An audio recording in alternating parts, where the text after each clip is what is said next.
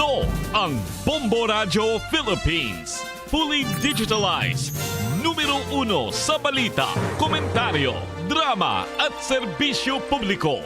Bombo Radio Philippines. Bombo Radio Philippines. Ang inyong number 1 at most trusted radio network in the country. Basta Radio Bombo! Oras sa Bombo Philippines Standard Time, 44 minutos, makaligad ang 4 sa aga. Maayong aga kalibutan, maayong aga Western Visayas. Welcome sa Bombo Reports First Edition dari sa DYFM, Bombo Radyo Iloilo. Adlaw kita sang Huwebes, Hulyo 11, 2024. Akong inyong alagad, Bombo Lindsay Ermitan Yubade. Sa aton nga mga nagapanguna nga balita, Senado natukiban nga wala gin homeschool si Mayor Alice Go baliskad sa statement sini nga si Teacher Rubilin ang nagatudlo sa iya sa sulod sang ilang nga farm. Samtang sa dugang panaton nga balita, kaso sang dengue sa Iloilo Province padayon nga nagataas. Ang banwasang badyangan nakadeklara na sa state of calamity bangod sa sining mga kaso nga na-record, kag timihara naman nga daan nga na-record nga patay sa may nasambit nga banwa. Samtang sa dugang panaton nga balita, Barangay Disaster Risk Reduction and Management sa mga lugar diri sa probinsya sang Iloilo activated na subong nga tipadayon ang pag-ulan-ulan. Samtang sa aton nga police report, 1.7 million pesos nga balor sang illegal nga droga nakuha sa drug buy bust operation nga ginpatigayon sa may banwa sang Kalinog. Armas na recover man. Oras sa Bombo Philippines Standard Time, 45 minutos, makaligad ang 4 sa aga. Sa hindi lamang madugay, aton na tsakiron ang linya sang patrol ni Balonta ang latest situation dari sa may syudad sang Iloilo. May pipiladaan ka porsyon dari sa aton sa syudad nga ti nag-ulan pa ya sining kagahon, pero ti sa especially dari no sa may city proper, pero dito sa may bahin sang Mandurriao malato ya ang dalanon ang dalan. Patimaan nga tiway to ya nagbubo ang ulan.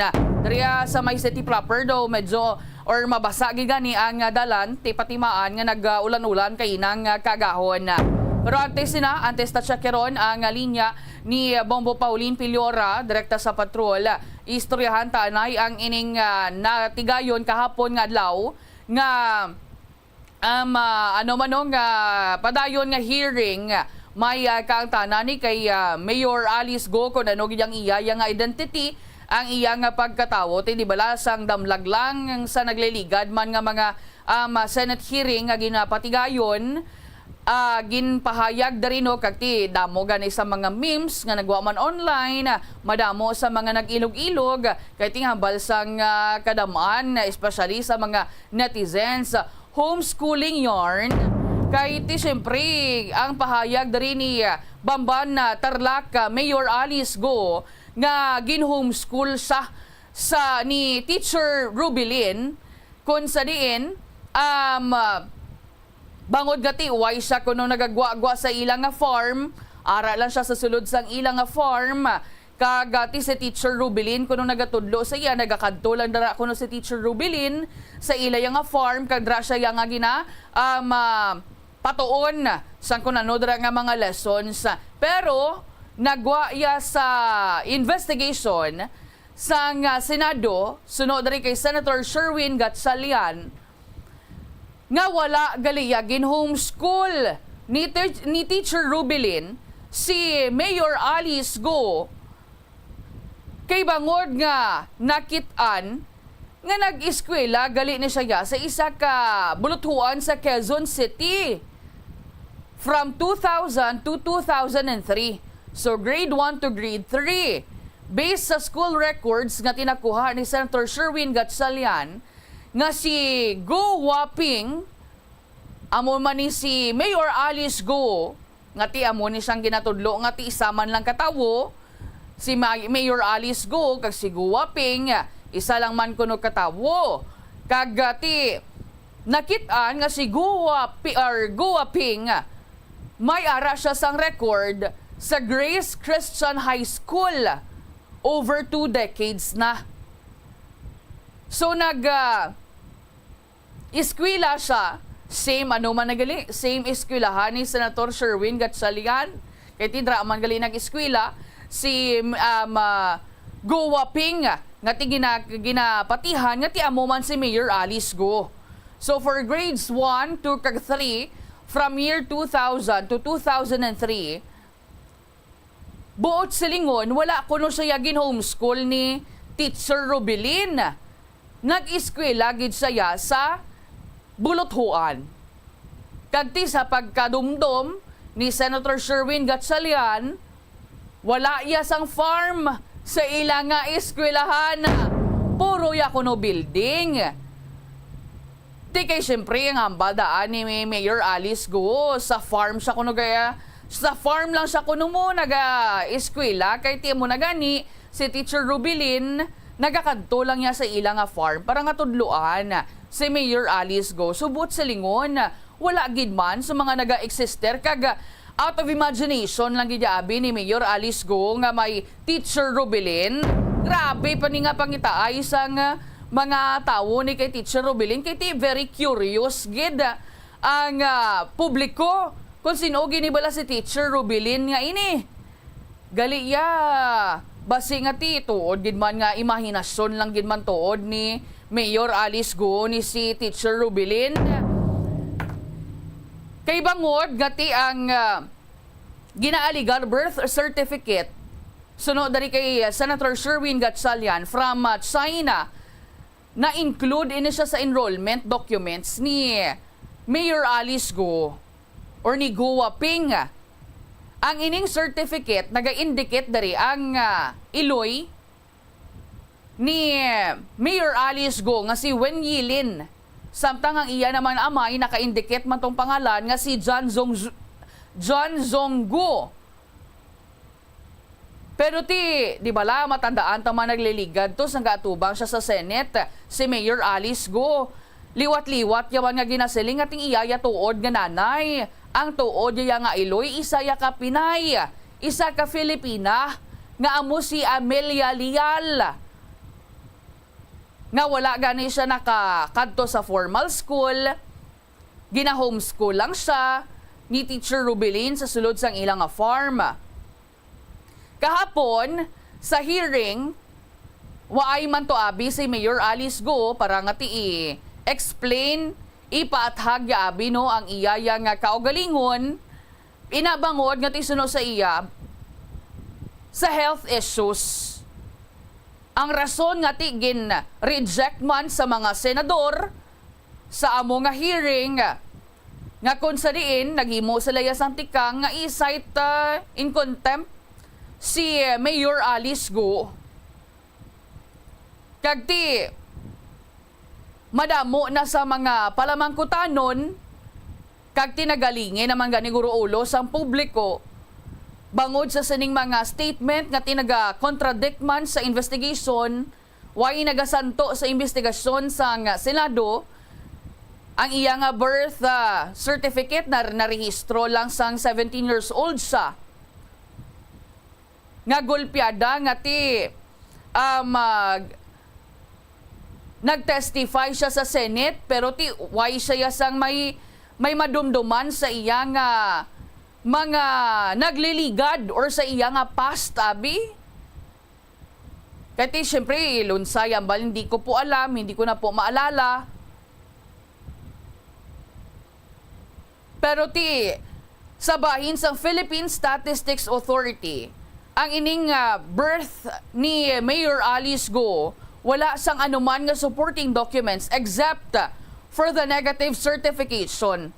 Nga kung sa diin, gin-issue ini to indicate nga ti ang civil registrar wala sang record ni Mayor Alice Go nga birthday ablang sa baging bata. Kating iya dari nga ginahambal July 12 siya nga ginbata 1986.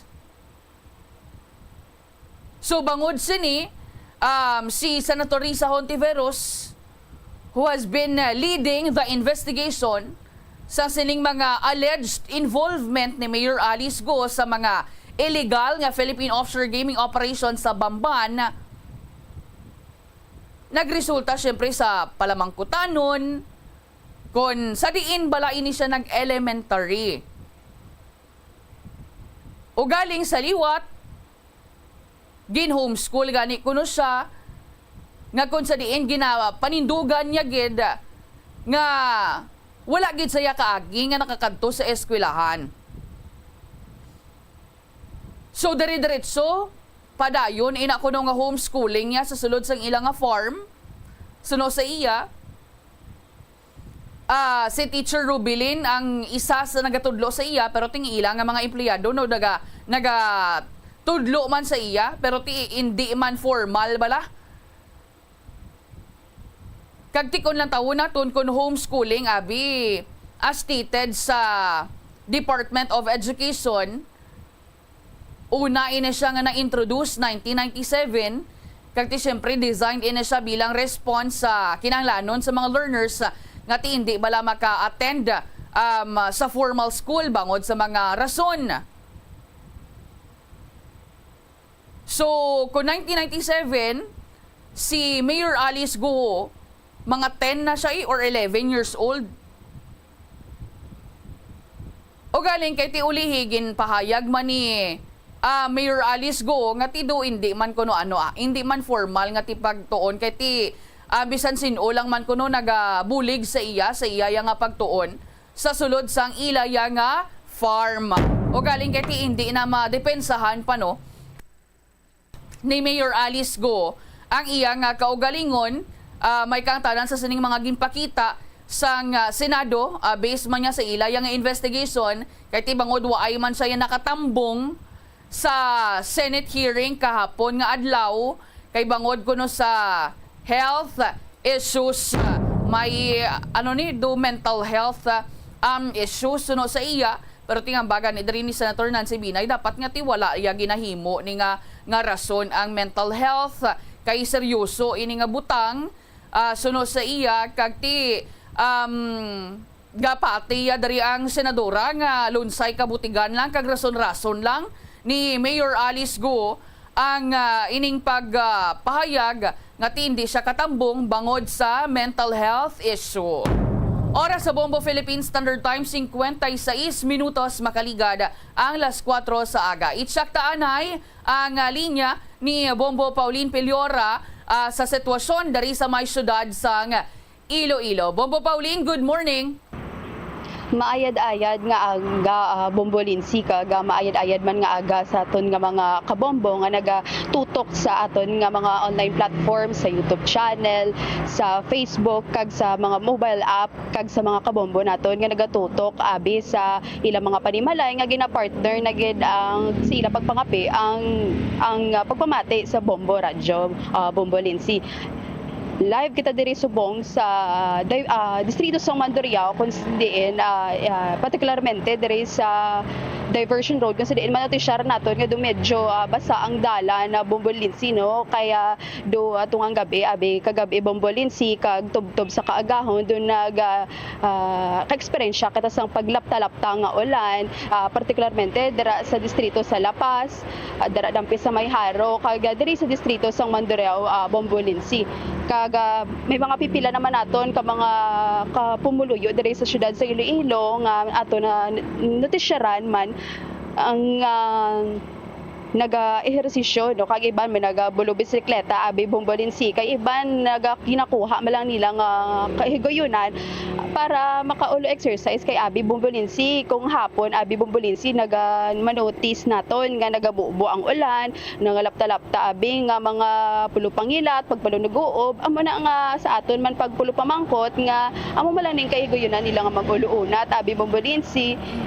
Kaga sa ato mga katigulangan nagalakad-lakad no para mabalhasan gid kay do manami gid abi Bombo Lindsay nga siguran ang adlaw nga mabalhasan kaga kanami man maglakat-lakat sa pila ka mga parte diri sa syudad sang Iloilo, sa esplanade kon sa diin makita ang abing pagbutlak sang adlaw, kaga diri naman sa bahin sang distrito sang La Paz, sang distrito sang Mandurriao, medyo masako naman ang dalan kay mga pipila naman kanaton nga mga kauturan ang pakadto sa ilang mga trabaho Bombolinsi, no?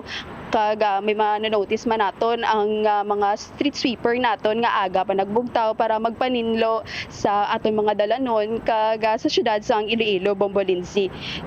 Sa police peace and order naman Bombolinsi na notice naton nga do wala man sa duwa ka police station nga to nakadtuan, wala man sila may na-record nga major abing mga insidente mga minor malang pero sa mga ulo away bali Bombolinsi haw kaga amo mala na di ang update dire sa diversion naman sa distrito sang Mandurriao, Bombolinsi. Subo nga aga, Bombo Pauline, may mga street sweeper na gidman kita nga nakitaan bisan pa nga ti timprano pa, tulo timprano pa subong tapos bago lang gigawa di sa pila ka porsyon kag pila ka area dari sa aton sa syudad nag-untat ang pagpulo panalithi. May mga street sweeper na kita dari nakitaan nga nagapanilihig niya subong nga aga. Bombo Pauline. Yes, Bombolinsi, samtang nagapadulong abi kagina kita sa nagkalain-lain nga parte sa syudad. Nakita na nga naton nga nagabira-bira na sila pulo panilihig diri sa syudad sang Iloilo, Bombolinsi, bisan abi duga buo ang medyo gamay nga ulan kag may pagpangilat abi Bombolinsi. Kag tibisan gamay lang ni nga pulo panalithi, Bombo Pauline. Ang dari daan ang isa man sa ginakabalakan dari sa aton sa syudad mangin sa probinsya man sang Iloilo ngating ining bala mga naton mga container abi dira nga pwede bala matipunan sang tubig ulan or di ganing ining pagbaha-baha ti mahimo man nga makatuga sang nagkalain-lain nga balatian sa aton dari nga mga pumuluyo. Bombo Pauline, amo na nga kung mas maayo gidya nga ti after sang sining pag-ulan-ulan after sang bisan pulo panalithi na lang na dapat nga ti maninlo gid ang aton nga mga pumuluyo kay hindi lang pag-isalig sa mga dari nga mga street sweeper naton dari bisan sa sagwa lang na sang imbo dira nga balay makapulo panilhig ikaw aga pa maka-exercise ka na, Bombo Pauline. Yes, Bombolinsi, kay abi ang stagnant water abi mino nagastock labi na gid ang sang kaso sang dengue diri sa syudad sang Iloilo kagong diin nga parte man sang Western Visayas nga kun bisan gapanilo ka abi sa imo balay kung yung tupad balay mo abi wala gapanilo may posibilidad man Japon nga makadtuan ikaw sang lamok ilabi na gid grabe na gid ang pagduging sa mga lamok abi Bombolinsi. Amo gid kag ti kadamo na nga daan sang mga kaso naton dari bisan sa mga number of mga binang napatay bangod sa dengue, Bombo Pauline, kag ti syempre ang ining mga lamok nga daan mangita gina sa niya sang stagnant water bala nga kun sa din pwede nila maitlugan, matiniran dira ti kun hindi ta ni matapna, hindi ta pagbuligan ning ang mga paninlo dari sa aton sa palibot, ti dako gid ang posibilidad nga magtaas na lang gid ang aton nga kaso dari sa syudad or mangin sa probinsya sang Iloilo, Bombo Pauline. Kay sa ibang binga parte sa probinsya, sa diri sa syudad sa Iloilo, duman nami man binga ehersisyo ang magpulo paldinog luwas nga matinloan ang imong palibot sang balay diri sa kung diin sa tupad man balay mong Bombolinsi, makabuli ka pa sa pag-contribute hindi lang naton tuod ipagsalig sa aton mga street sweeper kay kundi ara man mismo nagasugod na sa aton mga panimalay Bombolinsi, no. Kay kita man mismo ang makabenepisyo sa kung matinlo ang aton nga palibot Bombolinsi. Sige, madamo gid nga salamat, Bombo Pauline. Live dire sa diversion sa distrito sang Mandurriao, ini si Bombo Pauline Dimitilio Piliora para sa the #1 and most trusted radio network in the country, Bombo Radio Philippines. Basta radyo, Bombo! Madamo gid nga salamat sa liwat kay Bombo Pauline Piliora, direkta sa may diversion road sa distrito sang Mandurriao. Diining pulo panalithi sa aton do everyday na ni lauman ta na lang ati padayon ang ining pag-ulan-ulan ang ining pagpulo panalithi dari sa aton sa syudad, mangin sa probinsya sang Iloilo, ang aton lang dari nga pangabay sa mga pumuluyo naton nga tikon magwa kamo sa inyo tagsa ka mga panimalay, may mga transaksyon abi kamo dira, dalagi kamo sang payong. Pero ti dapat pagpauli nyo, bit-bit nyo pa ha.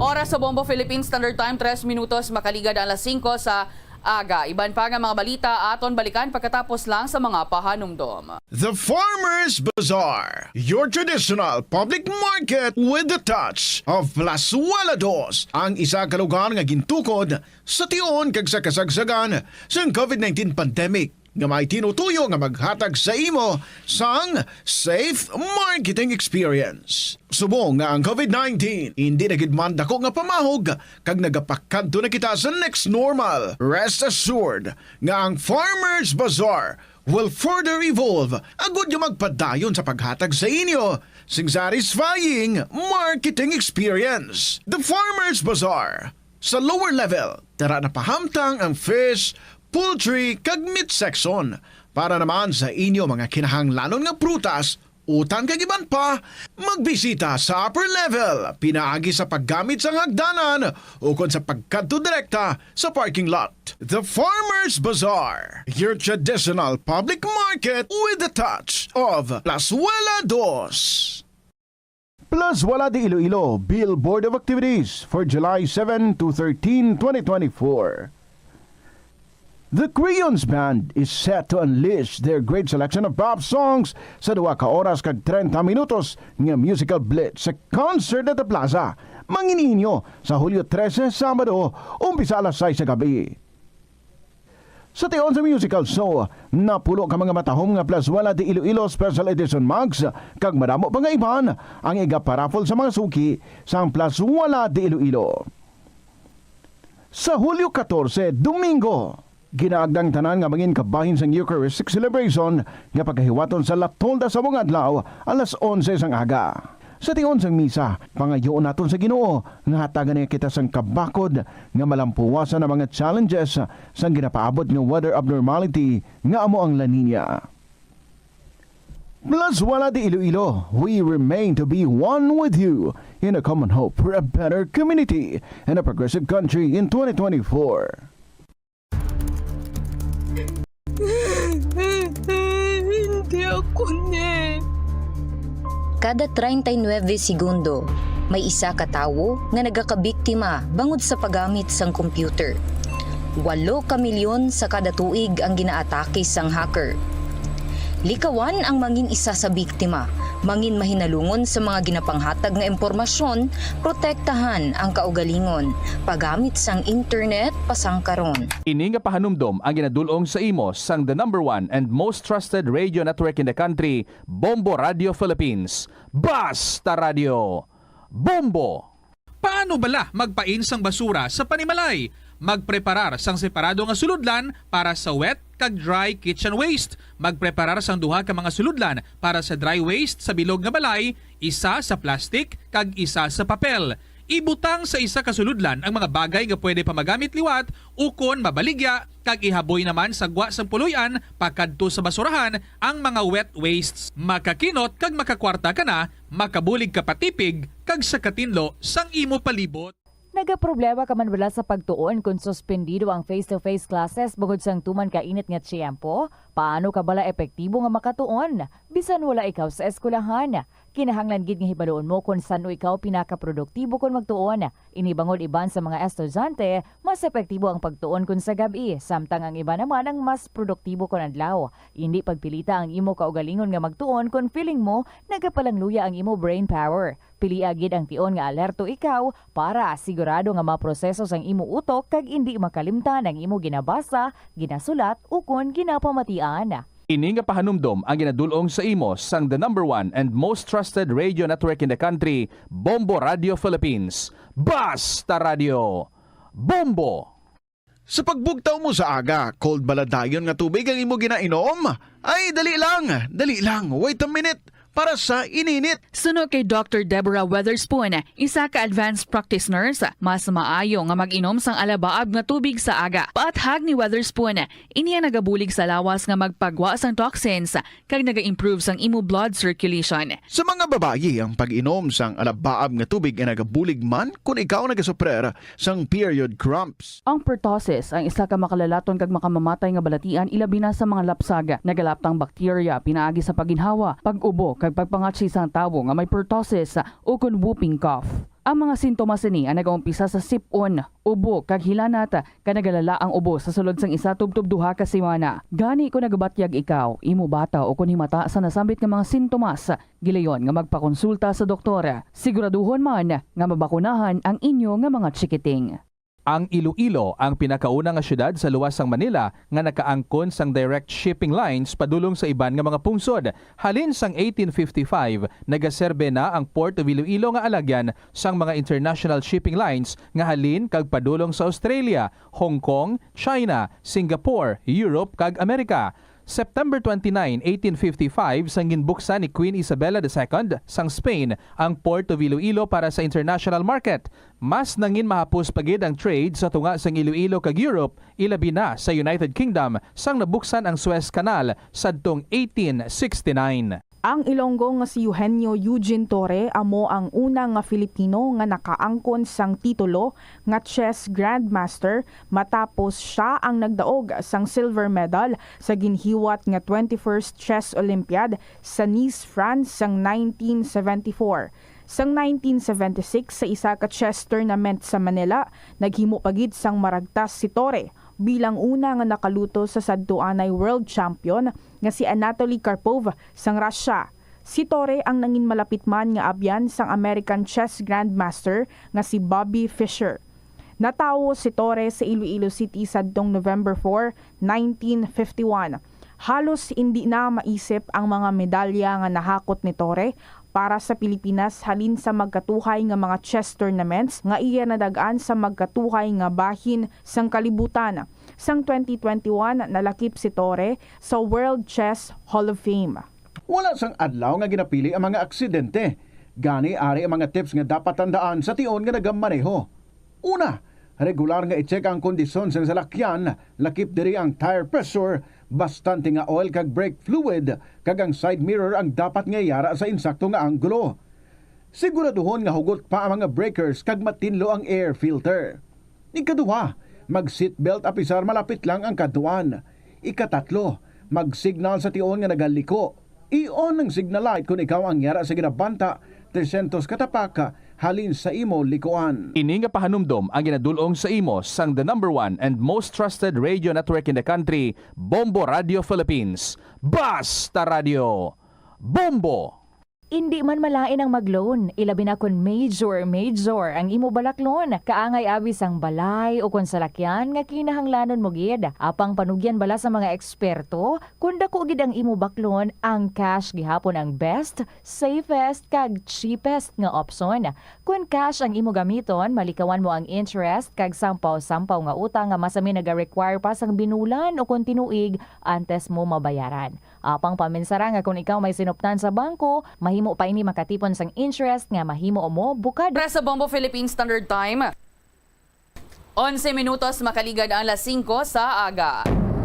Ang kaso sang dengue dari sa may probinsya sang Iloilo, padayon niya sa gihapon nagataas bangod nga ti sa isa lang gid no ka semana ang mga bag-o nga kaso nga na-record dari sang probinsya sang Iloilo, yara sa 245 cases.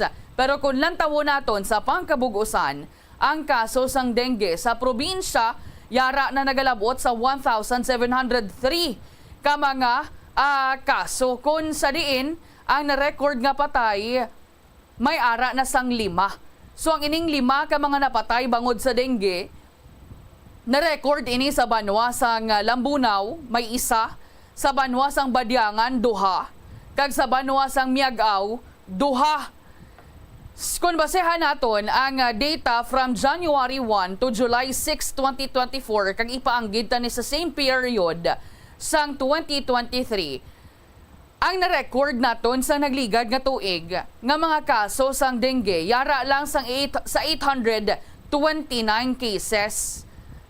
Tido nagdoble or masobra pa ang kaso naton subong nga 2024. Kag ang may pinakamadamo diri nga kaso sang dengue na record sa may banwa sang Lambunaw nga may ara sang 121, lakip na daring isa ka napatay. Ang Pasay City may 97, 97. Ang Badyangan may 87. Ang Kalinog may 81. Ang Uton may 74 cases. Miagao may 59. Lemery may 56. Dumanga 55. Haniway may 53. Ang Dingle may 54 ka mga kaso sang dengue. Ining top 10 ka mga banwa nga may mataas nga kaso sang dengue. Kag kun lang tawon ta ang clustering sang dengue cases by barangay.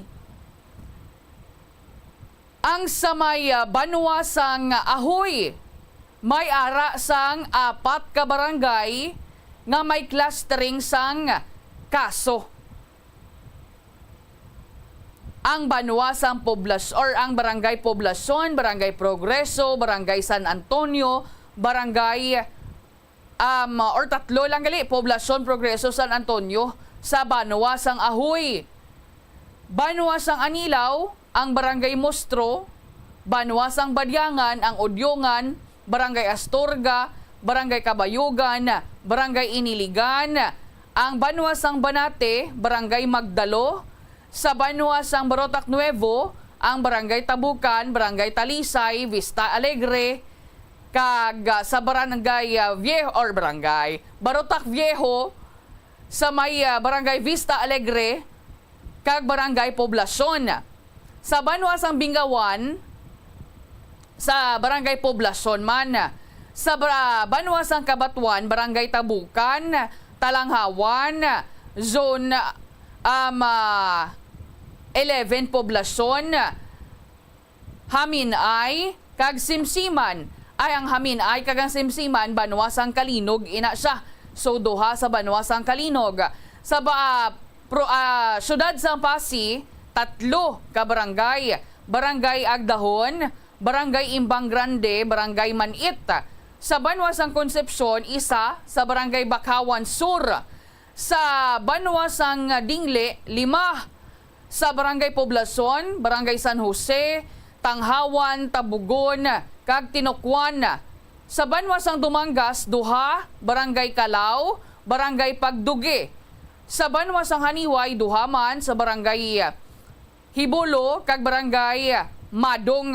Sa banwa sang Lambunaw, may 6 Barangay Buntok, Magbato, Paho, Tranghawan, Walang 5 lang sa banwa sang Lambunaw. Sa Lemery, 1 sa Poblasyon Southeast Zone.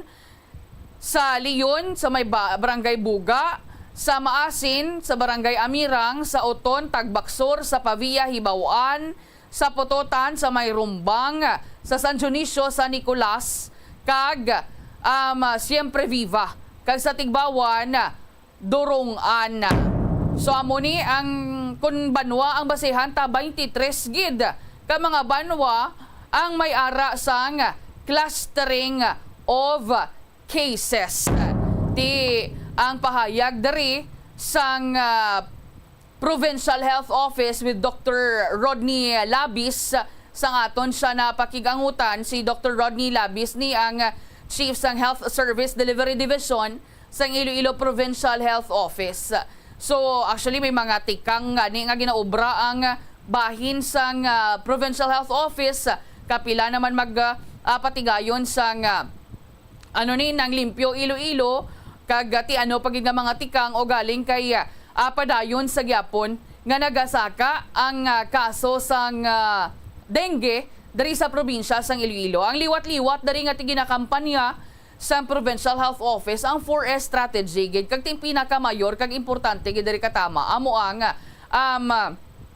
pagpangita sang breeding places or mahimo nga ti pangitlogan sang lamok, especially ang ining mga container nga wala sang taklob, ang ining mga stagnant water, ang inang mga nabilin sa balde sa labador nga ti pila nagali ka semana way man Japon ginaula, ang inang mga tubig nga ti nag-stock lang abi dira no sa kanal nyo dira, open man dira lang sa kilid sang inyo nga balay, way nyo man abi ginatinloan ti pwede gina nga mapangitlogan sang lamok nga may dala nga dengue. Ari bala aton pamatian anangin pahayag ni Dr. Rodney Labis. Sa ika-27th Morbidity Week report sa atong Iloilo Provincial Epidemiology and Surveillance Unit, ang kaso sang dengue sa probinsya sang Iloilo padayon nga nagataas gihapon. Sa 27th Morbidity Week report naton, sa June 27 to July 6, may 245 kanyo cases nga na-report sang dengue. So subong may ara na kita total na 1,708 cases sang dengue from January 1 to July 6, 2024. Kag sa 1,708 nga cases, 5 na ang na-report nga napatay.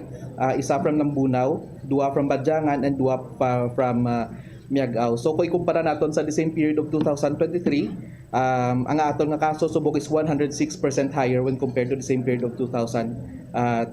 So subong ang mga banwa naton nga may mga tagaas nga kaso, amo ang banwa sang Lambunaw nga may 121 nga cases, Pasig City with 97 cases, Badjangan with 87 cases, Kalinog with 81 cases, Oton with 74 cases, Miagao with 59 cases, Lemery with 56 cases, Dumangas with 55 cases, Haniway with 53 cases, and Dingle with 54 cases. So amo ni kung basehan naton ang sa katason sang cases nila. Pero kung ang ilang nga kaso ibunggo naman naton sa ilang nga population or ginatawag naton nga attack rate per 10,000 population, ang may pinakataas nga attack rate among banwasang Badjangan with 29.8 cases per 10,000 population, followed by Lemery with 16.8 cases per 10,000 population. Ikatatlo ang banwasang Lambunaw with 15.24 cases per 10,000 population, followed by Kalinog with 12.44 cases per 10,000 population, and ang ikalima naton isang banwasang Pavia with 11.40 cases per 10,000 population. So sa gihapon ang most affected ng age group nato namo ang mga bata nga nagaedad 1 to 10 years old, kag ginasundan sa mga kabataan nga nagaedad 11 to 20 years old. And sa subong may total kita ka 46 nga barangays diri sa probinsya sang Iloilo with clustering of dengue cases. So maghambal kita nga clustering of dengue cases, meaning sina may 3 or more cases sila sang dengue within 4 consecutive reporting week period naton.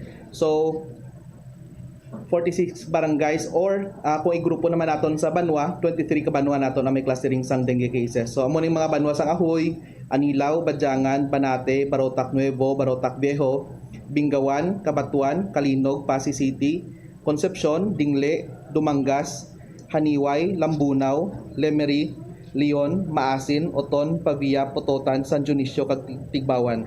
So kung matandaan naton sang 26th Morbidity Week report naton or nagligan nga semana, ang na-report lang naton nga barangay with clustering of dengue cases are 13 barangays lang. Pero sa subong 27th Morbidity Week report, nagtaas na sa 46 ka barangays naton. So generally, ang aton nga dengue cases padayon nga nagasaka, pero kung base naton sa epidemic curve naton, ang aton nga cases subong is below pagyapon sa aton nga epidemic threshold.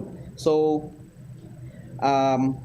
sa 27th Morbidity Week report, para nga mahambal naton nga ara na sa alert threshold ng aton nga dengue cases sa probinsya, dapat makalambot siya sa 862 ka dengue cases para malambot ang alert threshold. Kag mahambal naton nga epidemic na sang dengue sa probinsya kung nakalambot na sa 1,415 ka cases subong nga reporting week period. Pero sa subong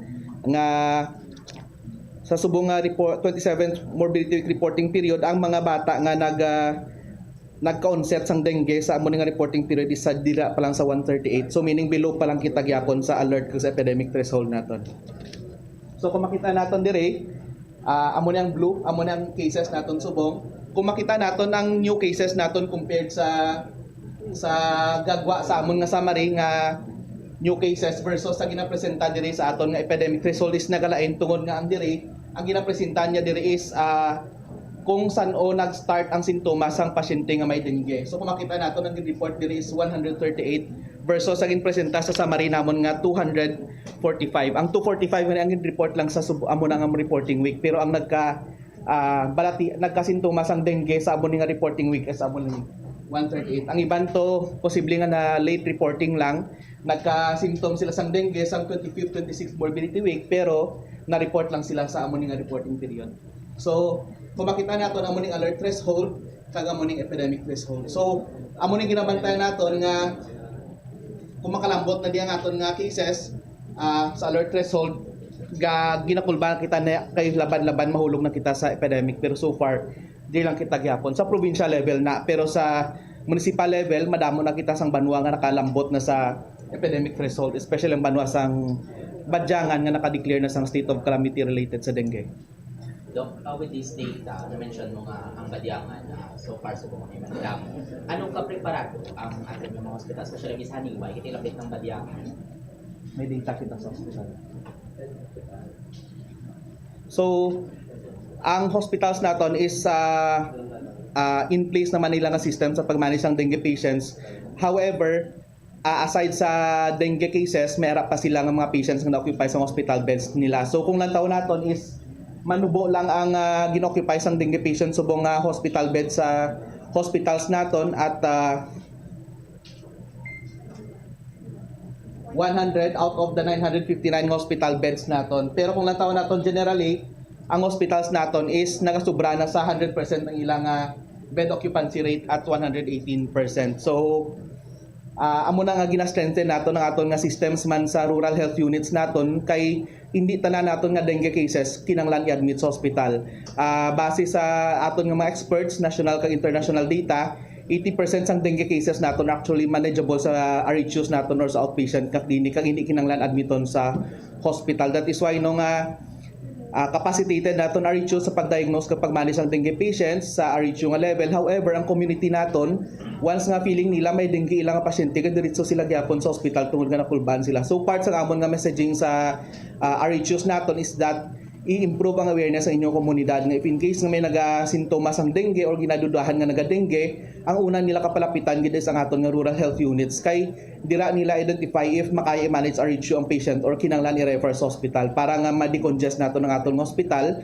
Kay budlay karon kung punon sang dengue nga cases ang hospital naton nga pang outpatient lang man tani, karon ang patient to karon nga nagahapo gan pneumonia or na stroke, magawan siya sang hospital bed sang isa ka dengue patient nga mild lang ang symptoms na kaya lang kita ni i-manage RHU naton. Nabatian ang nangin pahayag ni Dr. Rodney Labis, ang Chief sang Health Service Delivery Division sang Iloilo Provincial Health Office. So kabay pa nga tima-amat-amat ini-decrease ang ining aton nga mga kaso. Actually, kung basehan tayo ang kada semana nga ma-record naton nga mga kaso sang dengue, tiyamat-amat na ginman kita tuod nga naganubo kung basehan niya ang kada semana nga ma-record sang provincial surveillance and epidemiology unit diri sa bahin sang Iloilo province. Oras sa Bombo Philippines Standard Time, 26 minutos makaligad ang 5 sa aga. Sa ilo kita sa iban pa natong nga balita sa police report.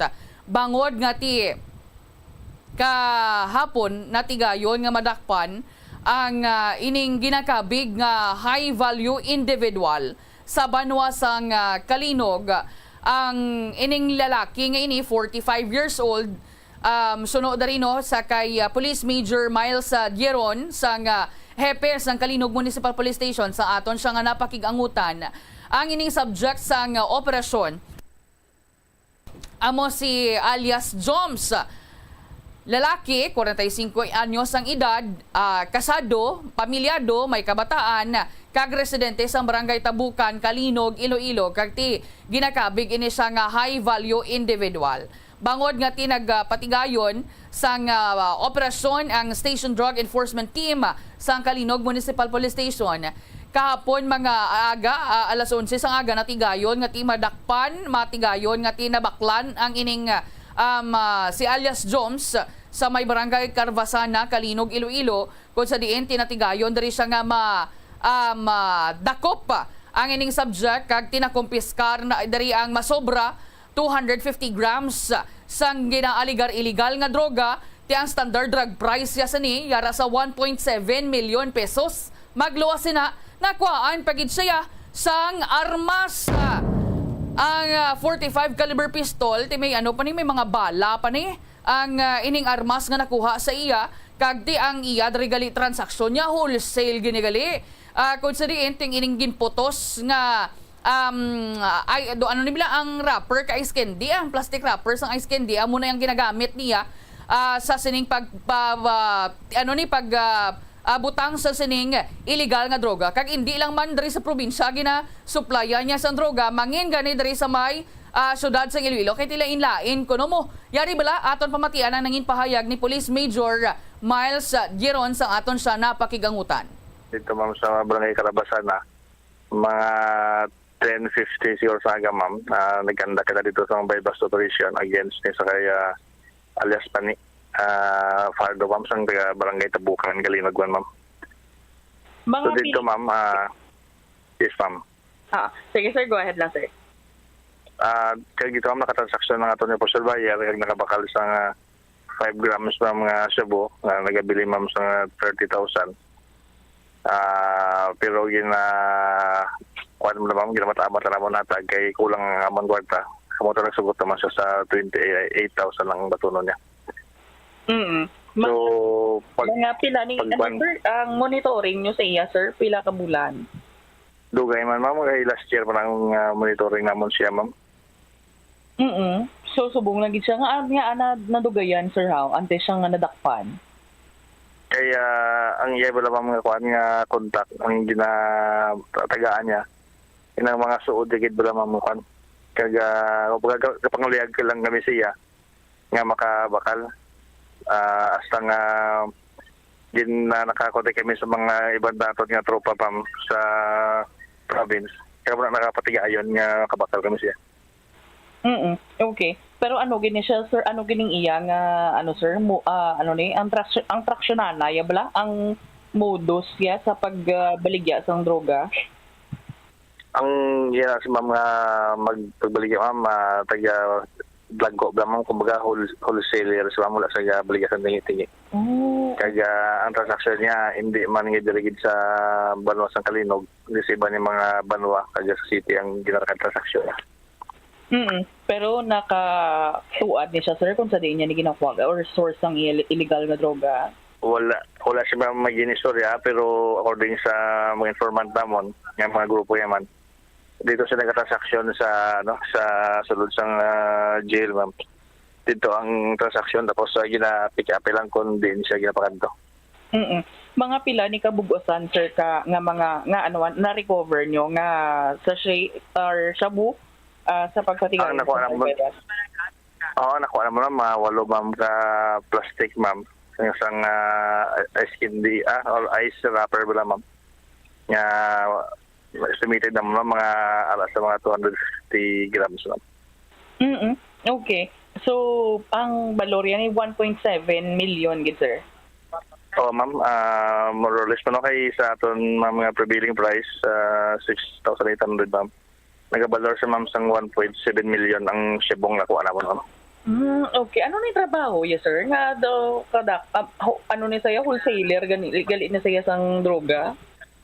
Tungod sa contact sa ma'am, connection niya dito sa sulod ma'am. Amo na nga nakakuha sa laki na sa ligan siya ma'am. Okay. Pero why ni sa trabaho sir? Sa subong nagkaupo-dupo siya sa delivery sa tubig. Pero di man permanente ma'am kay may kumbaga may aragin na yung gabaligya sa tubig lang may delivery. So nagupod-upod siya da. Ano na siya sir? Gabaligya lang sa way sa gagamit or gagamit pagid siya? Gagamit siya una ma'am. Kaya yung mga taga-diri na siya mga kabataan yung ginasugo-sugo. Amo nang ginapakaon niya na sila tapos kinapagamit, upod man sila. Pero hindi na saya pamilyado. Why na saya asawa kag mga kabataan? May pamilya man siya ma'am. Pero upod yaman sir sa Inabalay? Sa pagkabalo naman wala sa gupot sa asawa ya kay dito gabuli ang asawa ya sa Inabalay tapos pinapulian bagni siya nga lain ni ma'am. Nabatian na ng ipahayag ni Police Major Miles Giron ang hepe sang Kalinog Municipal Police Station. Congratulations gid sa bahin sa Kalinog Municipal Police Station sa sining pagkadakop no kung sa diin natigayon nga ti ma-recover ang 1.7 milyon pesos nga balor sa ginapatihan illegal nga droga. Oras sa Bombo Philippine Standard Time 32 minutos makaligad ang alas 5 sa aga. I-check naton ang linya sa aton nga mga sister stations ang Bombo Radio Bacolod, Rojas kag Kalibo. Una kita sa Bombo Radio Bacolod. Welcome and good morning, Bacolod.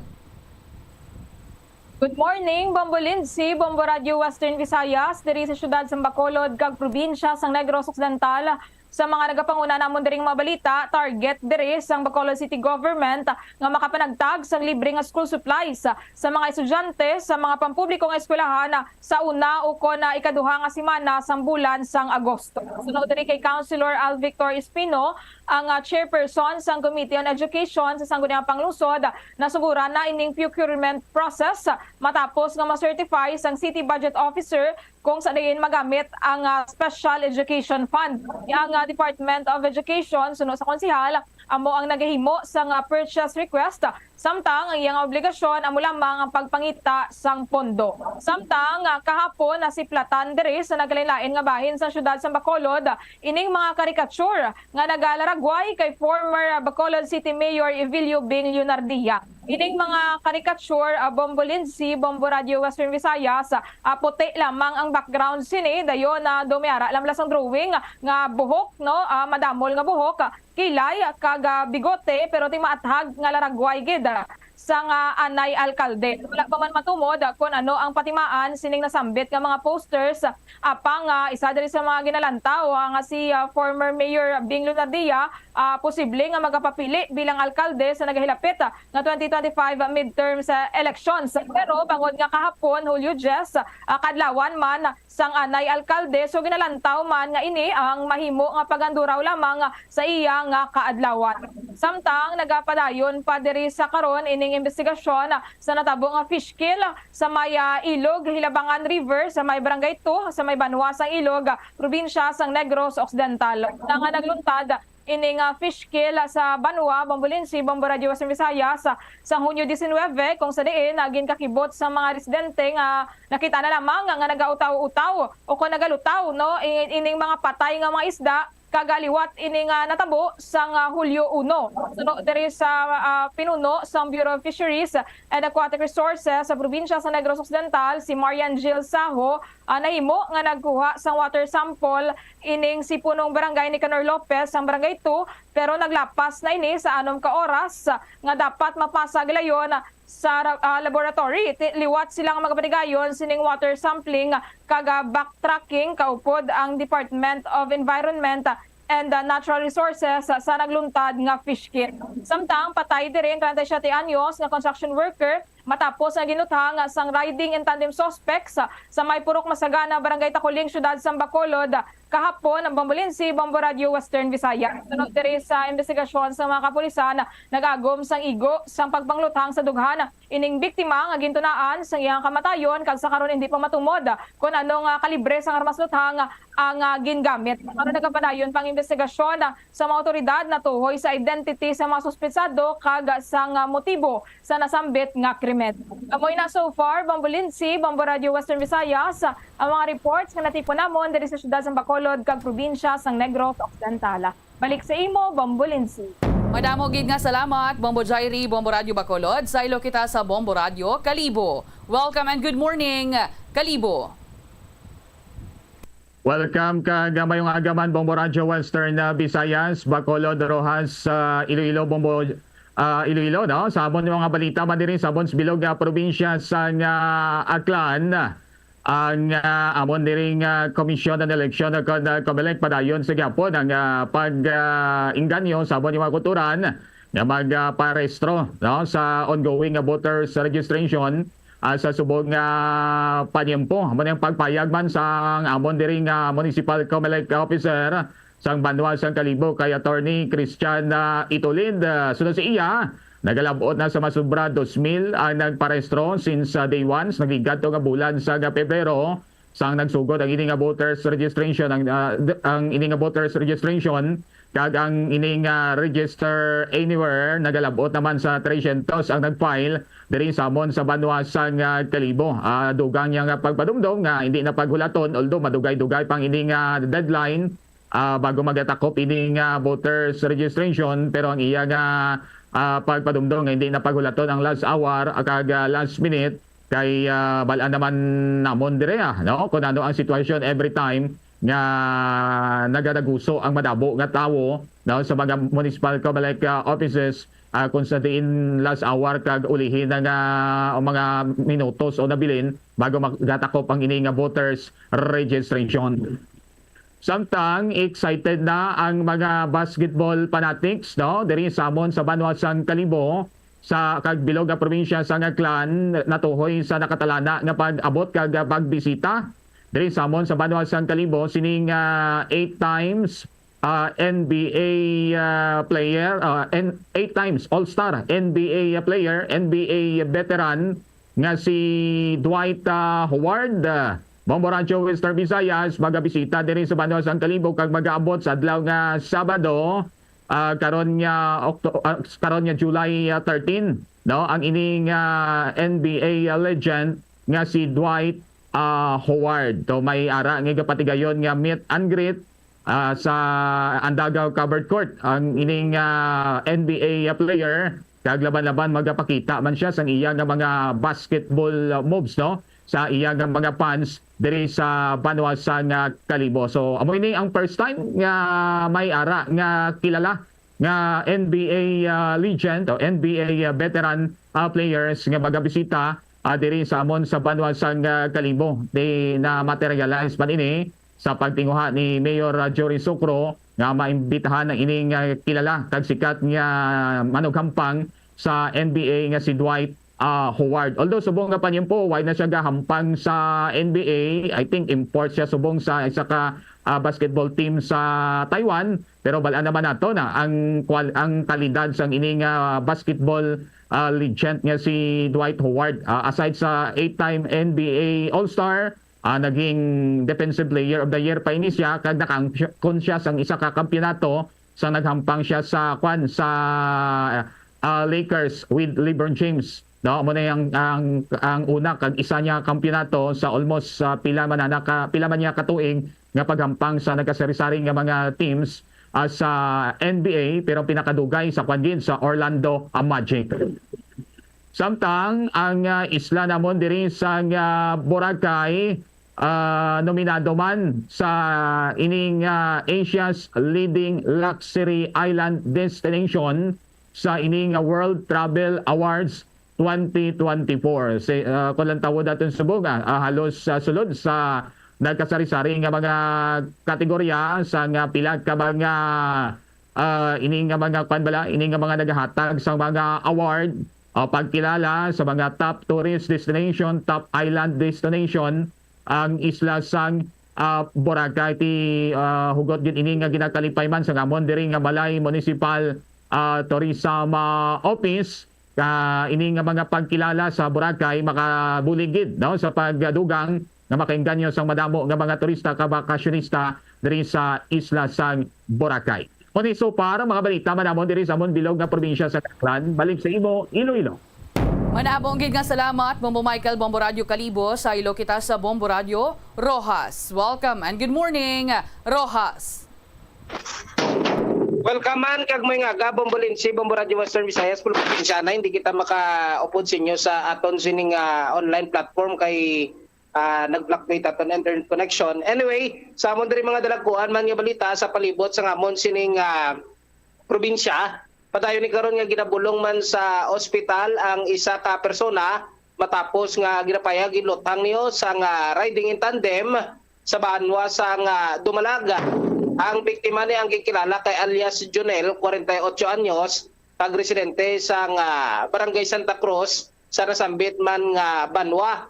Sa panaysayon sang utod sining biktima ginapayag sining nga nagikan sa Tiangge, ining iya sining nga manghod kag nagapauli na kuntani sa hinalay na lang may nabatian silang 4 kalupok sining ginapayag armas lutang kag suno pa diri nga nakapauli pa ining biktima sa ila sining balay kag may pilas na nga naangkon tuga sining pagpanglutang sa natuo nga bahin sang iya sining nga paa.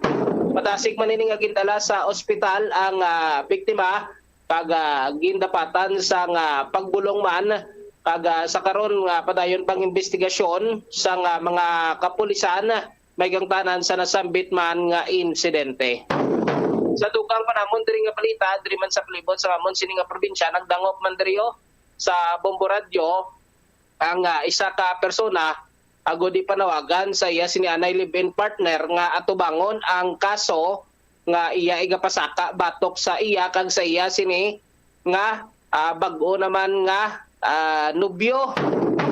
Ay man sa interview namon diri sa kay Mr. Joe Marcelino kinpayag sini nga sang tinalikdan nga Hulyo 2 kag Hulyo 7 natabo ining ang komosyon sa tunga niya kag sang iya sini anay kahagugma nga si Mardi or si alias Mardi ni kay sang Hulyo 2 kinapayag sining ni Marcelino nga ginsakit sa sini ni Mardi kag subong man sang Hulyo 7 kag nagapangulba man ni karon ining si Marcelino sa iya sini nga kabuhi bangod man nga may mga nabaton ini sa nga mensahe nga nagapahog nga patsyon ini siya bumulin si Bombo Radio Western Visayas.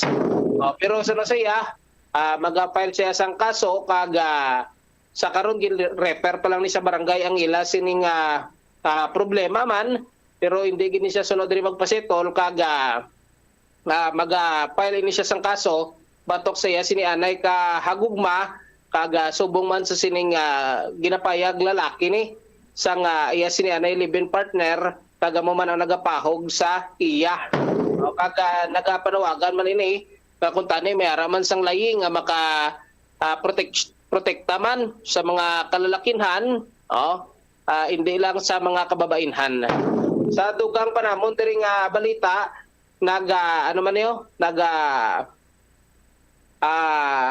organ patpat man ni karon sang kontraktor sang sang construction firm nga amo ang nakakuha sang deal sa sining ginguba karon nga karsada man sa bahin sang barangay Punta Tabok, Rojas City kun nga man delay karon kag ila sinidira nga pagtrabaho.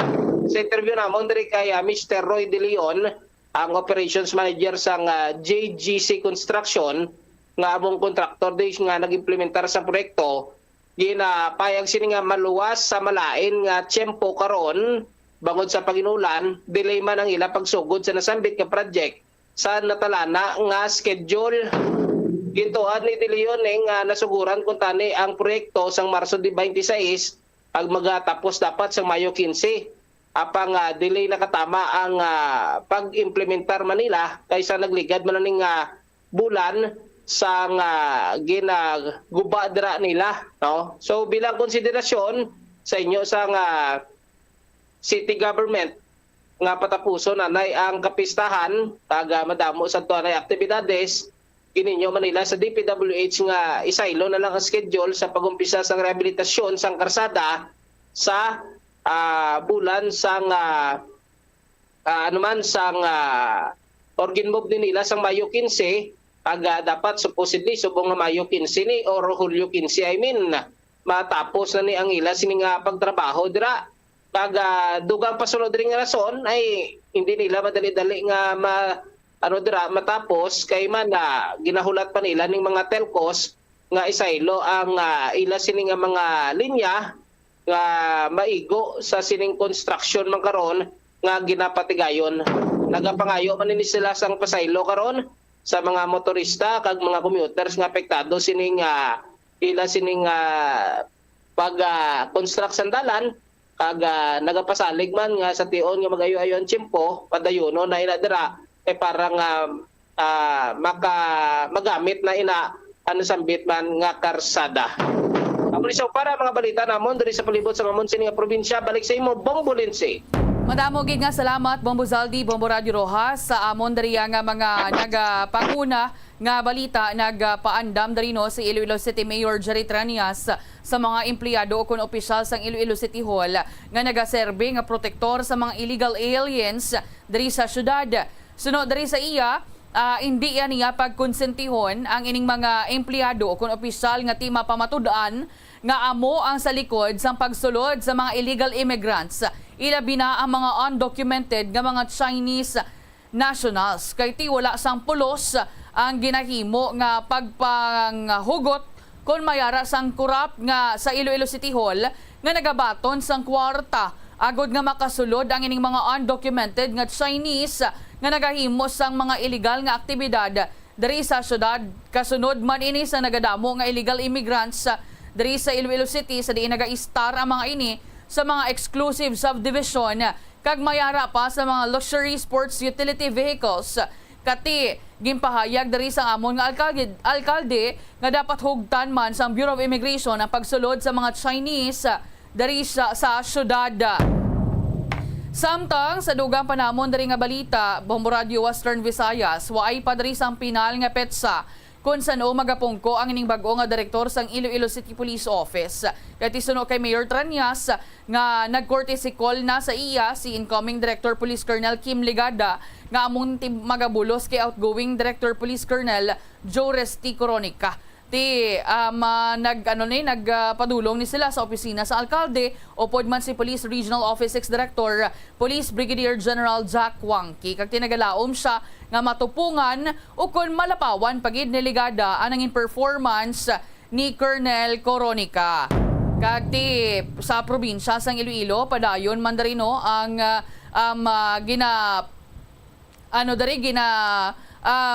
istoryahan ang tuhoy sa politika kay tinagpadulong ini sa nagbisita ni si Congresswoman Janet Garin sang 1st District kag si Mayor Richard Garin mag-asawa. Nagpadulong sila kay Governor Arthur Defensor Jr. dari sa opisina niya sa Iloilo Provincial Capital. Kag sunod dari sa mga Garin way man sila nakaistoryahan ay atuhoy abi sa mangin running mate ni Governor Toto kay ginalantaw kag ginalauman nga base isa man sa pamilya Garin ang magapadalagan for Vice Governor. Kundi ginistoryahan lang lunsay alyansa lang gidya sang partido. Pero malain lang ko na intriga gidri kadamaan ang ining 20 million pesos nga budget sa preparation kag execution sang State of the Nation address ni President Ferdinand Bongbong Marcos Jr. Kay lapit-lapit na lang ini Bombo Jairi 20 million pesos kuno do ka dako gid kuno Bombo Jairi. Okay, Bombolin, si dako gid ining 20 million pesos. Imagine na sa nagliligad nga mga administrasyon ara lang iabi let's say sa mga 5 million, 4 million pesos ining budget pero aring 20 million pesos do ka bugat gid or do ka dako gid bala for pila man lang gani ka oras ining sona, isa ka oras o kun duha ka oras hindi kin man bala kun tani kinahanglan gid nga ing grande no. Bombolin si Bombo Radio Western Visayas kag magluwas kun tani bala sining mga promesa abi o kun ano man dira nga mga presentation mas maayo gid kun tani nga fokusan ining matutuod gid kung nagakabatyagan gid bala tutuod sa mga pumuluyo diri sa dalom ining progress nga ginatawag diri sa aton nga pungsod kay ti kung magchekyar kita diri sa mga taho puro tanan na mahal ining mga balaklon puro tanan bala naga-struggle no Bombolin si Bombo Radio Western Visayas ti ining 20 million pesos nga budget para sa sona do mas maayo guro kung idugang na lang ni kuntani sa budget abi sang Department of Education kundi gani sa aton dito nga mga personnel dito sa may bahin sang West Philippine Sea kay do mas amo ni ang kinahanglanon na sa karon sang aton nga pungsod sang sa igasto ini sa sona Bombolin si amo gid amo man natani ang balon ko nga tani damo pa nadra sang mas nagakinahanglan sa sining 20 million pesos nga budget o galing kay tiyambas ang iban bay inyo na lang kay tikis aman lang ni ang State of the Nation address ang presidente. Sky is the limit kuno mo Bombo Michael Bombo Radio Kalibo. Wow, maluoy ka.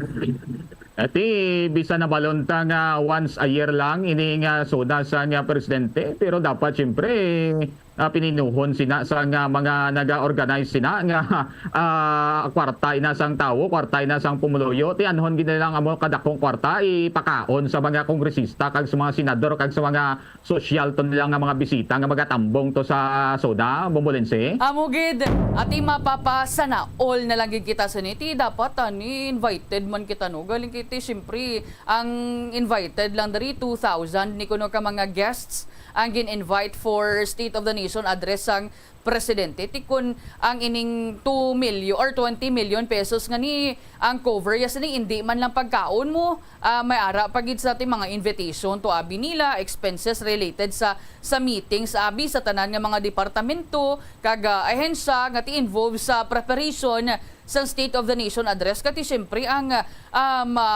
babayad man sa mga security personnel, abi no, kati mga equipment man kuno nga kinahanglanon. So hindi man sa lunsay mga pagkaon or food lang abi nga cover sa ni breakfast, lunch, dinner kag snacks. Kay kun lang tawon ta kun mag 2,000 kag guest kag lunsay pagkaon lang ni 10,000 pesos gid kada isa kun ano lang kun pagkaon lang pero ti may ara maging klaro man Bombo Zaldi sang ano darino sang Malacanang ti iniya ano ni iyaya ni ano iya niya sang tawag sini sang kadamo sang cover sang sining 20 million pesos based magani sa nangin pahayag ni House Secretary General Reginald Velasco ang ining budget preparations and execution as well as sa mga pagkaon ni Bombo Zaldi. Klaro ya karon nga ano ni para sa kabugusan na nihalin sa preparasyon sang SONA kag sa pagtukod sa task force. Pero kung nataon ta kadako sa gyapon katama sining 20 million sino ginila mga bisita how mga bulawan ang ginakaon nga kadako-dako. Ako mo no na yato nga payag sa pagkaon lang sunod diri ang 20 million ay amba ko to. Ano kadako ni anong pagkaon ni man siguro may pista gito sa Batasang Pambansa Complex nga 20 million ang budget ya pag mga imbitado guro mga tanan-tanan nga presidente sa bilog nga kalibutan pero kung nataon ta 20 million is still big bisan pa damo na ni balibaron karon nga bayaran pa ni ang mga ma-augment dito ang iban pa pero ako tani gin binag-binag Manila bala nga damo pa karon sa kinahanglan taga pagagastuan ng aton sin nga pungsod kadako gani siyang utang ta sa World Bank tapos magasto pag 20 million para sa SONA lang Bomolense. Amugid tungod lang isa lang gini kaadlaw pero ti ang budget 20 million pesos gid o galing kay ti hambal dari gani sa mga kilala ta questionon ta pa na nga ang tanan diri nagataas naman nga daan. Sige lang alang nang ako nga tiyempo hindi ko na pagbalik sa inyo madamo gid nga salamat Bombo Radio Bacolod Rojas kag kalibo mga kabombo magasunod na ang Bombo News and Views Morning Edition. Sa liwat ako si Bombo Lindsay Ermitanyo Bade para sa the number 1 and most trusted radio network in the country ang Bombo Radio Philippines Basta Radio. Bombo! Yari ang mga simpleng pagiagon makakinot sang tubig, hindi mag-shower o kung maligo sang malawig. Sa sulod sang panimalay, kalabanan sang tubig ang ginausar sa pagpaligo. Nagalabot sa 24% sang tubig sa panimalay ang natigana sa pagpaligo sa mga miyembro sini. Ang pagpanubo sang tiyempo sa pagpaligo sang 2 ka minutos ang makabuhin sang 30% sang ginakonsumo nga tubig. Maggamit sang shower timer o kung mag-set sang alarm sa imo cellphone kag ilimit lamang sa 4 ka minuto ang pagpaligo. Kung nagagamit sang shower kag nagahulat pa sa pag-init sang tubig, saluda sang balde ang nagailig nga mabugnaw nga tubig kay sarang paining nga magamit. Nakahibalo ka bala nga ang color ang makaapekto sang imo nga modo? Santo sa pagtuon sang American Home Shield, mayara sang correlation ang color kag mood. Kaangay sang pula nga nagapataas ang blood pressure kag heart rate. Apang mas maayo ang duag nga pula kunyara ini sa kusina bangod mas nagapagana ini sa pagkaon. Ang shades nga blue kag green ang ginaabiso sa mga psychologist nga kadapat yara sa sulod sang imo kwarto bangod ini nagapakalma sa paminsaron sang tawo. Yari nga mga epektibo nga pamaagi agud mapabilin nga safe ang pagkaon sa imo pamilya. Ipabili ng katinlo.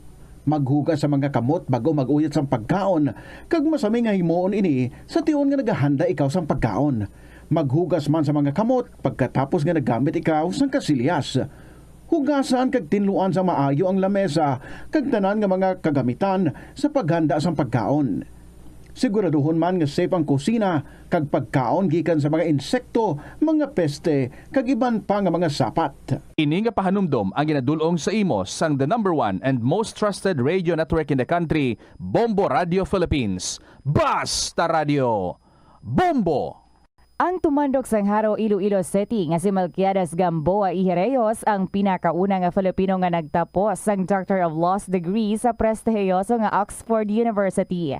Nagserve man si Gamboa bilang Philippine Ambassador to India sa 1956 tubtob sang 1958, subong man sa United Nations kag sa Court of St. James. Nagsulat si Gamboa sang pila ka mga libro kaangay sang An Introduction to Philippine Law kag a Dictionary of International Law and Diplomacy. Ang pagpanguyab ang hindi man dapat kahangawan suno sa mga eksperto bangod isa ini ka natural nga proseso bilang response sa kakapoy. Apang ang ginpaandam sa mga eksperto amo ang sobra-sobra nga pagpanguyab sa diin masobra ka isa ang pagpanguyab sa sulod sang isa ka minuto. Bilang panugyan sa mga eksperto, mas maayo gid nga magkonsulta gilayon sa doktor kung may nanutisyaran nga increase sa pagpanguyab, ilabi na gid kung wala man lang sang matumod nga rason. Ang simple nga paghusay sang buhok ang may pila ka maayo nga benepisyo sa lawas. Sunod kay Arthi Ragurama, founder sang Dega Organics nga nagaproduce ng handmade bath kag body products sa New Delhi, India. Ang mga tawo nga may dry hair, ang masami hindi mahilig nga maghusay sang buhok bangod sa kahangawa sang hair fall. Apang ang masami nga paghusay sang buhok ang makabulig sa blood circulation sa aton nga scalp. Naga-nourish man ini sang hair roots, naga-promote sang growth, kay nagabulig man agod nga malikawan ang hair loss. Sa aroma kag soothing feeling sa pag-inom sang tea, ang rason sang kadamaan nga paborito nga imnon ang tea. Sunod kay Ansley Hill, registered dietitian sa Western Oregon sa Estados Unidos, ang masobra 3-4 katasa nga pag-inom sang tea sa isa ka adlaw ang makadala sang hindi maayong nga epekto sa lawas. Kinahanglan nga moderate intake lang sa tanan nga ilimnon agod ma-achieve ang healthy living. Mas nanamian bala ikaw magtuon sa balay ipaanggid sa eskwelahan nga madamo ang tawo? Isa ka panugyan para epektibo ang pagtuon sa balay, amo ang pagpangita sa designated area agud nga matiniran kung ikaw nagasulat, nagabasa o kung nag-review. Pwede man nga lamesa sa kusina o kung sa desk sa sang inyo nga balay, pero hindi gid maghigda sa imo nga katre samtang nagatuon. Inibagod nagakatemtar gid ikaw nga magpiyong-piyong, tubtub nga dalayo na ikaw nga matulugan. Siguraduha man nga Ito ang Bombo Radio Philippines. Fully digitalized. Numero 1 sa balita, komentaryo, drama at serbisyo publiko. Bombo Radio Philippines. Bombo Radio Philippines. Ang inyong number 1 at most trusted radio network in the country. Basta Radio Bombo! Oras sa Bombo Philippines, Standard Time in punto alas 6 aga. Kabombo mayong aga, welcome sa Bombo News and Views Morning Edition. Adlaw subong sang Huwebes, Hulyo 11 na 2024. Sa ating mga headlines sa top story of the day, Department of Finance nagpasa na sang rekomendasyon kay President Ferdinand Marcos Jr. agad ipatuman ang total bond sa Filipino Offshore Gaming Operations o KONPOGO sa pungsod. Samtang anay Presidential Spokesperson Attorney Harry Roque nagsabat man sa isyu nga nagaangod sa iya sa POGO operation. Sa balita lokal, Iloilo Governor Arthur Defensor Jr. nanindugan man nga hindi niya pagtugutan nga mag-operate ang POGO sa probinsya sang Iloilo. Sa balita national, Davao City Police 3 ka beses gid nagilis ang liderato sa sulod lang sang isa ka adlaw. Balita sa luwasang pungsod, United States President Joe Biden ginanunso ang 5 ka bagong strategic air defense systems nga ihatag sa Ukraine. Agod nga batuan ang wala untat nga pagpangatake sang Russia. Sa balita espesyal, mag-asawa ginulan sang pagpagkamalaot matapos halos tungha sa oras nga ginvideo ang ila duha ka tuig nga bata nga na-stuck sa sulod sang salakyan kasalukuyan bangod nagapangunya di pa para sa ila i-content. Balita naman sa negosyo, paglunsar sang Rice for All program, uko ng bugas nga 45 pesos kada kilo, tubtub sa 48 pesos kada kilo. Para sa general population, buwas na sunod sa Department of Agriculture. Sa balita naman sa inampang Los Angeles Clippers star si Kawhi Leonard nag-withdraw na sa Team USA para sa naghilapit nga Paris Olympics. Derek White sang Boston Celtics ginbulos. Kag sa balita sa entertainment, actor, host kag singer nga si Billy Crawford nagpanginwala nga illegal nga droga ang rason sang iya padayon nga pagniwang. Oras sa bombo 3 minutos makinigan sa alas 6. Detalye sa mga balita bantayan. Makinigan na importante nga mga pahanumdom. Yari nga mga epektibo nga pamaagi agud mapabilin nga safe ang pagkaon sa imo pamilya. Lutoon sa maayong pagkaon, ilabi na ang karne, manok, itlog, kag mga seafoods. Sa pagluto sa mga pagkaon nga may sabaw o konsarsa, pabukalan, kag paturon nga nagalabot ini sa 70 degrees Celsius ang temperatura. Bago kaunon, initon sang husto ang mga nabilin nga mga pagkaon o konsudan. Taguon ang pagkaon sa husto nga temperatura. Hindi pag-ibilin ang naluto nga pagkaon sa ordinaryo nga temperatura sa sulod sang 2 ka oras. Ibutang gilayon sa refrigerator ang luto nga pagkaon kag mga pagkaon nga madasig mapanos. Ipabiling nga mainit o kung masobra sa temperatura nga 60 degrees Celsius ang luto nga pagkaon, bago ini ihanda sa imo pamilya. Hindi pagtaguon sa madugay ang pagkaon mangin sa refrigerator. Ini nga pahanumdom ang ginadulong sa imo sang the #1 and most trusted radio network in the country. Oras sa Bombo, 4 minutos makinigan sa alas 6 sa aga pamati ikaw sa Bombo News and Views Morning Edition. Kag sa detalye na sa mga balita, top story of the day, nagapasa naman ang Department of Finance ang rekomendasyon kay President Ferdinand Marcos Jr. Agud ipatuma na ang total ban sa Philippine Offshore Gaming Operations o Pogo sa pungsod. Suno kay Finance Secretary Ralph Recto, napasa ng rekomendasyon sa nagligad nga semana kag ginahulat na lang ang sabat ni Presidente Marcos. Mangin si Socio-Economic Secretary Arsenio Balisacan ang nangin na vocal man sa ipanindugan sa Pogos kung sa diin ginsiling-siling nga mas mabugat ang social cost sini ipaangin sa revenue nga makuha sa gobyerno halin sa sini nga mga negosyo. Lakip sa nagagwa nga mga illegal activities ng Pogo, magluwas sa gambling, amo ang human and sex trafficking, serious illegal detention, money laundering, torture, kag online scamming. Sa Senate hearing kahapon, ginkompirma man ni Philippine Amusement and Gaming Corporation o PAGCOR Chief Alejandro Tenco nga hindi na pagtugutan sa ahensya ang Pogo Hub sa pungsod. Sa atubang sa mga senador, ginsiling ni Tenco nga hindi sinima promesa nga matap na ng illegal activities apang nagpasalig nga himuon sining tanan agud distrikto nga ma-monitor ang nabilin nga 43 ka license Pogo firms. Lakip sa enhancements nga ilahimuon sa kay Tenco amo ang pagban sang Pogo Hubs. We are coming out with certain guidelines. We are already banning hubs. We are not, I mean, in the meantime that wala pa namang order ng closure, this early I can inform everybody that we will not allow any hub existing or going to be applied for. We will not approve it anymore because we want to be site specific and building specific. So, nagtatapat lang po ako sa inyo, hindi ko po talagang masasabing ito na po ang huling chapter ng mga criminal activities na maaaring maganap pa. Pero rest assured po, meron na po kaming ilalagay na 24/7 sa pamumuno ni General Villanueva. Maglalagay na po ang PAGCOR ng 24/7 ng mga teams na hindi na po aalis dito sa mga 43 licenses na pangkasalukuyan.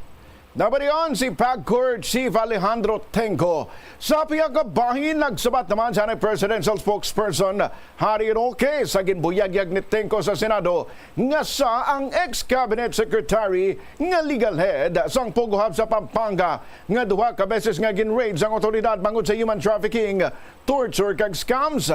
Sa iya video statement, ginsiling ni Roque nga wala sa sang lawyer-client relationship sa Lucky South 99 kag ang nasabit nga Pogo habang wala pa natag nga illegal sang gin-facilitate niya ang reapplication sang lisensya sini sang 2023. Gindugang ni Roque nga wala sa nakahatag pahanugot nga marakip sa organizational chart sang among nga Pogo Hub.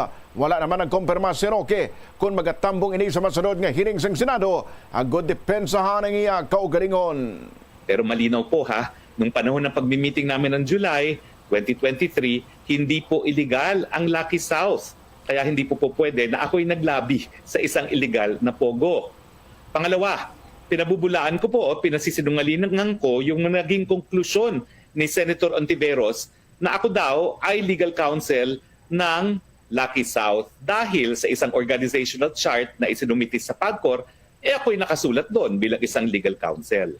Ma'am, para naman po maging ebidensya ang organizational chart na yan sa aking pagiging legal counsel sa Lucky Star, dapat nyo naman pakita na number one, na ako'y may kinalaman doon sa pagsumite ng organizational chart na yan.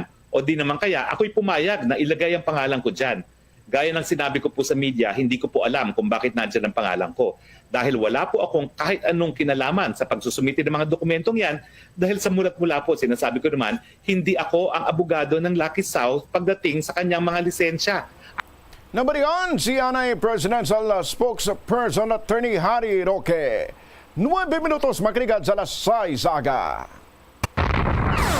Here now is the Bombo Weather Forecast. Ibalonta naman sa buong ang pinagkauling lakat sang panahon direkta sa aton nga Bombo Weather Center.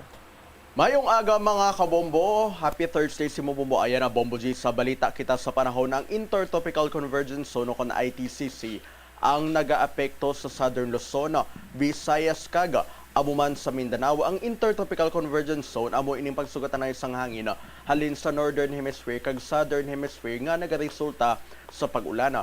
Masami ini nakakanabo sa pungsod nga malapit sa equator kaangay na lang sang pungsod Pilipinas. Sibalo naton sitwasyon diri sa syudad sang Iloilo sa Subong. Magulugal umon sa Iloilo City amuman sa probinsya sang Iloilo. Magal-umo naman sa Guimaras ang kalalawaran ng patungan sang Iloilo City kag Guimaras o kung Iloilo Strait ang makanay tubtob kasarangan sa Subong. Normal ang biyahe sa tanang sakayang pandagat via Iloilo City, Guimaras and vice versa. Amo ang biyahe sa pandagat via Iloilo City, Bacolod City and vice versa. Padulong kita probinsya sang Antique sa Subong. Magal-umon sa Antique ang baybayo naman sa nasabit ka probinsya ang makanay tubtob kasarangan. Mga kabombo, ang adlaw nagbotlak na 36 minutos makaligad ang alas 5 subong kagahon kaga. Magatunod naman ni 19 minutos makaligad ang alas 6 karon sa gabi. Nagikan sa Bombo Weather Center. Ini si Bombo Chris John, Hetchanova Losada para sa number 1 and most trusted radio network in the country, Bombo Radio Philippines. Basta Radio, Bombo! 10 minutos makinig sa alas 6. Iban pang mga balita bantayan, makinig na importante nga mga pahanumdom.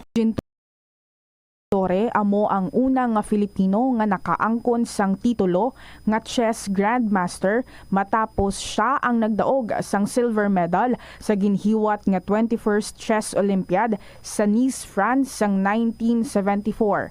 Sang 1976 sa isa ka chess tournament sa Manila, naghimo pagid sang maragtas si Tore bilang una nga nakaluto sa sadtuanay world champion nga si Anatoly Karpov sang Russia. Si Tore ang nangin malapit man nga abyan sang American chess grandmaster nga si Bobby Fischer. Natawo si Tore sa Iloilo City sadtong November 4, 1951. Halos hindi na maisip ang mga medalya nga nahakot ni Tore para sa Pilipinas halin sa magkatuhay nga mga chess tournaments nga iya nadagaan sa magkatuhay nga bahin sang kalibutan. Sang 2021 nalakip si Tore sa World Chess Hall of Fame. Iyari ang mga household level fire safety measures nga dapat tandaan agud makalikaw sa sunog sa balay. Hindi magbutang o kung magtipon sang flammable substance o kung chemical nga makatugas ang sunog sa kusina o kung sa sulod sang balay.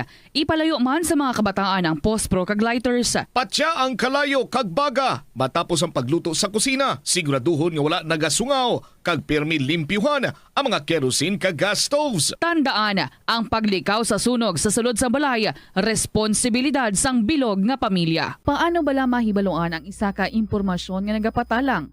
O kung sala?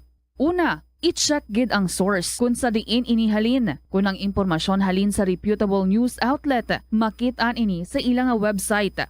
Ikaduha, i-check ang petsa sang gin-publish ang impormasyon o kung ang article. Ikatatlo, i-check ang detalye sang impormasyon. Basta hagid ang bugos nga istorya bangod posible nga ang detalye ang malayo katama sa nakabutang sa headlines. Mag-fact check. Kon kaisa, bangod sa imo nga kaakig, stress kag disappointment sa kabuhi, nagadesisyon kamo nga wala ninyo ginapalibugan kag ginapadalman. Gani likawi nga maghimo sang desisyon kon ikaw ang akig. Hatagi sang oras ang imo nga kaugalingon, bangod ang imo nga first idea ang hindi mo man kon kaisa makabig nga best idea. Makabulig man nga magpangayo sang perspektibo sa ibang nga tawo, ilabi na kon siya ang nagapangatubang man sang kaangay nga sitwasyon sa ilang nga kabuhi. Kun ang desisyon nga imo ginhimo ang wala nangin madalagon, hindi napagbasulon ang kaugalingon.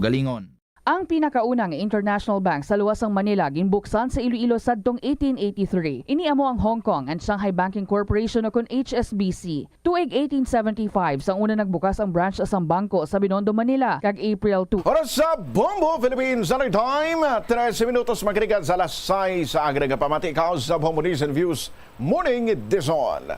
Kagkaroon sa detalye sa nagapangunang balita lokal, ginkadlawan ni Iloilo City Councilor Attorney Rex Marcos Sarabia ang sabat sang Metro Iloilo Water District. Sa sulat sang council nga nagapangayo sang kopya sang pila ka mga dokumento. Una na naghingyo ang City Council sa mga dokumento nga ginalakipan sang joint venture agreement sang Metro Iloilo Water District kag Metro Pacific Iloilo Water, 5-year and 10-year action plans, completion of projects and advocacy, kag complete set of annexes sa joint venture agreement. Sa interview sang Bombo Radio kay Attorney Sarabia, iyagin pahayag nga nahamot sa kag natingala sa sabat sang Metro Iloilo Water District nga kinahanglan pa sini sang written consent sang joint venture partners. Suno kay Sarabia, ginarason man sang Metro Iloilo Water District nga kinahanglan pa nila ang opinyon sang ila legal counsel. Ginpahayag sang konsehal nga sa pagkamatuod, ginpadalan man sang kopya sang konseho sang resolution ang Metro Pacific Iloilo Water tuhoy sa mga dokumento nga ila ginapangayo. Dugang pa sang konsehal, makabig nga public documents ang ila ginapangayo bangod nga government-owned and controlled ang Metro Iloilo Water District. Gani responsibilidad sang among nga water distribution utility nga i-provide ini sa konseho. Kasunod sini, ginatagan sang konseho sang napulo kadlaw ang Metro Iloilo Water District kag Metro Pacific Iloilo Water agod mapasa mga dokumento lakip na ang joint venture agreement. Naibalawan nga ang tikang sang konseho may kagtanan sa ginahingyo sang Metro Pacific Iloilo Water nga himuon nga 29 pesos per cubic meter ang ilang water rate. Kung mapaslawan nga makapasa sa mga dokumento, iapilar sang council sa National Water Resources Board nga hindi pagtugutan ang request sang Metro Pacific Iloilo Water nga magpasaka sang preso sang ila tubig. Kay gusto namon mabusisigid kag ma-determine ang iba namang concerns pareho sina kay nagpangayo sila sang increase, i-determine namon kung kung substantiated man na may basis man na ga suffer sa losses or ga kinanglan gid, no.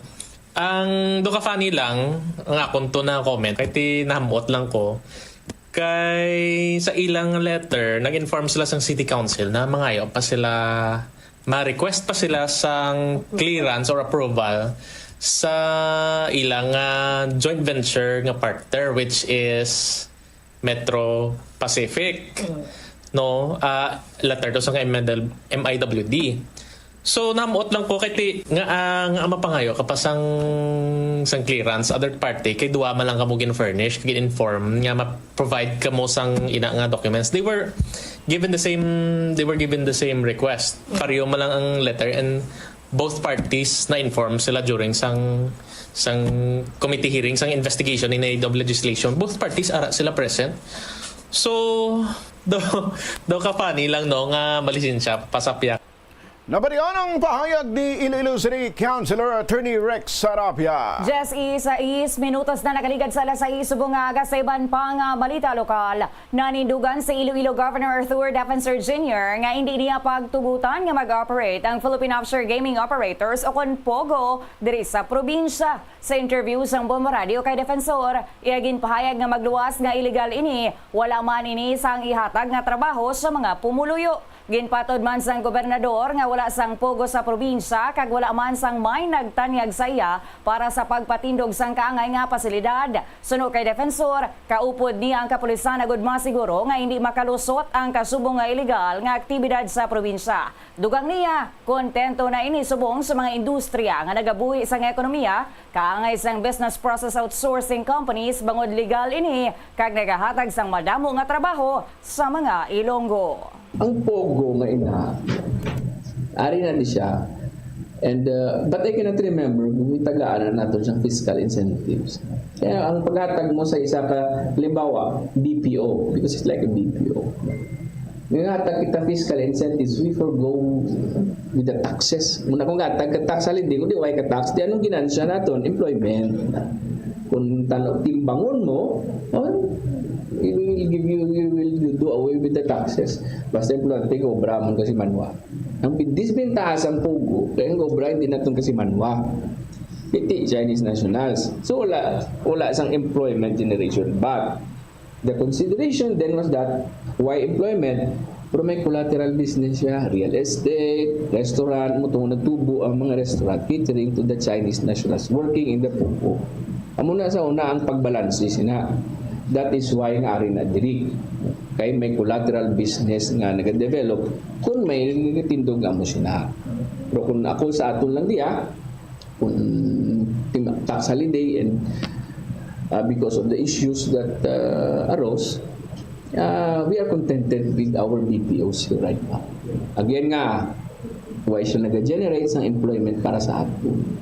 Hindi taga-Iloilo ang maubra dira. That's why we're not very interested in that. Si Iloilo Governor Arthur Defensor Jr. Oras sa Bombo Philippines Summer Time, 19 minutos makinig sa alas 6 sa aga. Sa iban pang balita lokal, nagapati si Iloilo Governor Arthur Defensor Jr. nga madamos ang kaayuhan nga madala si Senador Sani Angara bilang bagong atiglikom sang Department of Education bulos kay Vice President Sara Duterte. Sa interview ng Bombo Radio kay Governor Defensor, ginpahayag nga isa ka rason kung nga nagakabagay si Angara sa posisyon bangod sa iya kaalam kag eksperyensya sa Kamara kag Senado nga nakauyat kon miyembro sa mga komitiba nga naangon sa edukasyon. Suno kay Defensor, kinahanglan sang Department of Education sa isa ka legislator bilang tiglikom bangod na ibaluan sini kung paano maglabi sa mga pondo para sa kayuhan sang sektor sang edukasyon. He's the best man for our education system. Maalam na siya ang tao. He has a master's degree from the London School of Economics. Second, both in the lower house and in the Senate, he has handled or chaired a committee on education, or at least related to education. If I remember it right, higher education and education did. Two reasons. Second reason. Third reason, we need a former legislator for education secretary. Why? Ang pinaka-importanting obra sa Bungsong DepEd Secretary is to lobby for the budget of the classrooms and our teachers. And he can do that. Muna importante. Senator Sani Angara will be the best champion of the budget of education in both the House and the Senate. And we're happy that he is there. Nabarihan ang pahayag ni Iloilo Governor Arthur Defensor Jr. Sa police report, arestado ang 6 ka mga individual sa ginpatigayon nga drug by bust operation sa Barangay Desamparado sa Haro, Iloilo City. Ang mga subject sa operasyon na Mosanday, alias Junjun, 34 anyos, kag magutod nga sanday alias Rodel, 21 anyos, kag alias Maria, 33 anyos, lunsay residente sa nga mga barangay, kag ukon barangay, kag ginakabig nga high value individual. Ang iban pa nga nadakpan na Musanday alias Makmak, 41 anyos, residente sang Barangay Desamparados, kag isa ka high value individual alias Carlo, 42 anyos, residente sang Barangay Molieloni, Iloilo City proper, kag alias Eldrian, 22 anyos, residente sang Barangay Tuburan Sulbud, Zaraga, Iloilo. Naaresto naman ang bana sang isa ka barangay kagawad sa lugar bagod sa pagpugong sa mga otoridad sa pagpatigayon sang operasyon operasyon. Nakapalagyo naman ang isa ka individual nga si alias Praning sa mga operasyon. Sa interview sa Bombo Radio kay Police Captain Glenn Soliman, head sang Regional Police Drug Enforcement Unit, iyagin pahayag nga halos isa ka bulan Manila nga ginpaidalom sa monitoring ang mga subject antes na tigayon ang operasyon. Na-recover sa mga arestado ang 75 gramos ng suspected shabu nga nagabalor sang 510,000 pesos. Kaso nga paglapas sa Republic Act 9165 ukon sa Comprehensive Dangerous Drugs Act of 2002 ang atubangon sa mga arestado. Nakabakal kita sa suspect ang isa kasasiyay sa suspected shabu in exchange sa 15,500 pesos nga by bus money. And naka-recover kita sa additional nga suspected shabu nga naglabotanan saka more or less 75 grams with the standard drug price of 510,000 pesos. So may mga non-drug items man kita nga na-recover, kaga may mga paraphernalias nga na-recover sa balay. Nagligad nga bulan gin gin strike ni Sir Benitez ang CDEO, but lately lang mga siguro mga 3 kasimana or 2 kasimana naka-receive kita information nga nagbalik naman. So nagkandak kita casing in surveillance area, kag diri napamatudan naton positive kag di may mga parokyano pangari diri.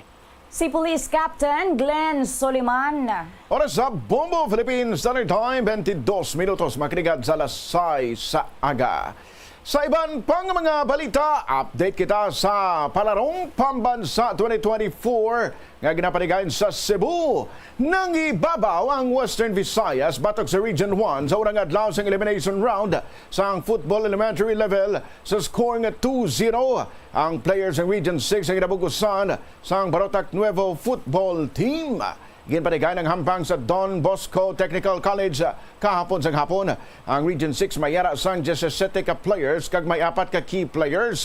Sa interview sang Bombo Radio kay Samson Flores Jr., ang coach sang team, iyagin pahayag ng ilang kadalagaan ang resulta sa ilang paghanas agud ma-improve ang stamina sang players. Gintuad naman ni Flores nga may isa ka player nga naglain ng pamatsyag kagara subong sa ospital, kag may isa man sila ka player nga nag-back out bangod sa pagka-homesick. Natala na naman nga magatubang ang Region 6 sa Socragen subong adlaw. Right after sang Wibra, nag-hail kami as champion. So right after nag-proceed kami sa amon nga in-house training. Gingaan kami sang regional office sang 35 days for the training period. So sa 35 days nga ginhatag sa amon, gin-make use kinamon ang time kag spend time gid kami para nga improve pag ginang skills kag at the same time ang stamina sang amon nga mga kids.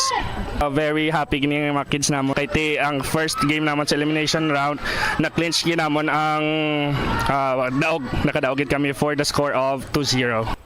Nabalikan si Samson Flores, ang coach sang football team sang Region 6 sa elementary level. Para sa Bombo, 25 minutos makinigad sa alas 6 sa gaiban pang mga balita bantayan, makinigad na importante ng mga pahanumdom. Agud makalikaw sa food poisoning o kung paglain sang tiyan, sundo ng ining mga pahanumdom sa pagpreparar sa mga pagkaon kag ilimnon. Manghugas ang kamot kag ipabili ng katinlo antes kag pagkatapos ang paghimos. Kung nagamasakit, likawan ang pagpreparar sang pagkaon para sa iban. Siguraduhon nga naluto sang husto ang pagkaon. Kung mahimo, kauno ng pagkaon samtang mainit pa. Siguraduhon ang katinlo sang pagkaon agod ang selebrasyon mangin mas malipayon. Kagasto gid bila sa imo adlaw-adlaw kag feel mo gid pirmi ang petsa de peligro bangod nga wala na gid unod ang bulsa. Gamita ang imo bulanan nga 26 minutos makinigad sa alas 6 sa aga pa rin. Ikaw ang kabombong pamati sa Bomb Reason Views Morning Edition.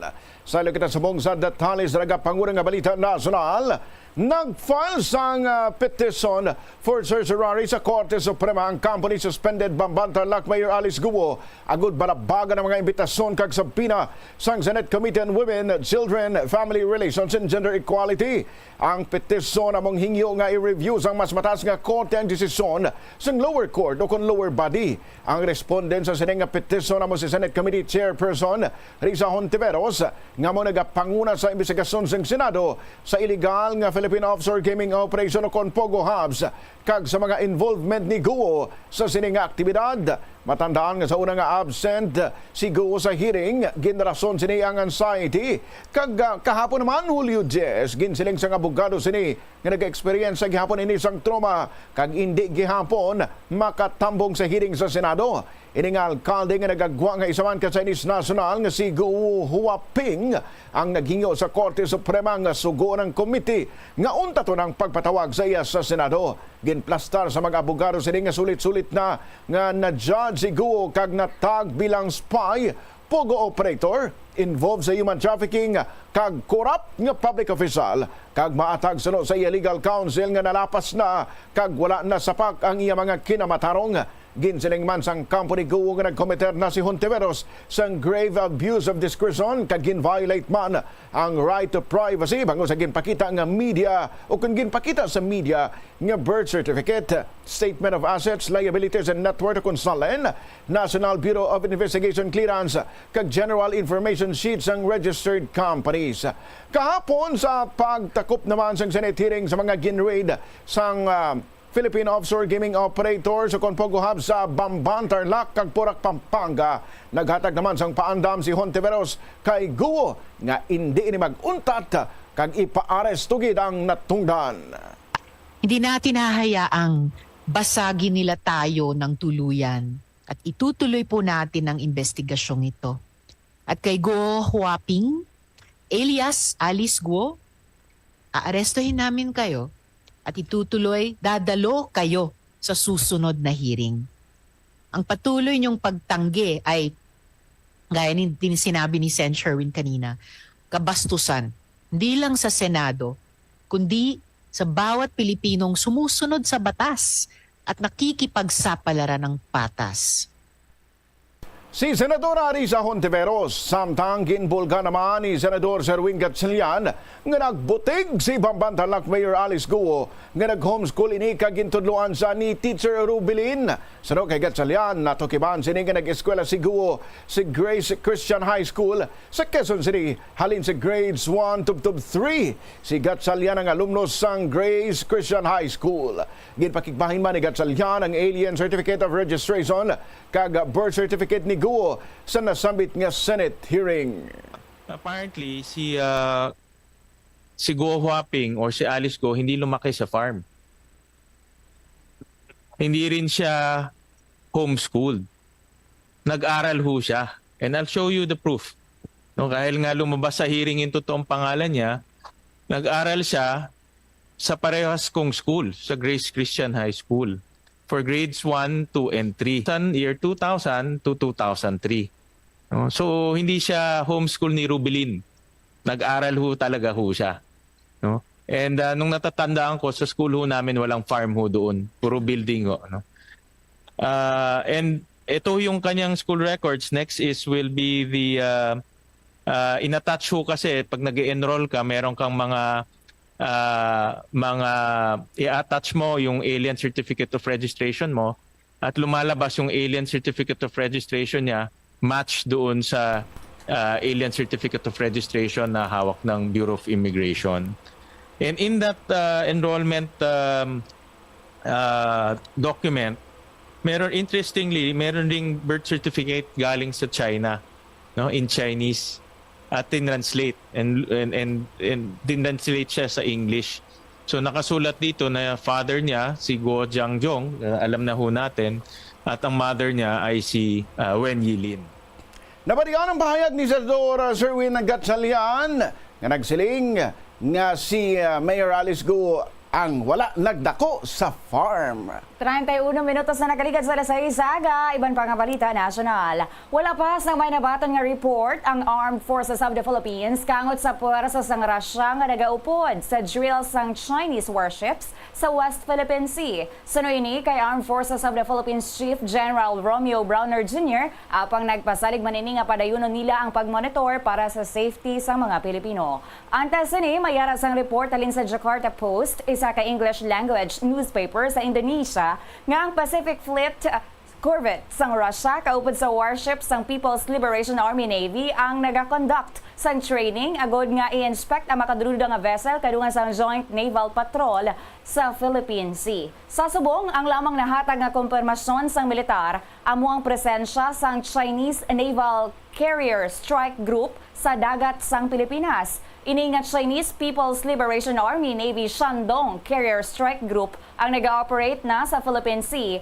kag iniman ang nagamarka sa labing unang ation sa mga tuig nga gin-deploy ang aircraft carrier sa gwa sang teritoryo sang China. Base sa report sa United States Naval Intelligence, katapusan nga napadala ini nga aircraft carrier sa Oktubre kag Nobyembre 2023. Base naman sa latest report sa among gihapon nga ahensya, ang Joint People's Liberation Army Navy kag Russian Navy Patrol ang nag-ooperate man sa Philippine Sea kung sa diin duha ka warships ang iya sang Russia para sa nasambit nga Indo-Pacific deployment. Magluwas diri, una na nga ginkumpirma sang Philippine Coast Guard nga yara sa Escoda Shoal ukon sa Escoda Shoal ukon sa Bina Shoal ukon sulod sa Exclusive Economic Zone sa Pilipinas ang pinakadako nga China Coast Guard ship ukon ang ginatawag nga The Monster. Oras sa Bombo, 33 minutos makinig sa alas 6. Sa kinapusan ng balita nasyonal, hindi lang isa, hindi lang duha, kundi 3 gid ka mga pulis ang nag-uyat sang posisyon bilang pinuno sang Davao City Police Office sa sulod lamang sang isa ka adlaw. Ini nga tumalagsahon nga sitwasyon ang tatabo kahapon Hulyo 10. Una gin-report nga nagpungko na sa posisyon si Davao City Police Office Director Colonel Lito Patay apang wala nagdugay bago nagsakto 4 ka oras kag 38 minutos lamang siya sa pwesto. Ginpahayag nga alas 8 sa aga sa nag-assume ini sa opisina apang nagtawag ang Camp Crame sang 38 minutos makirigad sa alas 12 sang udto nga among nag-relieve kay Patay sa posisyon bilang City Police Director nga isa sa pinakamalipot nga termino sa maragtas ang among syudad. Ginpahayag nga yara sa tunga-tunga sang command conference si Patay kaupod sa 19 ka newly assigned Davao City Police Office officers sang nabato ng tawag. Bangod sang tawag gin-reshuffle ang liderato sa Philippine National Police sa Region 11. Base sa initial nga reports, ang ginbulos kay Patay mo si Colonel Sherwin Butil, former head sa Police Regional Office 11 Information and Communications Technology Management Division. Apang sa manugpungko na inisang hapon, ginpahibalo ini nga gin-appoint man si Colonel Hansel Marantan bilang bago nga acting director sang Police Office ang sunod.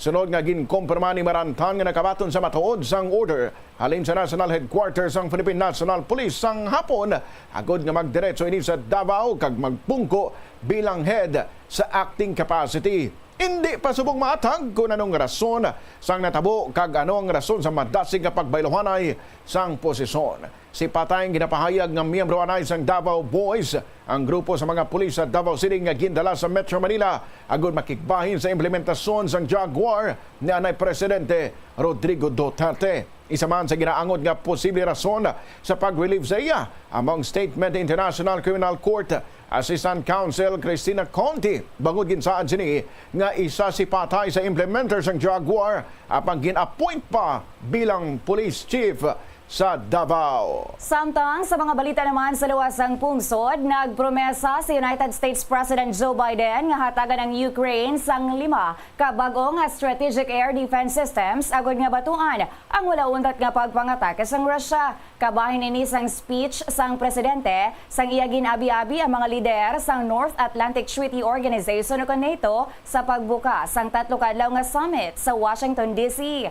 Sa among nga speech, ginsiling ni Biden nga mas gamhadan sa bungang NATO samtang nga ginaatubang sini ang mga hitabo sa tunga sang giyera sang Russia kag Ukraine. Suno kay Biden, magapares ang Amerika sa Germany, Italy, the Netherlands kag Romania agud nga magdonar sang Patriot missile batteries kag iban pa nga system sa Ukraine bangod man sa sibilyan nga nagkalamatay sa atake sang Russia. Matandaan nga sang nagligad nga adlaw ginpulbos gid sang missile attack sang Russia ang Children's Hospital sa Kiev nga isa sa pinakamalala halin sang nagsugod ang Russian invasion sang February 2022. 43 ka mga tawo halin sa nanuhay-tuhay nga bahin sang Ukraine ang napatay sa amo nga pagpangatake sang Lunes ang tungang udto kag masobra naman sa isa ka gatos ang napilasan. Together, we've built a global coalition to stand with Ukraine. Together, we provided significant economic and humanitarian assistance. And together, we've supplied Ukraine with weapons it needs to defend itself. Tanks, armored fighting vehicles, air defense systems, long-range missiles, and millions of munitions. The United States, nearly 24 allied partners, have signed a bilateral security agreements with Ukraine, and more countries will follow. Today, I'm announcing the historic donation of air defense equipment for Ukraine. The United States, Germany, the Netherlands, Romania, and Italy will provide Ukraine with the equipment for 5 additional strategic air defense systems. And in the coming months, the United States and our partners intend to provide Ukraine with dozens of additional tactical air defense systems. The United States will make sure that when we export critical air defense interceptors, Ukraine goes to the front of the line. Si U.S. President Joe Biden sa pagbukas niya sa NATO Summit dito sa Washington, D.C. Sa katapusan nga balita internasyonal, nagdugang pang-aktor kag major Hollywood fundraiser para sa Democrats nga si George Clooney sa pagpanawagan kay United States President Joe Biden nga mag-atras na sa kampanya sini para sa re-election sa mga 2024. Si Clooney isa sa nag-host sa star-studded fundraiser para kay Biden sa Los Angeles ang bulan sang Hunyo nga halos 2 ka semana antes dahoyan ang 81 anyos nga presidente bangod sa pigado nga performance sa presidential debate batok sa Republican presumptive nominee kag anay presidente Donald Trump. Pahayag sang aktor nga nagalaragway sa kaugalingon bilang lifelong Democrat. Hindi na pareho si Biden sa ginpakita sa nga performance sang 2020. Nagapating natungdan nga hindi na magdaog ang Democrat sa Nobyembre kung si Biden ang kandidato. Magluwas pa nga hindi man sinima angkon ang House kag madula man pati sa ila ang Senado. Ginbuyagyag pa ni Clooney nga hindi lang iniiya kaugalingon nga opinyon bago na mo man sini ang opinyon sa mga miyembro sang Kongreso kag mga gobernador nga iya na istorya sang pribado. Una na nga ginako ni Biden nga apektado sa iya idara nga debate performance apang nagpromesa ini nga magapadayon sa kandidatura kag hindi ni mag-atras kay Trump bisan sa ikaduhang nga presidential debate sa Setyembre. Oras sa Bombo, 38 minutos, makrigad sa alas 6 sa aga. Iban pa nga mga balita bantayan, makrigad na importante nga mga pahanumdom. Kung sa imo pagbugtaw, magpalanakit man lang ang imulawas, basi hindi ka naman namian magtulog. May panugyan ang pain medicine specialist nga si George Gergis. Simple lang. Una, maglikaw sa pagkaon nga nagapromote sang inflammation. Pilion mo ang madamo nga utan, prutas, whole grains kag seafood bangod ginapataas sini ang antioxidants nga nagabulig sa pag-reduce sang inflammation. Mag-exercise apang hindi man pagpatamaan. Ang movement nagalubricate sang joints gani nga makalikaw sa pain kag stiffness. Ang cyberbullying among paggamit sang offensive kag masakit nga mga tinaga online na ukon pinaagi sa tech. Oras sa Bombo, 39 minutos, makinig sa alas 6 sa aga nagapamati ikaw sa Bombo News and Views Morning Edition. Bombo Business News. Natala na nabuwas Biyernes ang paglunsar sang Rice for All program sa Department of Agriculture agod nga makabenepisyo man ang general population sa presyo sang bugas nga 45 pesos kada kilo tubtob sa 48 pesos kada kilo. Suno kay Agriculture Assistant Secretary Arnel de Mesa nga among spokesperson sang ahensya, mahimo nga imported kag local rice na ang iupod sa sini nga programa. Mahimo man iniidungan suno kay de Mesa sa pagpasangkad sang programa nga nagabalik sang 29 pesos per kilo nga daan apang maayo pa man nga bugas sa vulnerable sector sa dugang nga kadiwa sites sa Malabon, Navotas kag Marikina. Sakop sa mga benepisyo sa 29 pesos per kilo nga rice program, ang Pantawid Pamilyang Pilipino program kon 4Ps, senior citizens, solo parents, kag persons with disability kon PWDs. Suno kay de Mesa, madamo ang naghihingyo o kaangayabi sa mga construction worker nga kuntani kabahin man sila sang 29 pesos nga bugas. Apang bangod hindi sila covered sa sini nga programa, pwede suno sa natungdan nga maka-avail sila sa Rice for All program. Ginatag man sini nga ang Rice for All program igalunsar sa mga lugar nga mayara lang anay sang kadiwa sites. Matandaan nga una naman naging pahayag sa Department of Agriculture nga target nila nga basang karon pa ang 29 pesos per kilo rice program kag Rice for All programs sa Visayas kag Mindanao sa katapusan sang Agosto ukon sa temprano nga bahin sang bulan sang Setyembre. Bombo Foreign Exchange Update. Sa ato nga reference rate, 58 pesos and 32 centavos. Baylo sang US dollar, 43 pesos and 31 centavos baylo sang Singapore dollar, 7 pesos and 49 centavos baylo sang Hong Kong dollar, 63 pesos and 27 centavos para sa euro, 15 pesos and 60 centavos para sa Saudi Real, kag 74 pesos and 82 centavos baylo ina sang British pound. The Bombo Foreign Exchange Rate Update is brought to you by Queen City Development Bank.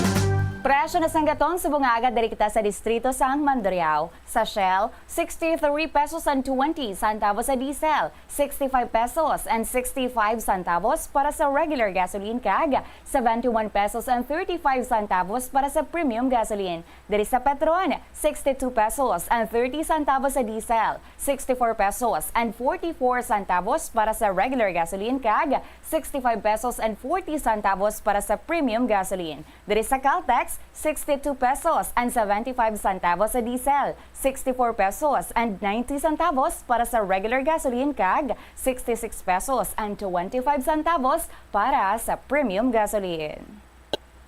Bombo Business News is brought to you by Queen City Development Bank. 42 minutos makinig sa alas 6 aga.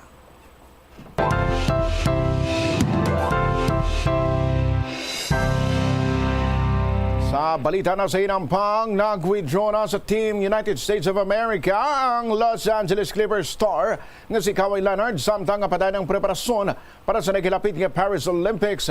Pahayag sa USA Basketball, pila ka semana na nga nagaupod sa practice si Leonard kag handa na ini nga mag-compete. Apang ginpahayag nga gintahod sining desisyon sang organisasyon kag Clippers nga mas ituon na lang sa atensyon sa pagpreparaan para sa upcoming season sa baylo nga magpasakop pa sa Olympic Games. 68 kahampang sa 2023-2024 NBA season ang ginpasakupan ni Kawhi samtang nagasuprer sang chronic knee soreness kag inflammation. Nagpakigbahin man ini sa practice ang Team USA apang nakitaan sini mismo kag sang staff nga mabudlayan gid nga tuhod kag hindi mahatag ang 100% sa Olympic tournament. Sunod man nga ginanunso sang Team USA nga buslan sang Boston Celtics star nga si Derek White ang slot ni Leonard. Isa pa sa nakagawan sa team among Philadelphia 76ers star kag anay NBA MVP nga si Joel Embiid apang ginpahayag sini nga handa sa para sa Olympiada. Sa group phase sa Olympics nga magasugod Hulyo 28 sa France, makasumpong sa USA ang Serbia nga pangurahan sa isa pa ka anay MVP nga si Nikola Jokic. Amuman ang team sang South Sudan kag Puerto Rico.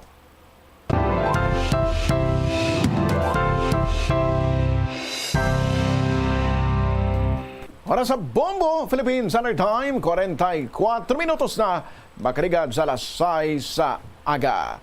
Kabombo, nabatian mong kapagusan nga pagpangaragad sa Bombo Recent Views Morning Edition. Adlaw sa bunsang Huwebes, Hulyo 11, 2024. Magasunod ng Bombo Report Second Edition. Sa Bombo News Analysis, may tigulo meritos ang pagpamati. Kami mo naging newscasters. Bombo G sa padiyo. Kag Bombo Ayan Gahete para sa number 1 and most trusted radio network in the country, Bombo Radio Philippines. Basta Radio Bombo! Kita gintugam nga may isa ka baba kag duha ka dulunggan pagpamati abilidad nga halos tanan sa aton masarangan apang nga abala sa pagbuyas ang tinaga kita nangin gahaman samtang nangin dalok naman sa pagtangab sang aton mga dulunggan kagamo na gid sang aton kalibutan nagbinahin-bahin sa syudad nga aton ginahulagan ang isa ka tinaga libuhon nga kritisismo dayon masugatan tanan may inugtugda kada isa gusto siya pamatian ini bala unay sa aton nga batasan indi ayhan sa sining aspeto sang kabuhi kita nakulangan pagpabutyag paagi sa baba maghalin sa una kita ginatudloan apang insaktong pamaagi wala gid natunan aton talupang don buksan man ang duha ka dulunggan mamati sa tagsa-tagsa ibutang ang kaugalingon sa ila kahimtangan merito sang pagpamati aton hibaloon kag padalman kay man isa ini kayabi sa pagpangabuhi nga mas makahulugan ini nga punguna-huna kag pananawan ang ginpadala ni John Patrick Silpaban Palkiran sang Barangay Sinugbuhan, San Joaquin, Iloilo, katapo sa Sumakwelan, Iloilo Incorporated. are the reason why this network is on. Digital Bombo Radio, the heartbeat of the Filipino. Yari si Bombo Gemma Torimoro, international correspondent sa Estados Unidos ng Amerika. Ma'am Gemma, taga-diin kagid diri sa Iloilo? Igbaras, tigbawan kag first district. Every year ko puli kapamati ko permi sa Bombo hasta maturog. Kunta magaga sa bugtaw Bombo kyapon kaya mo nag-remind ka natin na lin kauna bata ta pa. Bangod bisan din man nga bahin sang kalibutan, Bombo ang ginapitik sang imudughan. Basta Radio Bombo! Kadungan sang pagtigulang, nagataas man ang risgo sang vitamin deficiencies nga nagatugas sang physical kag emotional changes. Santo sa isa ka scientific study, ang B vitamins ang importante agod nga mag-function ang body cells nga nagabulig sa metabolism, paghimo sang bago nga blood cells kag nagabulig sa pag-maintain sang healthy skin cells, brain cells kag body tissues. Magluwas sa supplements, lakip sa mga pagkaon nga bastante sa vitamins sa moang karne, whole grains, prutas, gatas, cheese kag mga ulutanon. Mga kabombo nga motorista, yari ang mga pamaagi agud makatipid ka sa gatong. Ipasiguro nga yara permi sa maayong nga kondisyon ang imo salakyan. Check yara ang imo nga goma kag siguraduha nga yara sa husto nga tire pressure. Likawan nga naka-idle ang makina sang imo salakyan bangod nagakonsumo ini sang gatong. Buksi ang bintana sang imo salakyan kag magamit lamang sang aircon kung kinahanglan. Kag pagkamaayuha nga mag-commute na lang o kung maglakat-lakat kung malapit man lang ang imo kadtuan. Likawan ang aggressive driving kag padalaga ang imo salakyan sa husto lamang nga katasigon. Paano ipabilin nga matinlo ang ginakaon nga mga prutas kag utan? Dapat nga regular ang paghugas ng kamot nga may habon sa sulod sang 20 segundos bag-o kag pagkatapos mag-uyat sang anuman nga butang. Hugasan sa maayo mga prutas kag utan gamit ang tubig bago ini kaunon o kun isimpon sa ginaluto nga pagkaon. Likawan nga maggamit sang habon o kun bleach o kun anuman nga kemikal sa paghugas sa mga ini. Lutuon sa maayo ang mga utan agud mapatay ang mga mikrobyo nga nagatapik diri. Kung ikaw may ubo kung sipon, mas maayo nga itugyan na lang sa iban nga miyembro sang pamilya ang paghanda sang pagkaon agud malikawan ng cross-contamination. Ini nga pahanumdom ang ginadulong sa imo sang the #1 and most trusted radio network in the country, Bombo Radio Philippines. Basta Radio Bombo! Yari ang masunod nga mga energy safety tips agud maging safe ang tanan. Sa tion sang bagyo, kung may anunsyo na nga storm warning, mag-charge na sa mga cellphone, emergency light, kag iban pa nga mga device, bangod mahimo nga madula ang kuryente. Likawan ang paggamit sa mga appliances kung may bagyo. Sa pagpamati sang balita, mas maayo nga magamit sang battery nga radio. Kung ginalauman ang pagbaha sa inyong nga lugar, mas maayo nga i-off gilayon ang main switch kag circuit breaker. Agud malikawan ang disgrasya kag pagkaguba sini. Magtipid sa paggamit sang kuryente, pinaagi sa mga masunod. Maggamit sa mga energy efficient nga bumbilya, kaangay sang compact fluorescent bulbs ukon LED lights, imbis nga incandescent bulbs. Patsyo ng mga suga. Ito ang Bombo Radio Philippines. Fully digitalized. Numero 1 sa balita, komentaryo, drama at serbisyo publiko. Bombo Radio Philippines. Bombo Radio Philippines. Ang inyong #1 at most trusted radio network in the country. Basta Radio Bombo! Ang Oras Philippines Standard Time 11 minutos antes ang 7 saga. Welcome sa Bombo Report Second Edition. Upod sa inyo anchorman Bombo Donny Digala. Adlaw kita subong sang Huwebes, petsa 11 sa bulan sang Hulyo, tuig 2024. Kagkaroon sa aton nga mga talalupan doon sini nga mga balita. Standby sa kay Bombo Paulina Piliora. Check nato ni karon ang report ang Department of Information and Communications Technology kon DICT kag Department of Tourism daw plano kuno sining providan sang libreng Wi-Fi connection o kon internet connection sa mga public plazas diri sa syudad kag diri sa syudad sang Iloilo kag subong man didto sa may Negros Occidental sa may Bacolod City. Check nato na ang latest na karon sa bahay niya sang DICT with Bombo Paulina Piliora kag istoryahan taman karon ining natabo kahapon nakakuha gid sang atensyon sang publiko ang natabo sa may area sang Davao City nga sa sulod gid lamang sang pila ka oras nakaangkon sila sang 3 ka mga city directors kay sako ang buslanay sang kung sino gid bala magapungko sini nga director or city director sang Davao City Police Office. Mainit karon ang mga kapulisan sa may area sang Davao City kay prior sini una nang ginpang-relieve ang 19 tanan sini ka mga station commanders sa 19 sini ka mga police stations sa may area sang Davao City.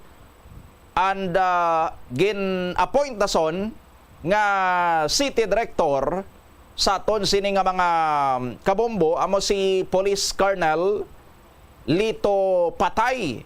Si Colonel Patay ang halin ini sa regional office sang Davao region or sang police regional office 11 or Pro 11 and siya ang ginpapungko nga Davao City Police Director. Ti si Patay ni ginakabig nga isa kuno ni sa mga Davao Boys or ti ang mga halin sa Davao City or halin sa may Davao region nga police officer nga ti gina-associate man nga malapit kag salaligan abi sa mga Duterte.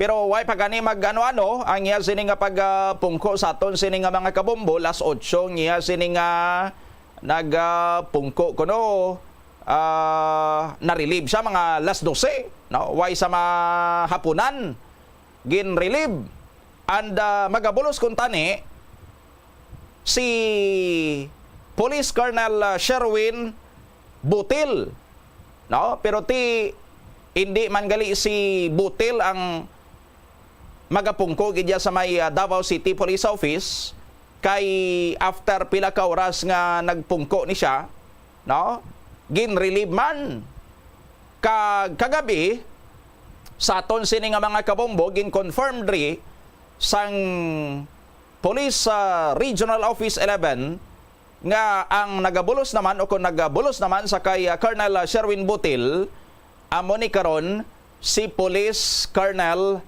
Hansel Marantan no acting Police Director sang Davao City Police Office sa karon. Si Colonel Hansel Marantan miyembro ini sang PNP Kabalikat class of 1998 no graduate sang Philippine National Police Academy or PNPA. Nagsurvey ni siya as Public Information Office Chief kag nanginanay headman sadto sang Quezon City Police District o kon QCPD.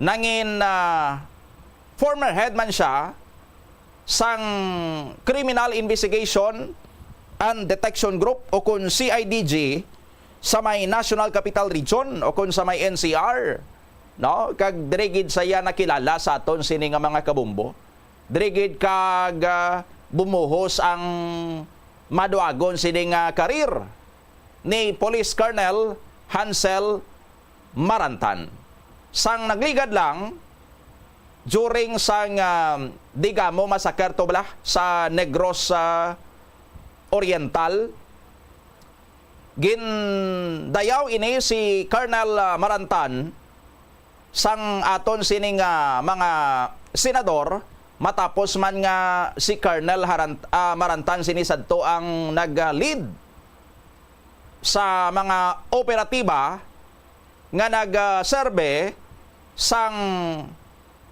search warrants no sa balay kag sa mga iban pagito nga mga propiedad sa kadutaan ni former Negros Oriental Representative Arnolfo Teves nga among ginatudlo mastermind sa Digamo Massacre o kung ining pag-assassinate sa kay the late Negros Oriental Governor Roel Digamo nga damo pa sa mga nagkaladalahig, no? Adtong mga pinangsugo bala ni Tebes, mga retired or iban mga nag-awol sini nga mga army personnel, no? May mga halin pa sa mga elite units sang Philippine Army, halin sa Special Forces ang Philippine Army nga ginsugo. Ini si Tebes nga sa lakayon to ang balay ni the late Governor Roel Digamo. Ti after sad to, sa aton sini nga mga kabombo, sang gin-identify ang mga Tebes nga mo ang responsable sa Digamo Massacre, since nalagyo ini sila, pang serbihan na lang sang search warrants, 13 tanan to ka mga search warrants sang pang serve kanday Colonel Marantan sa balay kag sa iban pa sini nga mga propiedad ni Arnolfo Tebes, kag nagresulta ato sa pagkadakop sang anom ka mga sospitsado, kag ang pag-file sini sa ilay sang mga kaso including na sa kay Tebes nga mo gani ang ginatudlo sini nga mastermind sang Digamo Massacre. Pero hindi iya sang amo sina, no? Ang makabig naton sini nangin colorful sa karir ni Police Colonel Hansel Marantan. Kay aton sini karon nga istoryahan kung anong background sini ni Police Colonel Hansel Marantan, no? Dumduman nyo to ang Atimunan Massacre sa may Atimunan, Quezon, nga masobra pulo to ang ginapahayag ang mga miyembro sang notorious criminal gang nga nagkalamatay sa una ginapahayag encounter against sa mga tropa sang Philippine Army kag sang Philippine National Police, pero later on daw nagagwaya nga gin-ambush galito ang mga suspected criminals nga to, no? Ti atutong pangalan ni Colonel Marantan. Pero hindi lang sang amo sina na involved si Colonel Marantan, kag anong rason nga ang si Colonel Marantan niya karon ng iposting dito sa may Davao City.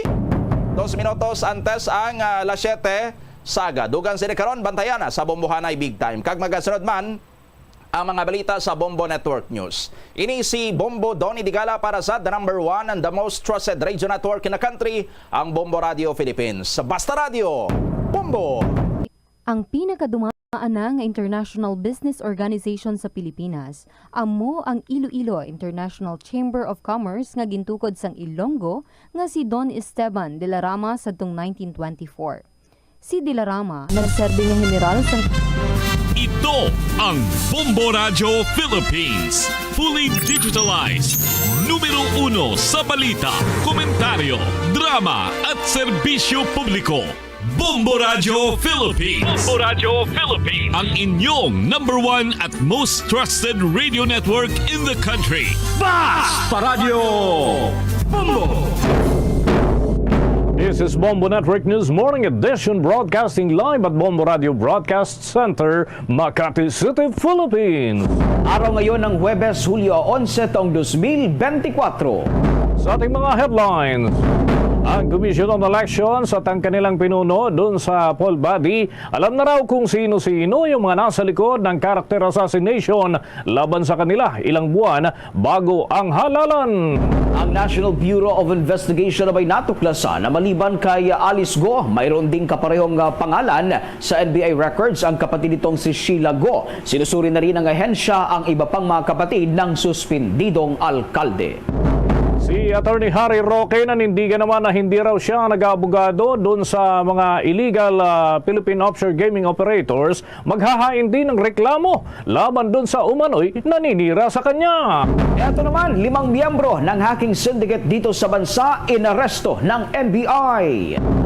Ilang dating executives ng Maritime Industry Authority sinampahan ng kasong plunder at corruption.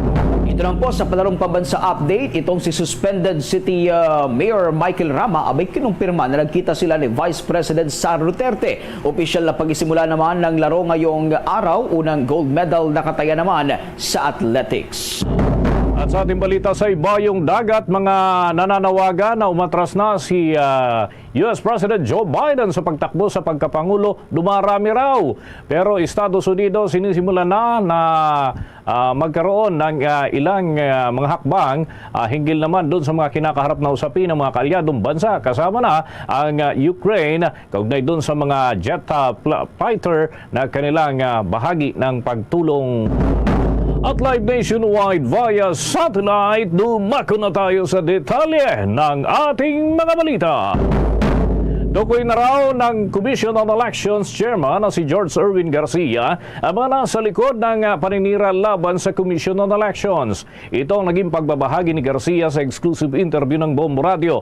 At ayon nga sa pinuno ng poll body, isa itong malaking grupo na matagal na raw inilalako ang mga impormasyon. Ngunit nito lamang nakalipas ng mga araw may pumatol para magsalita sa publiko hinggil naman sa naturang mga aligasyon. Kaugnay nito ay ipinauubaya na ni Garcia sa National Bureau of Investigation ang naturang usapin. Una nga dyan ay kinumpirma ni Garcia na magkakaroon siya ng sinumpang salaysay upang i-waive ang lahat ng kanyang bank accounts upang mailah dito sa publiko at malantad kung sinong nagsisinungaling kaugnay sa 49 bank accounts at offshore accounts na sinasabi ni Congressman Rodante Marcoleta. Narito ang bahagi ng pahayag ni Commission on Elections Chairman George Erwin Garcia. Grupo po yan at may malaki po. Basta sa mga susunod, ayaw ko po i-preempt ang ating National Bureau of Investigation. Napakarangal naman po ng ahensya niya, kaya sadya na lang tayo dumulog. Pero isipin nyo, ikaw, tayong lahat, kayo pong lahat na nakikinig, pwede pong mabiktima ng mga gantong klaseng fake news, mga gantong klaseng paninira. Para po naman nakakalungkot. Sobra po ako nalulungkot bilang isang abogado na maakusahan ka, dudungisan ang iyong karangalan sa isang unverified. Wala man lang pong, hindi pa pala nakikita, hindi pa pala natitingnan. Bakit kinakailangan i-announce ka agad kahit po kayo sa media?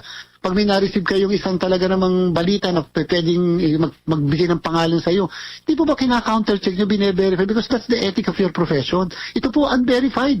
Tapos an official of the COMELEC, kaya po, sinabi ko na po, ako yun, dahil ako yun nakalagay sa white paper na yun.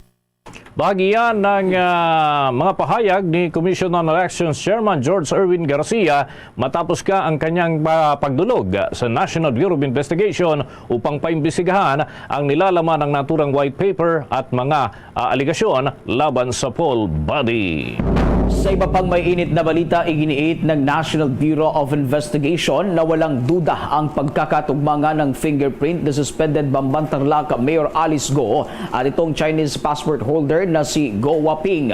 Ayon kay National Bureau of Investigation Head of Dactyloscopy Dr. Alfredo Cahanding, lahat ng mga resulta ng naturang fingerprint analysis ay tinatanggap sa lahat ng korte bilang matibay na batayan. Paliwanag ng opisyal, unique ang bawat fingerprint ng bawat individual, kaya't makatitiyak sila na accurate ang resulta nito. Kaugnay nito ay tiniyak naman ng ahensya na patuloy nilang hinahanap nga itong kapangalan umano ng kapatid ni Go na si Sheila Go na napaulat nga na nag-apply naman ng NBI clearance. Batayan niya sa datos ng NBI, ang parehong Alice Go at Sheila Go ay may address na Calantiao Street sa lungsod ng Quezon. Ngunit nang bisitahin nito ng mga ahente ng NBI ay walang Alice at Sheila Go ang nakatira sa naturang lugar.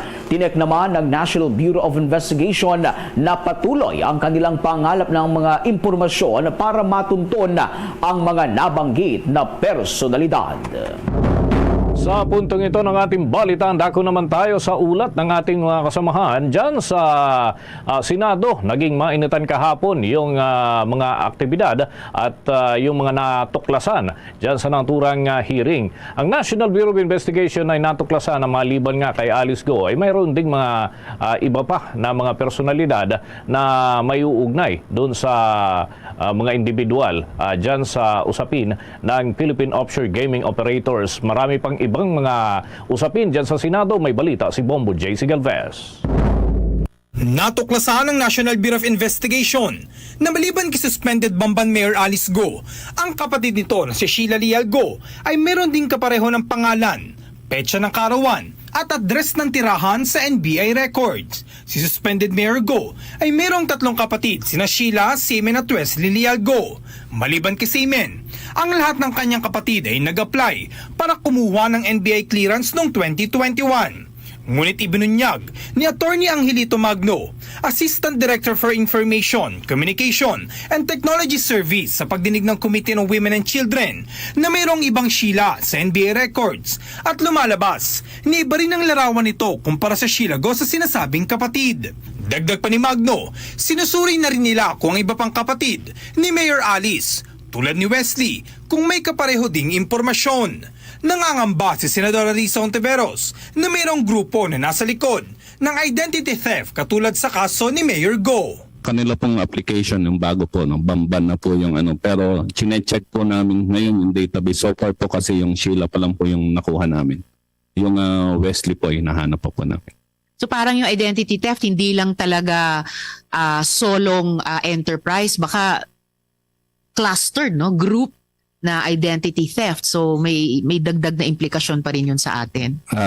Opo, tama po kayo. Katulad din po nung nabanggit ni Senator Jinggoy na parang lumalabas po na ito ay isang systematic scheme na katulad po nung na pwedeng magamit sa pagnanakaw o pag-assume ng ibang identity ng mga kababayan po natin. Samantala, nanindigan naman ng NBI sa kanilang report na si Alice Go ang batang Chinese national na pumasok sa bansa bilang Go Waping. Sinabi ni Dr. Alfredo Cahanding, hepe ng NBI Dactyloscopy Division, magkapareho ang fingerprint ni Mayor Go na nasa database ng NBI at ang fingerprint ni Go Waping na nasa alien fingerprint card na nakuha ng Senado mula sa Board of Investment kung saan nag-apply para sa Special Investors Visa ang umano'y ina ni Mayor Go na si Wen Liyin. Inuulat din ng ahensya na iisa ang nagpapakilalang Pilipinong kapatid ni Mayor Go na si Wesley Leal Go sa batang Chinese national na pumasok din sa bansa kasabayan ng batang Alice Go. Ito po ang enlarged photograph ng fingerprint ni Wesley Go. Ni Wesley po, Wesley Leal Go. Kinumpare po natin, ito po yung galing sa Board of Investment na pinadala niyo po sa opisina namin. Nag-match po siya dito sa fingerprint namin sa master files. Nakakuha po kami ng 17 identical characteristics. Fingerprint naman ni Alice Guo, nag-match din po yung isa na sinubmit nyo from the Bureau of Investment. Ito po yung kay Alice Leal Guo na sa amin pong master files. Nakakuha po kami ng 11 points. Kaya sure po tayo ngayon na si Alice Guo po at si Guo Waping ay isang tao lamang po. Si Wesley, ganun din po. Si Wesley Go at si Guo Xiang Dian ay isang tao lang po. Inihayag naman ni Special Investigator Edgardo Kawada ng NBI na pinunta nilang isang address na nakalagay sa mga birth certificate na magkakapatid na Go na 138 Kalansiaw Street, Project 8 Quezon City at hindi nag-e-exist ang naturang address. Pinuntahan din ng mga otoridad ang isa pang may Kalansiaw Street sa may Project 4 Quezon City at natuklasan ni isang mag-asawa na 60 taon nang nakatira doon ang naninirahan at hindi kailanman nakilala si Go. Our team was dispatched on the 26th of May to verify the Alice Go na nag-apply po ng NBI clearance.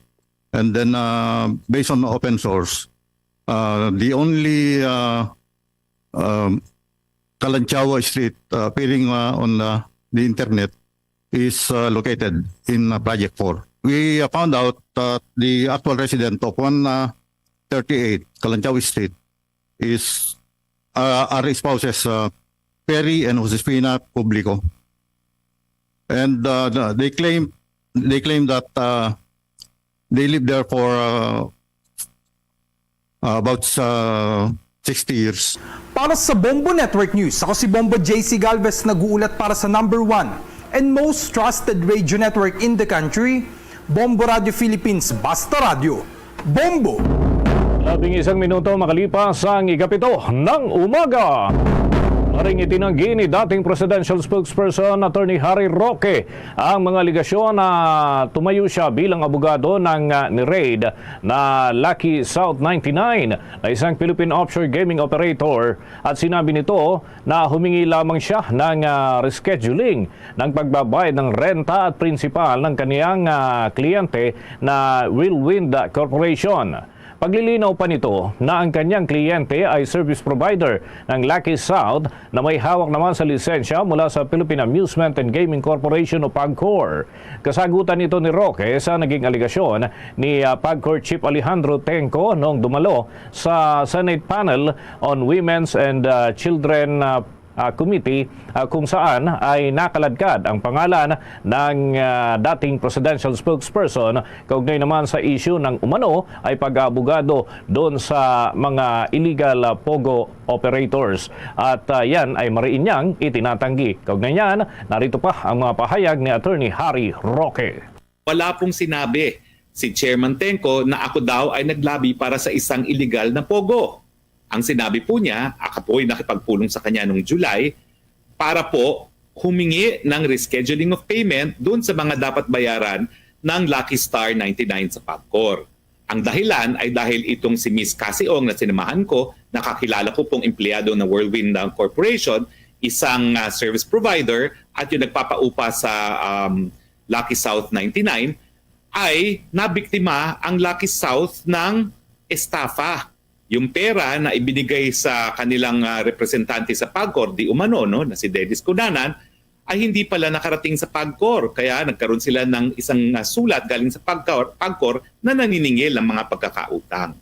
Pinabubulaan ko po, pinasisinungalingan ko yung naging konklusyon ni Senator Ontiveros na ako daw ay legal counsel ng Lucky South dahil sa isang organizational chart na isinumiti sa PAGCOR, ako'y nakasulat doon bilang isang legal counsel. Bahagyan ng mga pahayag ni Attorney Harry Roque na dati ring tagapagsalita ni dating Pangulong Rodrigo Duterte. Samantala, una nga dyan ay naglabas ng pahayag itong si PAGCOR Chief Alejandro Tenco sa pagdinig ng Senado ukol naman sa naturang usapin at nilinaw ang ilang bagay, kabilang na ang pagkakabanggit sa pangalan ni Attorney Harry Roque. Narito ang pahayag ni PAGCOR Chief Alejandro Tenco. Daw po 6 na buwan na dapat ibinabayad nilang mga buwis sa PAGCOR ay binibigay niya kay Ginoong Cunanan para ibayad sa PAGCOR. At bukod daw po doon sa mga buwan ng mga dapat bayaran sa PAGCOR, ang sabi po ni Binibining Cassandra Ong ay may sinisingil pa raw na mga additional fees na fines and penalties si Ginoong Dennis Cunanan sa kay Cassandra.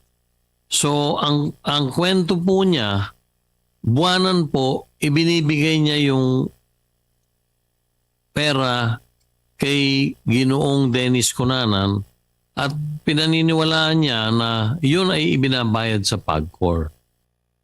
Bahagi naman yan mga kabombo ng pagkukwento nitong si PAGCOR Chief Alejandro Tenco ukol pa rin sa issue ng Philippine Amusement and Gaming Corporation at yung Philippine Offshore Gaming Operators na ngayon ay subject pa rin ng mga pagdinig dyan sa mataas na kapulungan ng Kongreso. Ipinagtanggol naman ng pamunuan ng Philippine Navy ang kanilang junior officer na idinawit sa Philippine Offshore Gaming Operators Investigation sa Senado. Layo nito na malinaw nga ang pangalan ng naturang opisyal na umunoy biktima lamang ng identity theft. Ang naturang pahayag ay ginawa mismo ni Navy Public Affairs Director Commander John Perce Alcos kasunod dyan ang nilabas na impormasyon na kung saan dawit nga umano itong si Junior Officer Lieutenant Josa Mendoza bilang incorporator ng ilang Philippine Offshore Gaming Operators dito sa bansa. Paliwanag naman ni Commander Alcos, nagsagawa na ang kanilang hanay ng internal inquiry kasama itong si Lieutenant Mendoza. Layo nito na mabigyan ng linaw ang mga paratang na ito at kung paano nadawit ang kanyang pangalan sa naturang usapin. Pagmamalaki pa ng Philippine Navy na walang bahid ng anumang uri ng masamang record ang pangalan ni Lieutenant Mendoza na aniya ay dekada nang nagsiserbisyo sa Philippine Navy. Nagpaalala naman si ALCO sa lahat ng mga tauhan ng Philippine Navy na mag-ingat online para hindi mabiktima ng identity fraud. Makibahagi sa aksyon ng Palarong Pambansa 2024. Hatid sa inyo ng Bombo Radio at Star FM. Live! Mula din sa Metro Manila, dadalhin namin kayo sa mga latest information mula dyan sa Central Visayas, ang venue ng Palarong Pambansa 2024. Itong si Suspended City Mayor Michael Rama ay kinumpirma na nagkita sila ni Vice President Sara Duterte. At yung opisyal ay pagsisimula po ng mga laro. Ay abangan ho ngayong araw. Ano kaya yung unang mga games na nakahanay ngayon, mga kabombo, mga ka-Star Nation? May pag-ulat dyan si Bombo Ronald Taktay. Bombo Dennis, maganda ang pagsisimula ng Palarong Pambansa dito sa Central Visayas, kung saan nga taga Central Visayas ang unang gold medal natin ngayon sa Palarong Pambansa. Hindi nawalan ng pag-asa at pagtitiwala sa Diyos ang naging susi ni Asia Paraase para ng Lapu-Lapu City para namang maibulsa ang unang gold medal sa unang laro sa athletics ng Palarong Pambansa. Napagwagian ni Paraase ang 3,000 meter secondary girls at very proud ito dahil nanalo sa harap ng mga kababayan. Inspirasyon sa pagkuha ng gold medal ni Paraase ay ang kanyang mga magulang na kung saan walang sawang ang pagsuporta sa kanya. Sa naging panayam ng Bombo Radio kay Paraase na ang kanyang ina na isa ring atleta ay siya ring naging inspirasyon niya dahil yung mga kapanahunan niya ay humahakot din siya ng mga medalya. Maliban sa 3,000 meter run, lalaro pa itong si Paraase sa 1,500 meters sa mga susunod na araw. Pakinggan natin ang naging panayam ng Bombo Radio kay Asia Paraase, ang unang gold medal sa Palarong Pambansa. First gold medal. Okay, so anong feeling na ikaw yung first medal sa palaro and you're representing Central Visayas? Masaya po pero may kaba pa din po. Sasali pa po ako ng 1.5 pero hindi ko naman din po ini-aim na yung pina-up po yung sarili ko na ako dapat yung mag-gold sa 1.5 pa rin. Ano lang po, gagawin pa rin po yung best kahit parang imposible din po mag-gold ng 1.5 pero kakayanin po kahit mag-silver, mag-gold, wala po. Mag-target na lang din. Ano yung motivation for your gold medal? Motivation ko po is yung family ko po. Samantala, mismong si Suspended City Mayor Michael Rama ang nagpatotoo na nagkita nga sila ni noong Martes, July 9, ni Vice President at outcoming Deputy Secretary Sara Duterte sa araw mismo o bago ang pagbubukas ng Palarong Pambansa. Bagamat hindi na nabanggit ang suspendidong alkalde na pag-usapan, dito kasi nagsimula ang mga usap-usapan na di umano'y umiiwas ang pangalawang Pangulo kay Pangulong Bongbong Marcos. No big deal din para kay Rama ang hindi pag-acknowledge sa kanya sa kanyang mga nagawa noong mga panahong nanliligaw pa lang siya para maging host ang Cebu City bago pa man ito napatawan ng suspensyon. Sa eksklusibong panayam ng Bombo Radio Cebu na hindi mo na ito magkokomento kaugnay sa gagawing closing ceremony ng provincial government kung saan sinasabing malaking halaga ng pera ang gagastusin. Si Cebu City Mayor Michael Rama sa eksklusibong panayam ng Bombo Radio Cebu. Now, we've done our share, I've done my share, and everybody have done their share. Palaro, just like Sinulog, it's everybody's pride. And it's not only us helping, but also even delegates, visitors, whatnot. We continue to be united and in solidarity. At the end, when the closing ceremony will come, we look forward that it will be a continuing success. Samantala, Bombo Dennis, mga kabombo, ngayong araw din ay sisimulan na rin ng National Capital Region ang pagdepensa ng kanilang gold medal game noong nakarang taon, kung saan nga, kung ating matatandaan, nakapagtala ng 76 gold medals, 68 silver medals at 52 bronze medals ang NCR, at pumapangalawa dito ang WIVRAA o yung Western Visayas Regional Athletic Association na meron silang 54 gold medals, 39 silvers at 36 bronze medal, at ang Calabarzon meron silang 48 gold medals, 49 bronze silver medals at 54 silver medals noong nakaraang taon. Tuloy-tuloy rin ang mga laro maliban dito sa athletics. Meron pang tayong mga inaabangan, yung dance sports. Meron din tayo ditong billiards, chess, volleyball, basketball, at isa sa mga inaabangan ng lahat at ang paborito ng lahat siguro ng ating mga Pilipino, Bombo Dennis, mga kabombo, ay ang boxing matches. Okay. So, mula Bombo, dito Ronald? sa lungsod, yes, Bombo Dennis. Oo. Nais ko lamang maitanong, sabay-sabay na ba na mag-start itong mga laro o yan ay, kumbaga, unahin yung mga track and field events at later naman yung mga katulad ng binabanggit mo, yung boxing, basketball events o yung ball games, or ngayong araw, sabay-sabay na yan? Ganun ba, Bombo Ronald? Tama, Bombo Dennis, sa official na pagsisimula ng mga laro ngayon, sabay-sabay na. Itong athletics na aming kinaroroonan ngayon, alas 6 kaninang umaga, meron din alas 6 kanina sa dance sports, meron din sa volleyball and basketball, swimming, ang boxing, kung hindi ako nagkakamali, mamayang alas 2 ng hapon.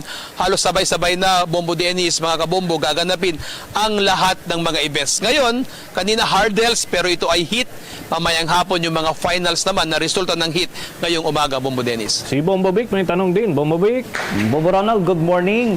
Oo, matanong ko lamang on my part, kumustahin ko lamang itong kalagayan ho nitong ating mga atleta. Kumusta po? Nabisita na ba natin itong mga billeting areas, itong mga atletang kalahok po sa palarong pambansa?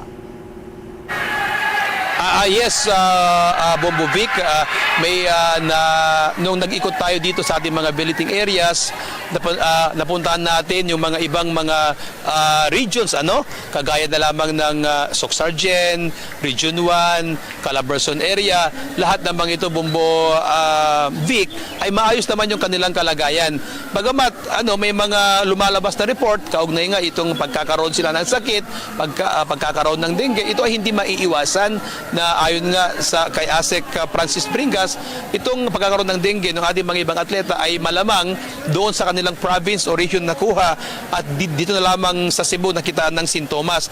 When in terms of yung weather ngayong umaga, medyo sumasabay sa pagbubukas ng athletics dahil nga napakatindi ng sikat ng araw, pero sa may part ng silangan naman may mga namumuong ulap, and we're expecting kasi pagdating ng hapon dito, mga kabombo, ay nagiging makulimlim itong most part ng Cebu. At kagabi nga, mga bandang alas 10 siguro, yung napakalakas na buhos ng ulan, Bombo Vic. Sige. Okay, with that, maraming salamat, Bombo Ronald, at mamaya ay may mga iba pa tayong update mula dyan sa inyong lugar sa Cebu City para dito sa Palarong Pambansa 2024. Thank you so much.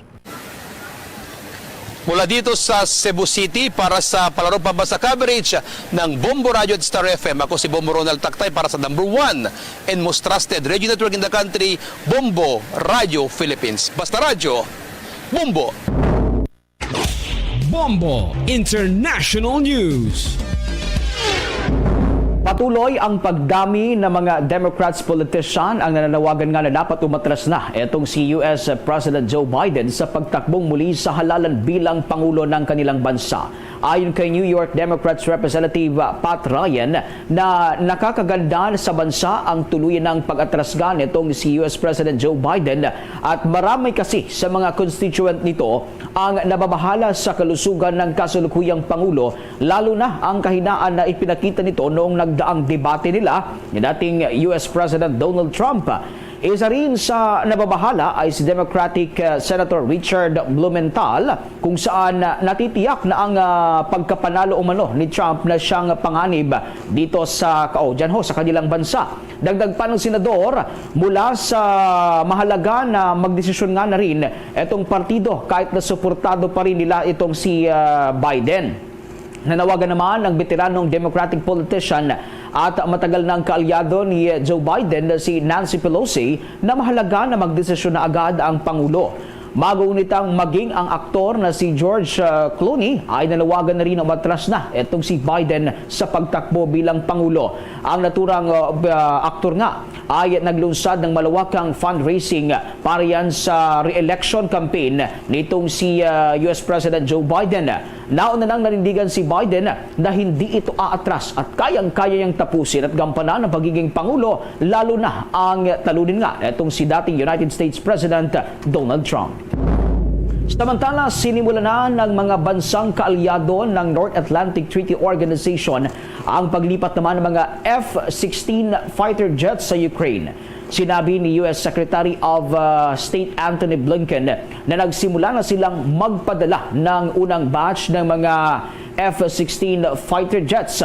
Galing umano ang mga ito sa Denmark at the Netherlands na ililipat naman sa bansang Ukraine. Dagdag pa nito, ang mga eroplano ay lilipad sa impapawid ng Ukraine para matiyak na malidepensahan ng Ukraine ang mga sarili nito laban sa pag-atake ng bansang Russia. Bukod sa Estados Unidos ay umaasa itong susunod na rin ang mga NATO members country na magpadala ng mga fighter jets. Pangunahing tinatalakay ngayon sa NATO Summit sa Washington ang pagbibigay ng proteksyon sa Ukraine laban yan sa pag-atake ng Russia. At kaugnay niyan mga kabombo, narito ang bahagi ng pahayag ni United States Secretary maya-maya mga kabombo, yung pahayag nitong si Secretary Blinken kaugnay pa rin sa naturang usapin. Samantala, tuluyan ang sinampahan ng kasong plunder at paglabag sa Anti-Graft and Corrupt Practices Act sa Office of the Ombudsman ang ilang dating Maritime Industry Authority executives. Kabilang dito ay sina dating Maritime Industry Authority Administrator Hernani Fabia at kasalukuyang Administrator na si Sonia Malaluan at 3 agency officials. Nagugat nga ang kaso dahil sa umano'y illegal na extension ng special permits na ibinigay nito sa foreign dredging vessels na karamihan ay sa China.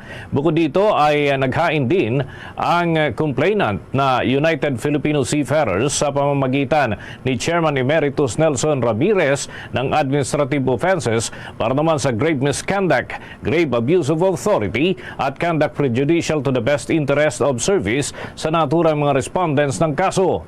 Kasama rin sa reklamo sina dating Chief of Staff ng Office of the Administrator na si Javet Dakanay, National Capital Region Office at yan ay sa Marina pa rin na si Director Mark Pascua at Marina Domestic Shipping Director Rowena Hubilia.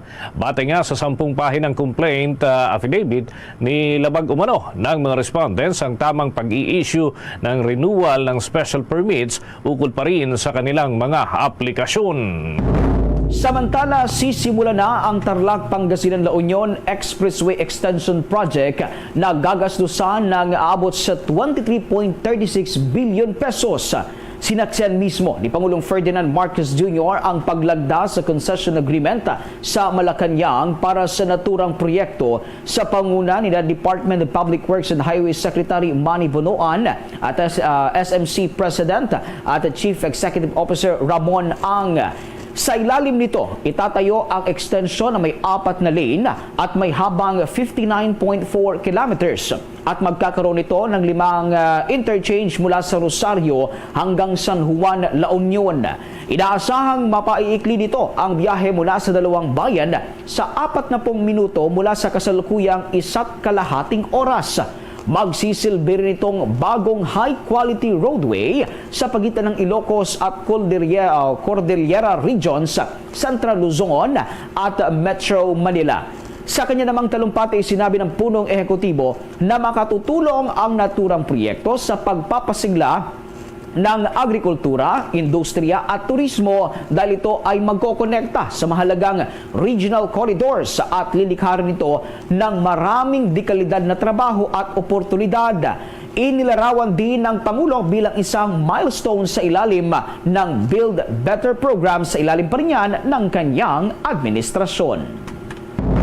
Sa Sa karagdagan pa nating balita, itinama ni House Secretary General Reginald Velasco ang mga espekulasyon na gagastos ng 20 million pesos ang Kamara de Representantes para sa pagkain lamang ng mga bisita sa State of the Nation Address sa 22 ng Hulyo ng taong kasalukuyan. Ayon kay Velasco, kasama sa gastusin ang ginagawang paghahanda para naman sa State of the Nation Address na nagsimula na noon pang Marso at 12 kung kailan nabuo ang task force na nangangasiwa sa preparasyon ukol sa ulat sa bayan ng Pangulo. Bukod nga sa merienda ng mga bisita, sinabi ni Velasco, nagagastusin din ng Kamara ang pagkain ng mga internal staff at external personnel gaya ng mga pulis na magbabantay sa seguridad sa paligid ng Batasan Complex.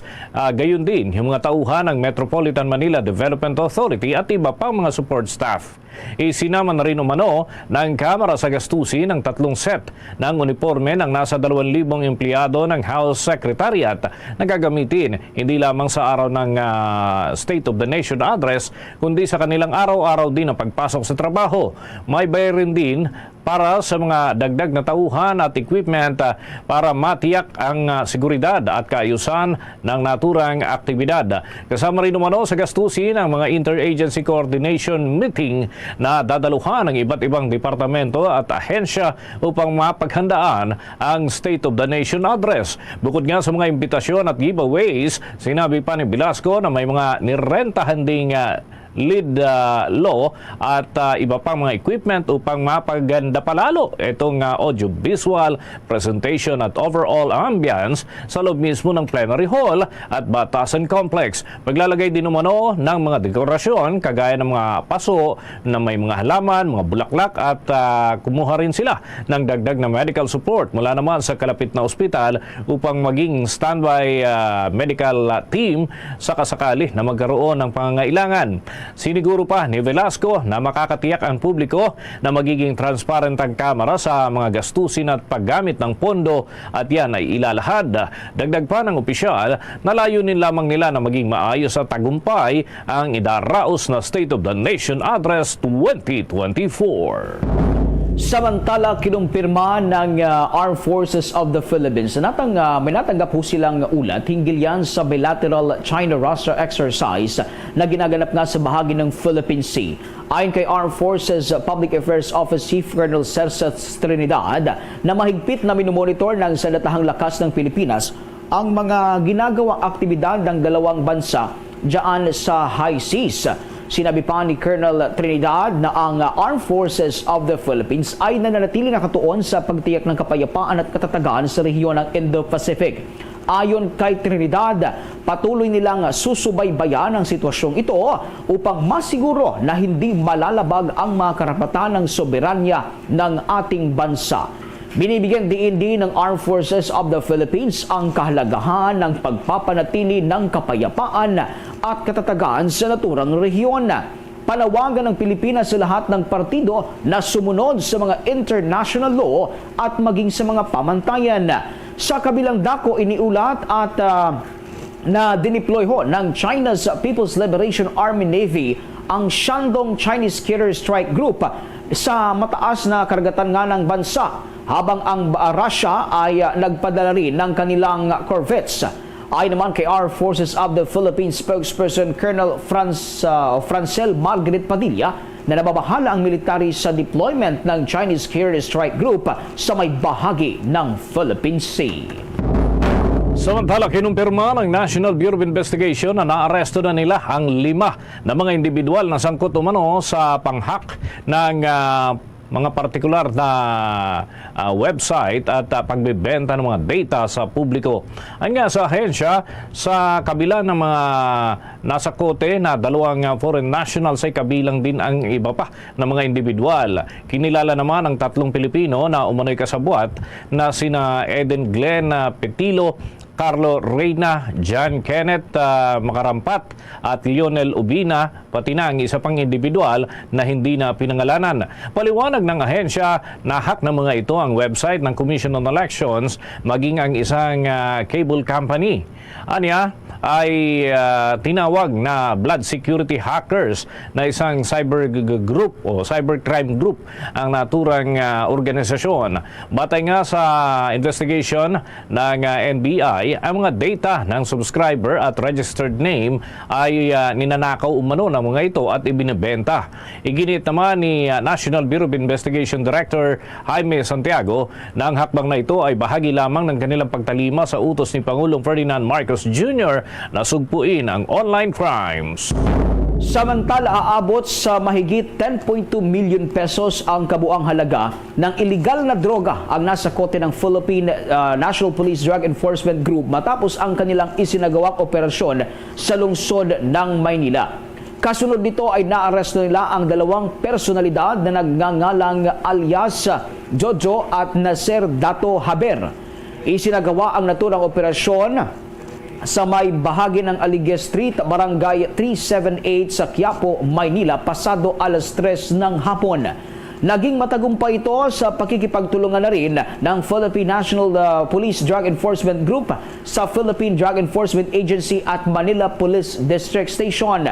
Nakuha sa mga sospek ang 1 kilo ng hinihinalang shabu na tinatayang may street value na aabot sa 6.8 million at isa pang half kilo ng shabu na aabot naman sa 3.4 million pesos. Bukod dito ay nabawi rin sa mga sospek ang iba't ibang mga armas at bala. Kabilang na rito ang caliber 9mm Browning pistol, caliber 45 Colt Commander, magazine at ang mga drug buy-bust money matapos nga ang isinagawang operasyon. Nakuha rin ang ilang personal na gamit katulad na lamang ng cellphone at iba pang mga gamit, mga weighing scale, mini burner at iba pa.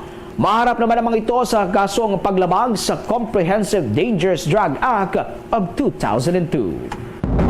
Samantala, nakiisa ang Department of Health sa panawagan na maglatag ng mas striktong regulasyon sa mga panindang alak sa bansa. Ginawa nga ng ahensya ang naturang panawagan sa isang forum na tinawag na Alcohol Tax Itaas diyan sa Quezon City, kung saan ay nanawagan ang mga kasapi ng grupo na pinangunahan ng ilan pang koalisyon ang paghirit nga ng mas mataas daw na dapat na ipataw na buwis sa alak. Maliban nga sa buwis ay hihilingin din ng grupo ang mas istrikto ng mga regulasyon sa bentahan ng alak sa ating bansa. Batay nga sa data mula sa Global Burden of Disease Health Metrics ay prinisinta ng Department of Health ang pagkonsumo raw ng alcohol ay natukoy bilang pangunahing risk factor o nagsisilbing mitsa ng mahigit 27,000 na pagkamatay dito sa ating bansa. Dahil dito ay ipinanawagan ng ahensya ang pagbuo ng mga pulisiyang nakabatay sa ebidensya para na rin sa pagtugon doon sa labis-labis ng pagkonsumo ng alak sa Pilipinas. Kabilang dito ang implementasyon ng public health warning labels katulad na lamang na ginagawa sa mga pakete ng sigarilyo, mas mataas na presyo ng alak, mas mataas na tax o excise tax at regulasyon para dito sa naturang mga produkto. Ganon din yung distribusyon na kinakailangang i-regulate at komprehensibo na pagbabawal sa ilang alcohol marketing. Samantala, sa naunang pag-aaral na isinagawa ng Department of Health noong 2003, lumalabas na malaking bahagi ng populasyon ng mga Pilipino, lalo na yung mga adults, ay naniniwalang harmless ang pagkonsumo ng alak, habang ang iba naman ay naniniwala rin na maganda raw ang dulot nito sa kalusugan, bagay na kinokontra ng Department of Health. Naharang ang isang incheck na may peking Philippine tourist visa sa may bahagi ng Ninoy Aquino International Airport noong Hulyo 8. Natukoy ang naturang Chinese national na si Su Wenpeng na dumating sa bansa sa pamamagitan ng Cebu Pacific Flight o ng isang flight sa Hanoi nang maharang siya ng mga immigration officer sa Ninoy Aquino International Airport Terminal 3. Ayon sa Chinese national, bumiyahe siya ng mag-isa para magbakasyon sa Bohol nang mapansin ng immigration officer ang inconsistency sa kanyang tourist visa. Batay sa pag-usuri sa mga dokumento ng naturang Chinese national sa ilalim ng Forensic Documents Laboratory ng Bureau of Immigration, nakumpirma na peke o counterfeit itong kanyang presentang tourist visa. Bilang aksyon, inilagay na ang pangalan ng naturang Chinese national sa blacklist ng ahensya na nagbabawal sa kanya na makapasok muli dito sa ating bansa. Marami pa tayong mga balita, mga kabombo. Abangan sa tuloy-tuloy nating balitaan sa Bombo Network News makalipas ang paalala. Want to know what makes Enhypen's performances so explosive? Dunkin' Choco Bang! Yeah! Explosive bawat bite kasi chocolate-coated na, Bavarian-filled pa. Explosive ang flavors kasi may 3 banging toppings na. Big Bang BTN, and Big Bang Nutty. Yeah! Kaya ang Enhypen, explosive ang bawat galaw. Nothing like Dunkin' Choco Bang! Dunkin, pasalubong ng bayan. At ngayon, sa pagpapatuloy ng iba pang pangunahing mga balita. Ito namang Department of Information and Communications Technology naniniwalang mababawasan na itong mga data breach dahil yan sa patuloy na pag-update ng mga government system. Alamin natin ang buong detalye sa pag-uulat ni Bombo Juvilo Gala.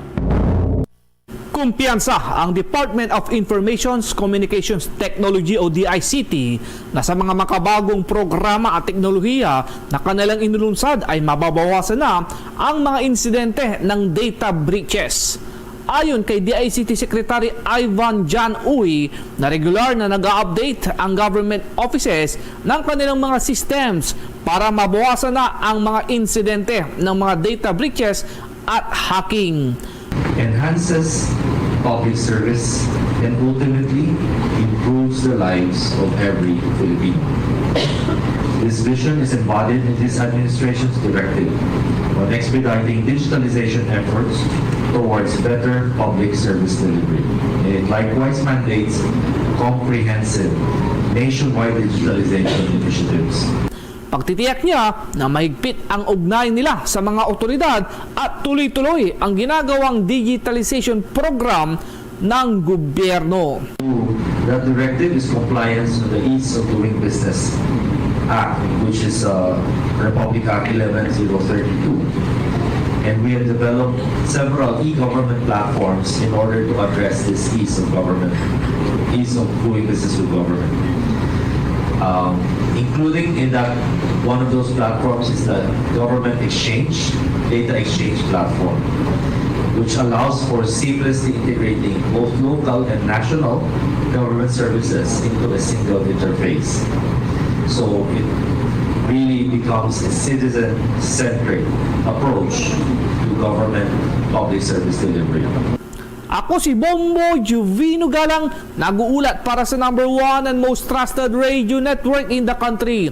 Bombo Radio Philippines, basta radyo, Bombo! Mga kabombo, mga ka-Star Nation, maliban pala sa Nutrition Month ngayong Hulyo ay Blood Donors Month din, mga kabombo. So kapiling natin sa linya ng ating komunikasyon ang chairman ng Philippine Red Cross at dating Senador Richard Gordon. Magandang umaga po sa inyo. Kumusta na po kayo? Si Bombo Dennis Hamito po ito. Together with me si Bombo Victor Liantino. Ano po ngayon ang mga pinagkakaabalahan ng Philippine Red Cross, Mr. Chairman? I'm fine. Salamat at partner namin ang Radio Bombo sapagkat hindi lang sa pagkalap ng dugo, muna sa pagbibigay ng balita na makakaintindihan tao kung ano sitwasyon ng Pilipinas sa kalusugan at saka sa mga pandemya o sa mga disasters na nangyayari sa ating bayan. Makumusta rin po namin, Mr. Chairman, yung mga blood donation activities ng Philippine Red Cross para ngayong taon. May target ba kayo, Mr. Chairman?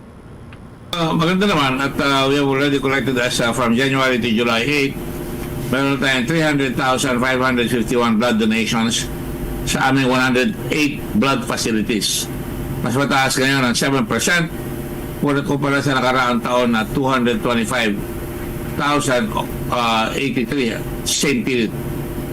So nangangulugan, marami nagbibigay ng dugo sa atin at kasama na dyan ang Bombo Radio na Pilipina, meron tayong taunan na A Little Pain, A Life to Gain, Blood Donation Drive, lalo na sa buwan ng Nobyembre. Dahil ngayon ay kalahatian na po ng taon, ilan na lamang ho yung kumbaga ibig nating maging ma-achieve, ano? At lalo na yung bilang po ng mga donors, kumusta naman po ang turnout, Mr. Chairman? Well, ang buong bansa, ang target ay 1.1 million. Ito ay 1% ng population na ating bansa. Ang target ngayon ay ng Philippine Red Cross ay makakalap ng 769,676 blood or 70%. Yan ang ambisyon ko na inumpisahan ko this year. Ngunit hahabulin natin yan for the next several months bago matapos ang taon. Mr. Chairman, may katanungan din dito ang aking katandem, si Bombo Victor Liantino. Bombo Vic, with your question. Chairman, good morning po. On my part naman, matanong ko lamang, gaano po ba ka-modernisa itong mga blood center o itong mga blood facilities ngayon ng Philippine Red Cross?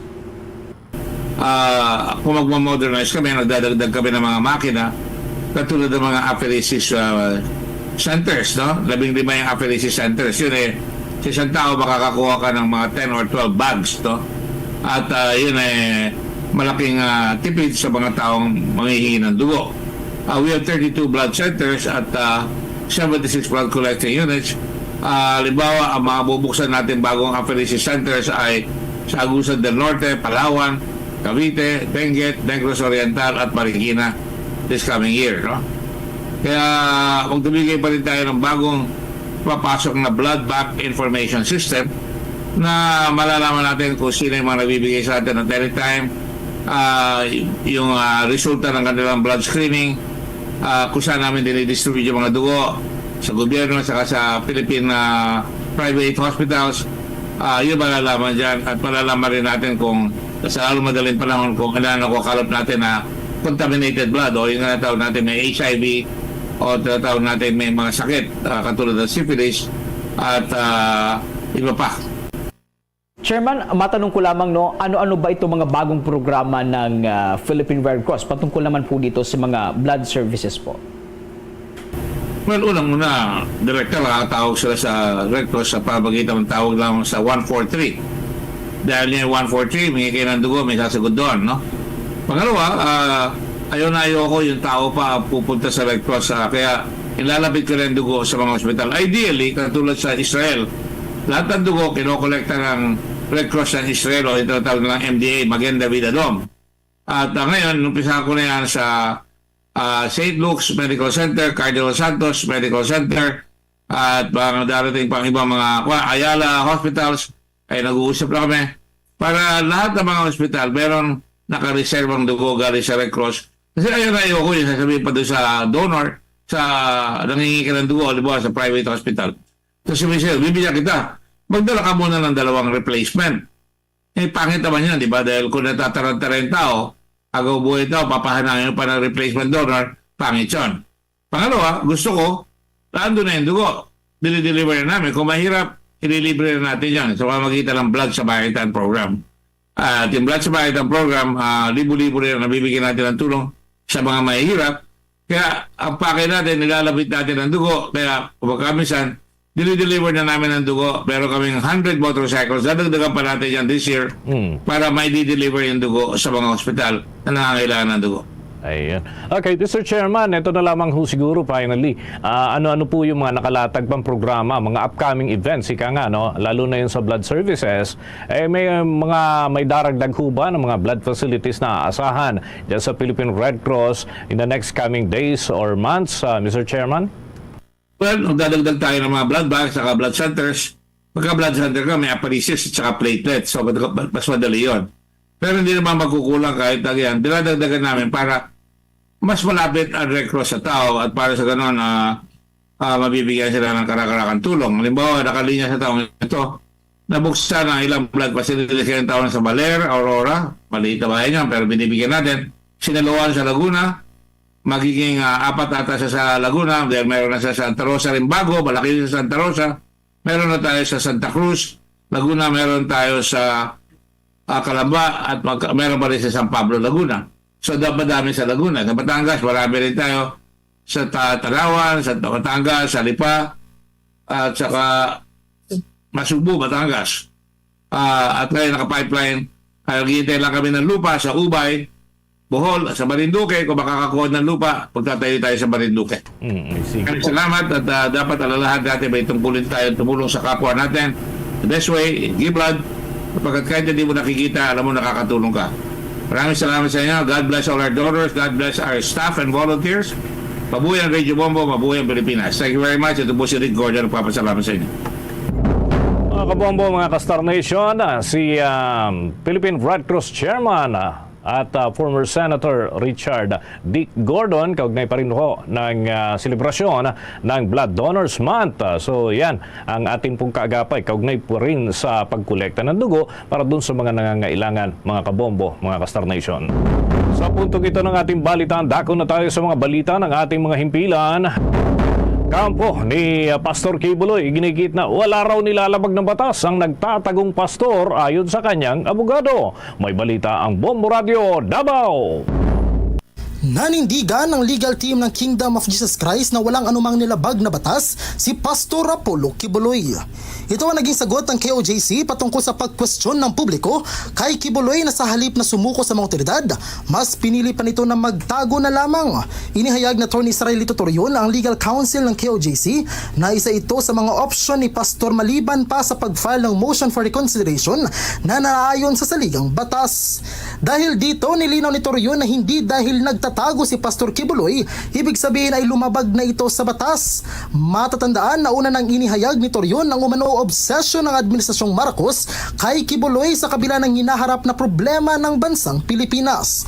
Dagdag pa ni Torion na posibleng ginagawa lamang ito ng administrasyon upang tuluyan na mawala ang mga tao na magsisiwalat ng kanilang mga masamang plano at ginagawa.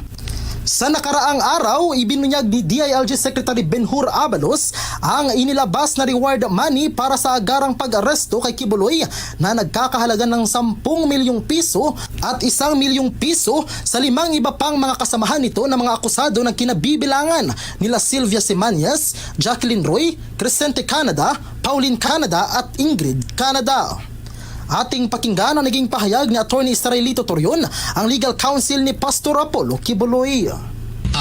Lack of action on the part of the DOJ insofar as the motion for reconsideration, coupled with the precipitate and the illegal service of warrants of arrest, make me believe that perhaps this is really a distraction. No? This is no longer legal, but a political move in order to divert away the nation's attention from the basic problems besetting the country nowadays.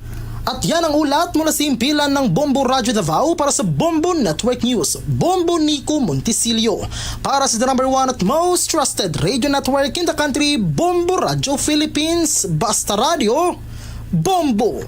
Ito namang suspindidong alkalde ng Cebu City, abay mas piniling makita ang magkapatid na Duterte kaysa magtungo o pumunta sa opening ceremony ng Palarong Pambansa 2024. Alamin natin kung bakit sa pag-uulat ng Bombo Radio Cebu. Nagkita sina suspended Cebu City Mayor Michael Rama at Vice President Sara Duterte kasabay ng opening ceremony ng Palarong Pambansa 2024 noong Hulyo 9, 2024 sa isang hotel dito sa Cebu City. Kaya naman hindi nakita ang mga presensya ng dalawa sa opening ceremony. Lalo na at isa sa mga inaasahang mga individual na dadalo at ang pagkikita muli nila ni Vice President Sara Duterte at Pangulong Bongbong Marcos Jr. pagkatapos umano ng pagbuwag ng kanilang tandem, bagay na ikinagulat ng ilang Cebuano at ng mga bisita. Ganon din hindi sumipot si Mike Rama kahit inimbitahan ito na pumunta at sa halip nagipagkita ito sa BC at sa isa pang Duterte na si Davao Mayor Basti Duterte na bumisita sa Don Carlos Goto Memorial National High School. Nabatid na napag-usapan ng dalawa ang kaugnay sa Palarong Pambansa sa gitna ng pagkasuspindi ni Rama. Gayon din ang pagbabahagi ng mga ideya hinggil sa pag-host ng Davao City sa nasabing event noong 2019. Sa panayam ng Bombo Radio Cebu kay Dr. Celestiano Jimenez, ang Regional Director ng Department of Education Central Visayas, upang makuha ang kanyang panig sa posibleng dahilan ng hindi pagdalo ng BC. Kung saan sinabi nito na isa sa mga naiisip niyang dahilan ay ang sunod-sunod na event na dinaluhan ng Vice President dito sa Cebu. So far, wala talaga akong masabi kung ano talaga, no? But again, sa sinasabi ko na, there were series of activities kahapon, dalawang national events, and then grabe yung ulan, basang-basa talaga si Bibi, no? Hindi naman siya, kasi hindi naman siya maarte, so pumunta siya doon, basang-basa, nabasa dahil sa ulan. So, hindi natin alam kung ano talaga ang rason, bakit, no? Ating napakinggan si Dr. Celestiano Jimenez, ang Regional Director ng Department of Education, Central Visayas. Mula rito sa lungsod ng Luigan ng Cebu, Bombo Joanna Cañati para sa number 1 and most trusted radio network in the country, Bombo Radio Philippines. Basta Radio, Bombo. Samantala, grupo ng mga mangingisda, suportado raw yung Reciprocal Access Agreement ng Pilipinas at Japan. Makakatulong daw kasi ito upang mabawasan yung agresibong aksyon ng bansang China. May balita ang Bombo Radio, Ligaspi.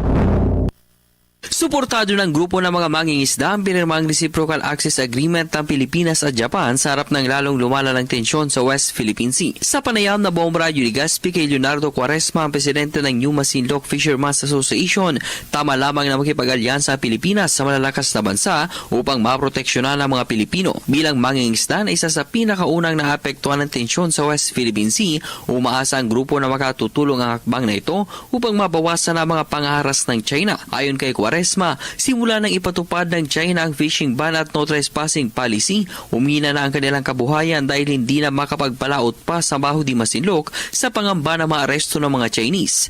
Ngayon na may agreement ng Pilipinas sa Japan, umaasa ang grupo na magagawa na ng hakbang ng gobyerno ang problemang ito ng mga mangingisdang Pilipino.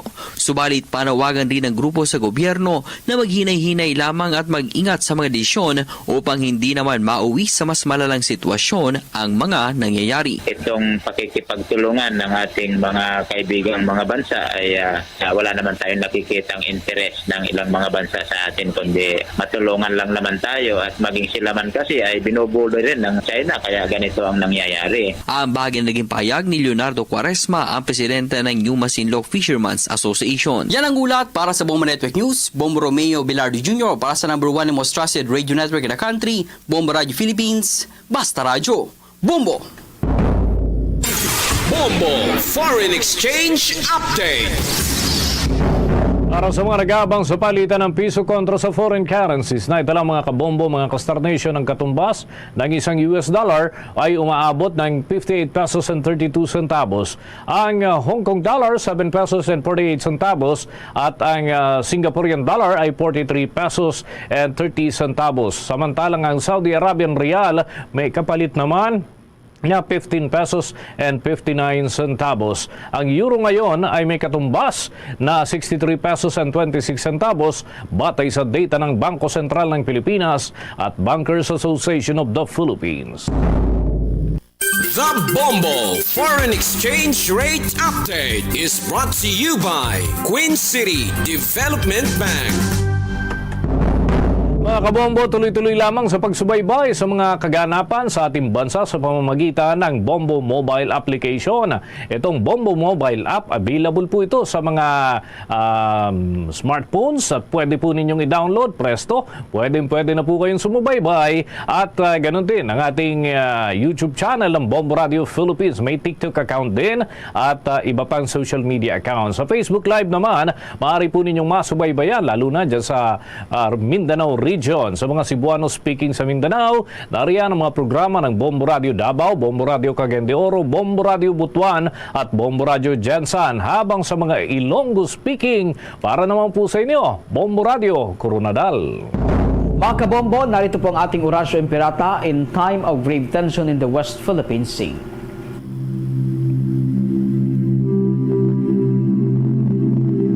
Our Lord God Almighty, maker of heaven and earth, the sky and the seas, look kindly on us, your children of the Philippine Islands. Our home, now beset with tensions over our West Philippine Sea. We pray to you for peace over the part of our islands and waters. We pray that questions over it may be resolved through justice and respect for people's rights.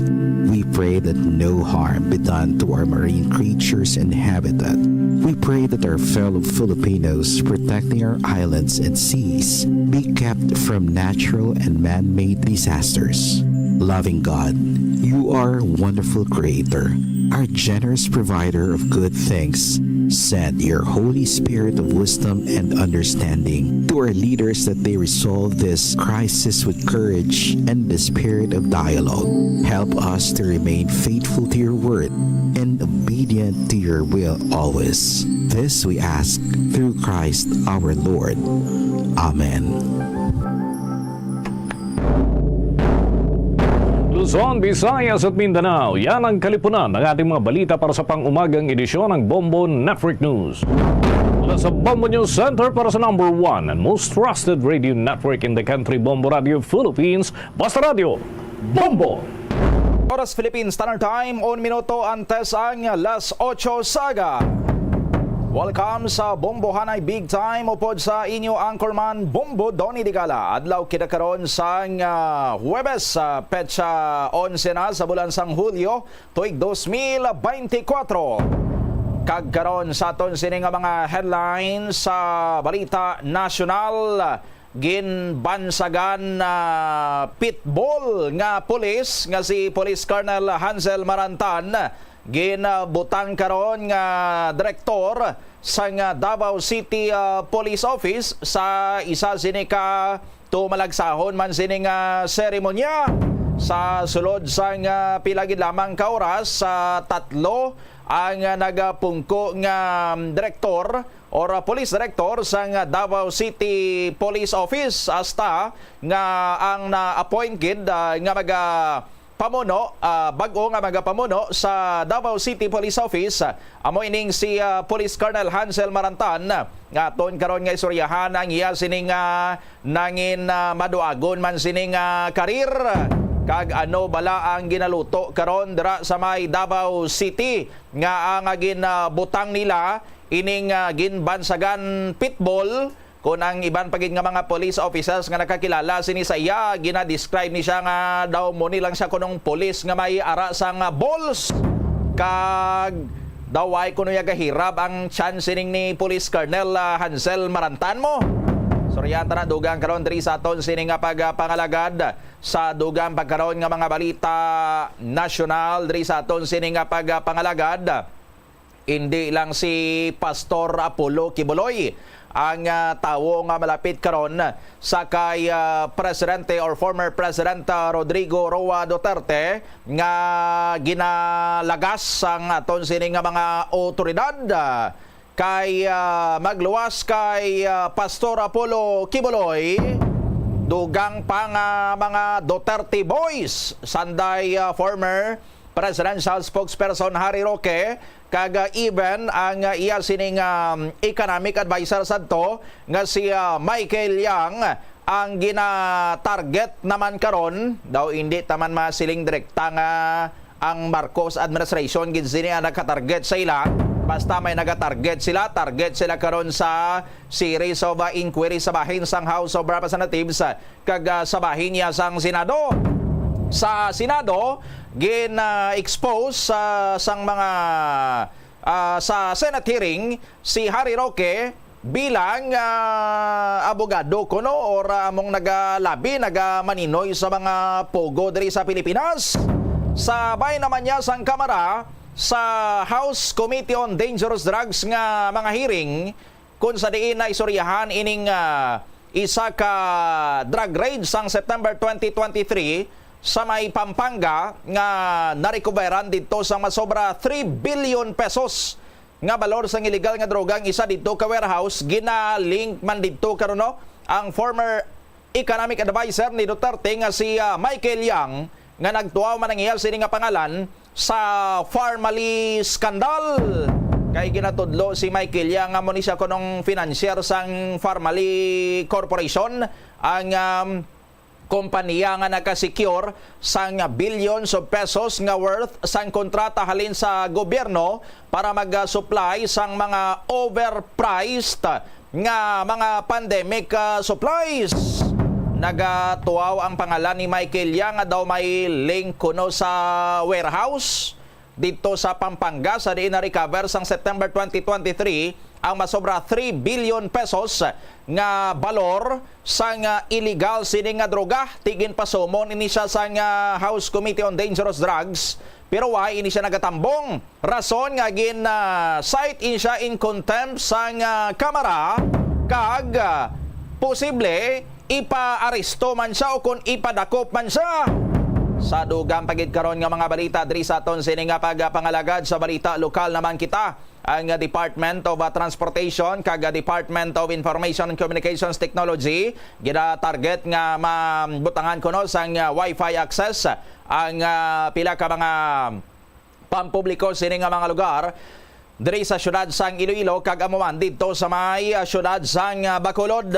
Sa dugang pagid nga mga balita, Uswa Gilonggo Party List Representative Jojo Ang nagtugda man sa issue karon nga nagabutang sa spotlight sa nga ila sining community sa nga Filipino Chinese community bangod sa ginapahayag may mga presensya sinadra karon sa nga mga ginadudahan overstaying o kon mga illegal aliens na mga Chinese nationals nga ginadudahan pagid involved sa mga illegal activities, not only sa mga criminal activities like sa illegal gambling, human trafficking, kag text scamming, no, kundi pati pagid sa pagpang-espiya diri sa Pilipinas.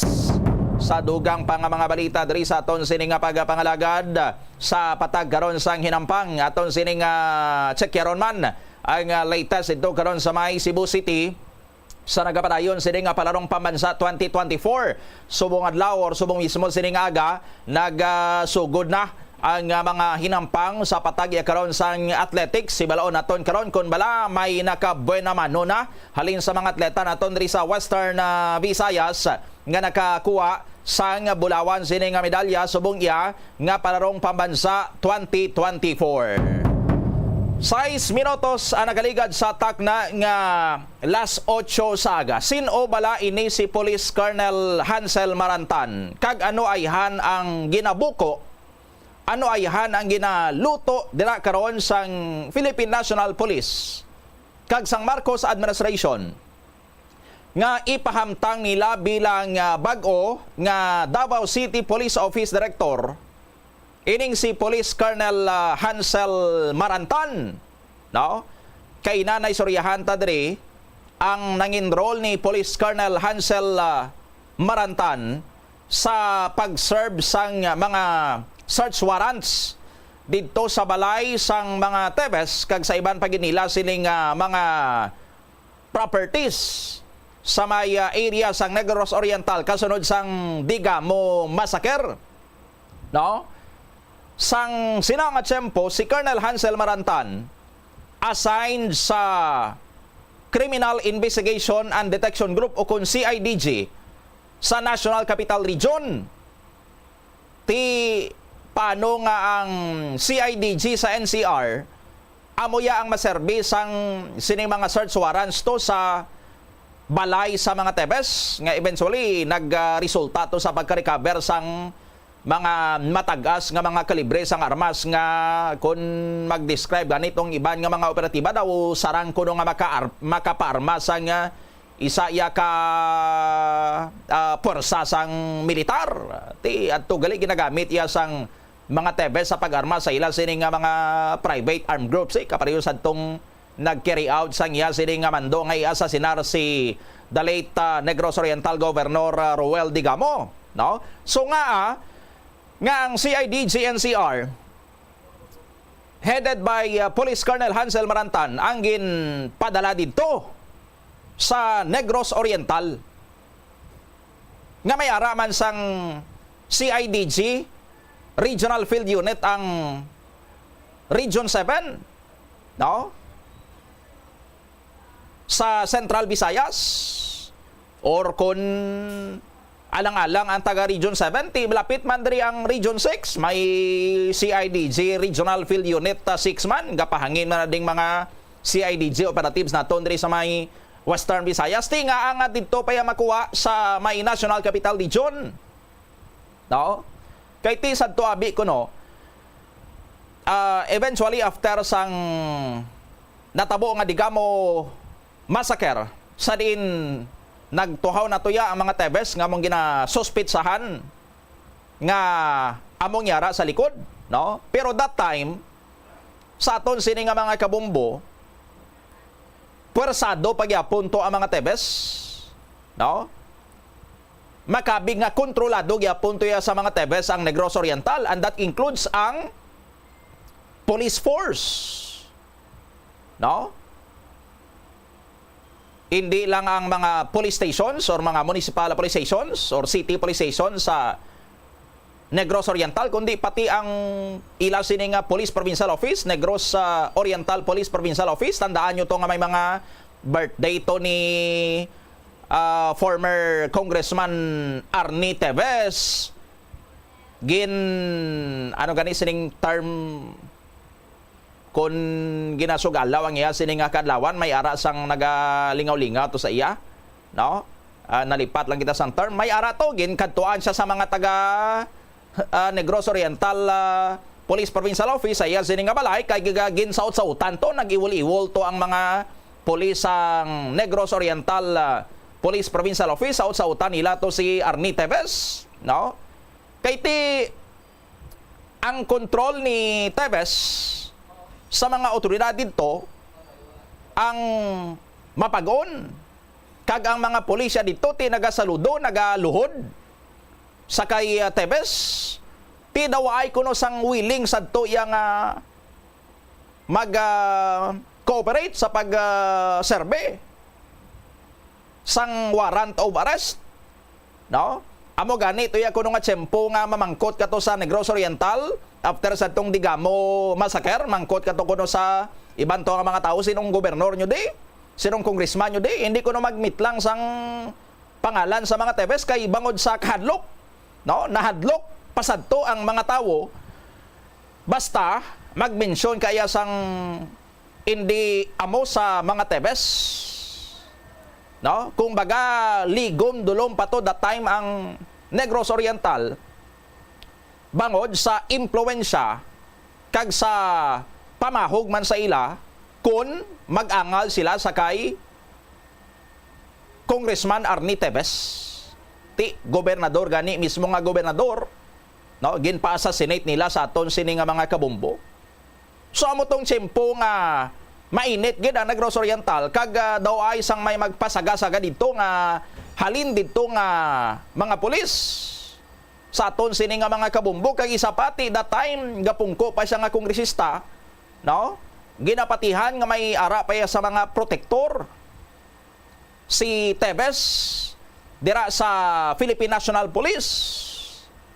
Ti amo to nga si DILG Secretary Benhur Abalos gintas niyang Philippine National Policing at ipadalaan gin sang tawo, kag amo tong ginpadala nila ang NCR Regional Field Unit sang CIDG headed by Police Colonel Hansel Marantan, no? Kag ti sila to ang nagpadala sang unit, sila to ang nagserbe sang sobra pulo to ka mga search warrant sa mga balay, kag iban pa to nga mga propiedad daw, pati to ang Sugar Central sang mga Tevez gin issuean or gin serbihan sang search warrants. Pero why na to mga Tevez? Ang nabilin to mga caretaker sila, kag iban to nila sini nga mga preentity, ang iban to gin pangdakop, no? Dito sila may mga nakutkutan yang mga nakatambak nga armas sang mga Tevez, no? May armory ya sila sa aton sini nga mga kabumbo, kay timo tong ginagamit sang ilang sini nga private armed groups. So ang mga ebidensya to nga nakuha sang sa operation kanday Colonel Marantan, nangin dako sa tong bulig para nga mapapag-o ng ila sining kaso nga eventually gin-file kontra sa mga Tevez sa natabo nga Digamo massacre. Ti after sadto gindayaw ni sang mga senador kay may ginpatigayon to nga Senate inquiry sa Digamo massacre, no? Dayaw to sang mga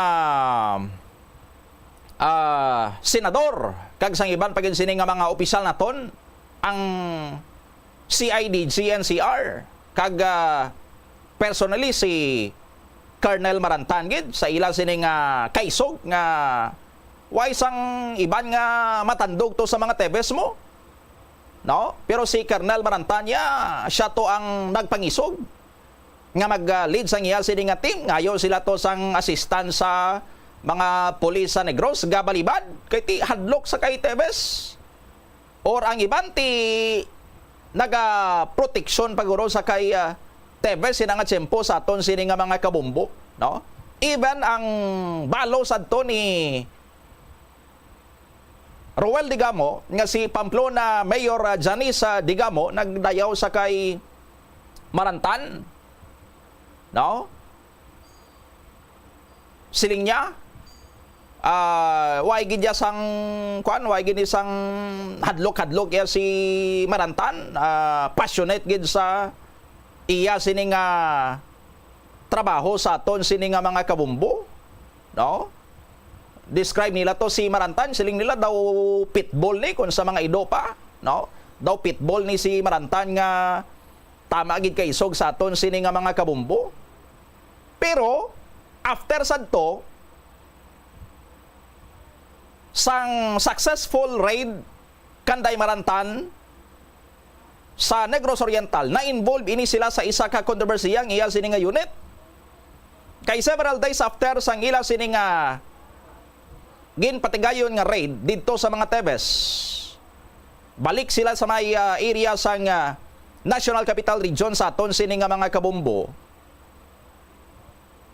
May adto man to sila sang gin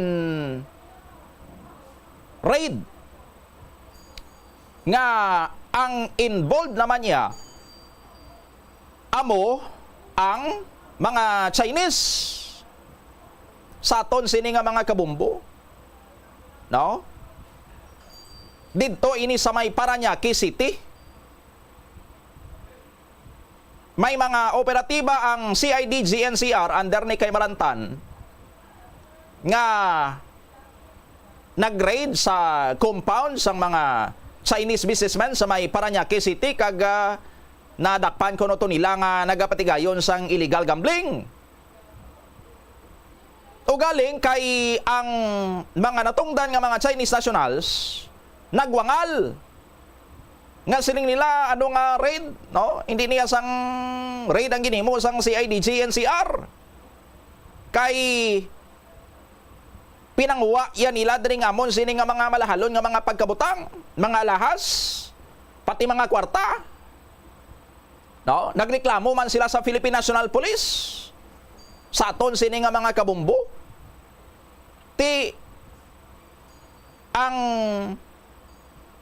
isa sadto ka top official sa PNP hierarchy, Deputy Chief for Operations, no? Sang Philippine National Police, si General Rodel Sermonia, ang nag-speak to siya against sa mga operatiba sang CIDG NCR sa aton sini nga mga kabumbo nga daw gin-encourage, sabi sini nga ti kasuhan kanday Marantan. Although ay tiya makaupod si Marantan sa raid, but as the commander, no, sang CIDG NCR, kag mga tao niya to ang nagpatigayon sang raid sa aton sini nga mga kabumbo, tigin assume niyang command responsibility no? Kag sang amo na to ang natabo, nagpanaog ni si Marantan as CIDG NCR head sa aton sini nga mga kabumbo. But eventually, ang mga Chinese nga nagreklamo, nga ginpangkawatan sila sa mga operatiba sang CIDG, why naman nag-file, why naman nagpurso nga mag-file pa sang kaso? So, naalimunaw naman lang to. Why sang may nakasuhan? Why nakasuhan si Marantan? Why man nakasuhan tong iyal sini nga mga operatiba? Nga ginaakusaran sa mga Chinese nationals nga nagpinangawa to sa ila, nga ginpagwa nila kuno abi sini raid. No? Kag why naman to makasuhan to bilang mga Chinese nationals? Daw nagpatasay na lang sila sa aton sini nga mga kabumbo. Pero eventually, na reinstate man gyapon ni si Marantan as CIDG head sang National Capital Region. Amo ning latest sa kay Marantan. No? Pero ang talalupang doon pagidya sini sa kay Police Colonel Hansel Marantan, among iya sini nga mga previous nga mga records. Sa aton sini nga mga kabumbo. No? Kung matandaan nyo, sang 2013, Aquino administration ini, may natabo dito nga una ginapayag inkwentro sa may area sang Atimunan Quezon, no? Sa may banwa sang Atimunan sa may probinsya sang Quezon. Inkwentro between sa mga tropa sang Philippine Army, of the night to sila sang tropa man sang police sa joint operation na to, kontra sa grupo sang ginaaligara huweteng operator nga si Vic Siman. No? So ga convoy ining grupo sang sining ni Vic Siman, sa aton sining nga mga kabombo, sanggin flag sila sa checkpoint. Nag-establish ang checkpoint to ang joint forces sang police kag sang militar. Ti sa part dito sang mga pulis ang nagpanguna dito sa ila, amo ni si Colonel Marantan nga sadto anay during sinang insidente, Deputy Intelligence Chief siya sang Calabarzon Regional Police. Kag daw ila gito yang daw sila gito lead daw ila gito daw police gito yang lead unit na nga ilang sila back up sa mga katapo sang Philippine Army sa aton sini nga mga kabumbo, no? Ti ang statement sadto sang kampo sa mga otoridad amo nga gin flag down nila ni sa checkpoint ang grupo ni sang ginatudlo huweteng operator nga si Vic Siman. Pinalukpan sila kuno sang grupo ni Simanti dito kag nag-retaliate ang aton sini nga mga kapulisan. Nahuya man ang aton sini nga mga otoridad nga hindi sila mag-return fire kaya pinalukpan na sila mo, inunahan na kuno sila. No? Pinagalawig ang basaranay sang lupok mga kapin na 30 minutos pag ugdaw sang lokpanay sa aton sini nga mga kabumbo, 13 ang patay. 13 ang patay sa grupo nanday Vic Siman, including si Vic Siman ni patay man siya. No? Ti siling tuya sa mga operatiba, encounter ang natabo. Pero sa investigation niya later on sang National Bureau of Investigation, daw nagagwa ya may mga indikasyon nga hindi tuya sang legitimate nga encounter kundi rob out, no, or ambush. Ginapahayag agin ambush sang grupo nanday Marantan ining grupo sang weteng operator kung sa diin 13 gid sini ang patay sa aton sini nga mga kabumbo, no? May mga kasuway man sini but eventually daw way gid nag-progress ang kaso sa Atimunan rob out case or rob out incident. Hindi asang shoot out kundi rob out. Ginapatihan nga ginrat-rat sang grupo nanday Marantan ining grupo ni Siman. Aside sina sang 2013, no? May record pa giniya si Hansel Marantan, February 2010. 2010 si Marantan head sang 415th Provincial Police Mobile Group.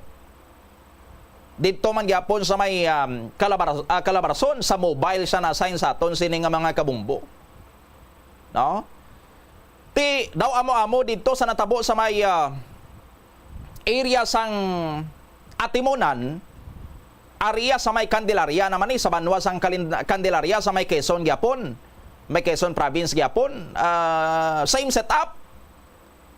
Kanday Marantan sa mobile group, nangayo man sang backup sa tropa sang militar, set up gyapon sila to sang checkpoint. Sa aton sini nga mga kabumbuti, lumabay naman ang grupo diri sang 8 ka mga suspected nga mga kidnappers. No? At pinalukpa naman kuno sa mga grupo sa mga kidnappers ang mga pulis kag mga katapos sa militar sa checkpoint. Tinahuya gyapon ang pulis nga hindi magbato, nag return fire. Ti 8 man ang patay sa bahin karon sang sining mga suspected kidnappers sa aton sini nga mga kabumbo. No? And 2 years ago pagid, no? 2010 natabo ang sa may area sang Candelaria, Quezon, no? Isol kapagid 2008, December 2008. May operation man sa Parañaque City. No? Unit gyapon or grupo gyapon kanday Marantan. This time ang inkwentro naman mga miyembro naman sang robbery group sa may Parañaque City. Ti basla na naman sang lupok, inkwentro naman igo matapos ang inkwentro sa aton sini nga mga kabumbo, GC size naman ang patay. Ang masubo lang sad to kay may mga sibilyan sini nga na salabat. May isa to kasiman kag ang 7 ka tuig niya sini nga bata nga babayi, no, na salabat na lakip to sa mga napatay. Pero ti ang kalabanan to sa mga napatay sa aton sini nga mga kabumbo, mga miyembro kuno sang robbery group, no, criminal group sa aton sini nga mga kabumbo. Ang 2005 pagid, November 2005, sa aton sini nga mga kabumbo, that time ya si Marantan ara sa Highway Patrol Group, HPG. Ti sa iman gyapon, may inkwentro naman gyapon. Ang mga operatiba sang Highway Patrol Group, ang kontra naman niya nila diri, mga miyembro kuno sang car theft syndicate, no? Sindikato man gyapon sa aton sini nga mga kabumbo. No? Lukpanay naman. Pag tapos ang lukpanay, wagtang ang apat sini ka mga ginapahayag miyembro sining Valle Verde Car Theft Syndicate, sindikato man sining mga karnaper or gapangawat sa mga sarakyan sa aton sini nga mga kabumbo. Sang nakilala to ang apat mga miyembro gali sang mga prominente, mga manggaranon sini nga mga pamilya sa aton sini nga mga kabumbo. So diri na build up ang image ni Colonel Hansel Marantan nga kilabot sa mga criminal groups, kilabot sa mga criminal syndicates. No? Amo ni nga gina-describe siya sang iban man nga mga police officers nga nakakilala sang iya sini nga reputasyon bilang police with the balls. No? Kag isa ka determinado sini nga police officer. No? Kung sa mga ido pagid, sini nila daw pitbull ining si Hansel Marantan. Kung may kaladton makagat gini, kung may halaklabon mahaklab gini sa aton sini nga mga kabumbo. No? Why sa may ginapasanto kuno? Kag why sa may ginapili? Amo ni nga ang mga criminal groups, ang mga criminal syndicates, ginakurdam kung makalabay sa checkpoint nga gin-set up sang unit kanday Colonel Hansel Marantan. Dito sa Davao City, ang natabo kahapon sa aton sini nga mga kabumbo, after sang pag-relieve or kadungan man to sa pag-relieve sa 19 ka mga police station commanders under sa Davao City Police Office. Ang Iloilo City gani pila ka mga police stations ni daw siya or pulo, no? Ang Iloilo City ti mas dako to sa Davao City kay 19 iya ka mga police stations under sa Davao City Police Office aton sini nga mga kabumbuti gin pang relieve to ang 19 tanan kagin pang ilisan sang baguti pati ang city director sang Davao City ginilisan man. Ang una dito kung tani nga gin-appoint si Colonel Lito Patay or Patay, no, Colonel Lito Patay, pero gin-relieve man after pila ka oras. And then ang ibulos naman kung tani sinisaya si Police Colonel Sherwin Butil, why man maginit ang iyal sini nga pulungkuan, gin-relieve man kay ang ginbulos eventually, no, ang gin-designate kagabi na ni gin-announce nga may bag-o naman nga police director sa Davao City in the person of Police Colonel Hansel Marantan. Ti may ara sa mga nagamuno kung nga aamoning natabo, no, nga daw sa sulod lang gani guro isang 12 oras, why gani mag 24 oras. Tatlo ya ka mga police directors ang or mga tatlo ya ang nagpungko nga city directors Davao City Police Office. Anong natabo sa una nga duwa nga ang why pa sila gani matunuran sa adlaw gin pang relieve na sa aton sini nga mga kabumbo. Ano may ginsugo sa ila nga hindi nila matuman? No, daw muna ko nabi ano ang direktiba sa ila to nga ikaw da i-appoint namon nga city director sa Davao City, amo ning himuon mo daw. Ti sarangan mo ni. Guro nagpangalang-alang nagpanghambal guro tong basi naghambal si Colonel Patay nga tingwaan ta, no? Hindi guro kumbinsido ang commanding officer sini, ang superior niya sa sabat nga tingwaan ta lang. No? Or basi nagweras-weras, no, basi nagsabat nga galing general sir kun mag-amo ni basi bala kag amo ni, no? Basi nag-cite sa mga problema, no? Problema sina general kun amo ning himuon ta basi kag mag-amo ni, no? Basi gaweras-weras. Hindi komisido ang general or kung sino man ang nag-order sini sa iya, no, gin-relieve ay ti imbes nga mag-provide sang solusyon nangita sa iya sang problema mo, no? Imbes nga ginapangayuan sa guro anong solusyon tada, ginhatag ya gindugangan yang problema sa aton sini nga mga kabumbuti base may mga ginsugo nga hindi nila matuman, no? Or hindi sila guro willing nga mag-undertake kung ano man ang ginamando sa abi sa ila sinadra nga himuon, no? Ti relieve si Colonel Patay, bulo si Colonel Butil. Ti ikaw Colonel Butil, sarangan mo ni, no? Amo ni nga himuon, umpisahiin si gida. Ati nagpangalang-alaman guro si Colonel Butil, no? Gahirap gurong sa ni Colonel Butil kon maminsar, no? Nag-overthink guro si Colonel Butil sa ginamando sa iya.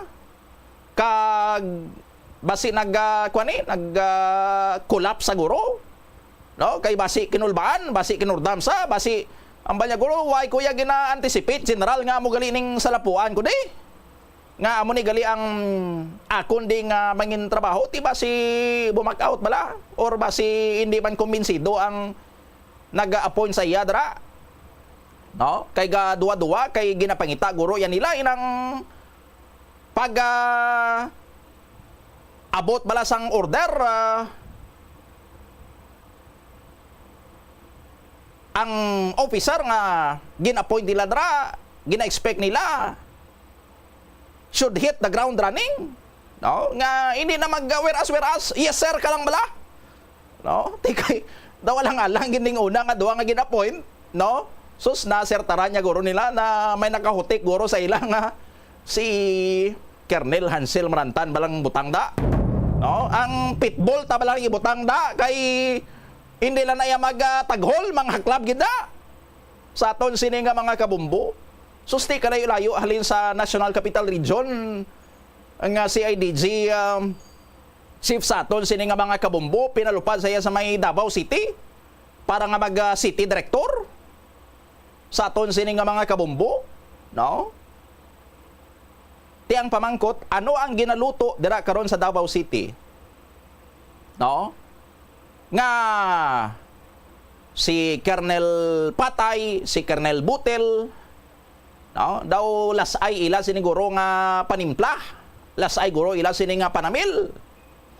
No? Amo na nga si Colonel Marantan nga sa pagkakilala sa iya sang iban man nga mga police officers nga nakakilala sa iya sini nga reputasyon, why sabit gid ni? Sa aton sini nga mga kabumbo, why sang may gabalabag nga tunok sa iya sini nga tutunlan? Kag hindi ni kasaho nga magpahangin. No? Gusto niya niya permi may aksyon. No? Amo na nga ginbutang siya da. Kay wala yaga hirap ang iya sini nga tiyan, no? Kung sa mga arisgado pa ba lang nga mga driver, daw wala guro ni atay si Colonel Marantan sa aton sini nga mga kabumbo. So ano ang misyon, no? Dira sa Davao City nga ginhatagid sa pitbull sang PNP. Anong ginaluto nila dira karon sa may Davao City? No? Anong ginaluto nila dira sa kay sa mga Duterte, no? Sa mga alay sa mga Duterte, sa kay Kibuloy. Sa aton sini nga mga kabumbo. Si Pastor Apollo Kibuloy sa aton sini nga mga kabumbo nagligad to gin serbihan sang warrant of arrest sa iya sini nga balay, pero why ito siya madakpan, why ito siya mabtan. Nakabaton man guro sang intel ang aton sini nga mga kapulisan, pero daw sunog to yung intelligence information siguro, kay ti pagabot nila, pinadalaan nila sang isa kaguban sang mga operatiba mo, maserve lang sang warrant of arrest, hambagan ito ya sa mga api ni Kibuloy, overkill mo. Hambal ni Duterte, overkill ang ginhimo sa mga pulis nga pinadlaan ginila sang isa kaguban sa mga operatiba, pero way gapo nila sinmadakpan kay ti may buho guro sa aton sini nga mga kabumbo, meaning daw hindi masaligan ang iban nga mga kapulisandra sa may Davao Region and sa may Davao City, no? Amo na nga kinahanglan nga butangan gidya dra sang tawo nga at least daw magkagarantiya ang liderato sang Philippine National Police kagang Marcos administration nga kung ano man ang iladra nga ginaluto sa aton sini nga mga kabumbo hindi maghilaw, no, kundi maluto gid. So ano inang iladra nga ginaluto sa may Davao City, no? Ang aton nga atensyon, ang atensyon sang publiko daw nakatuon sa nagakinabo karon sa Senate inquiry sa kay Alice Go, no? Nga subong ti nagsanga na sa kay Harry Roque, ang didto sa Camarati nagsangaman sa kay Michael Yang, no? Na agaw man ang aton sining atensyon sa nagkakatabo karon sa bahin niya sang West Philippine Sea sa ongoing sining nga konflikto against sa China, no?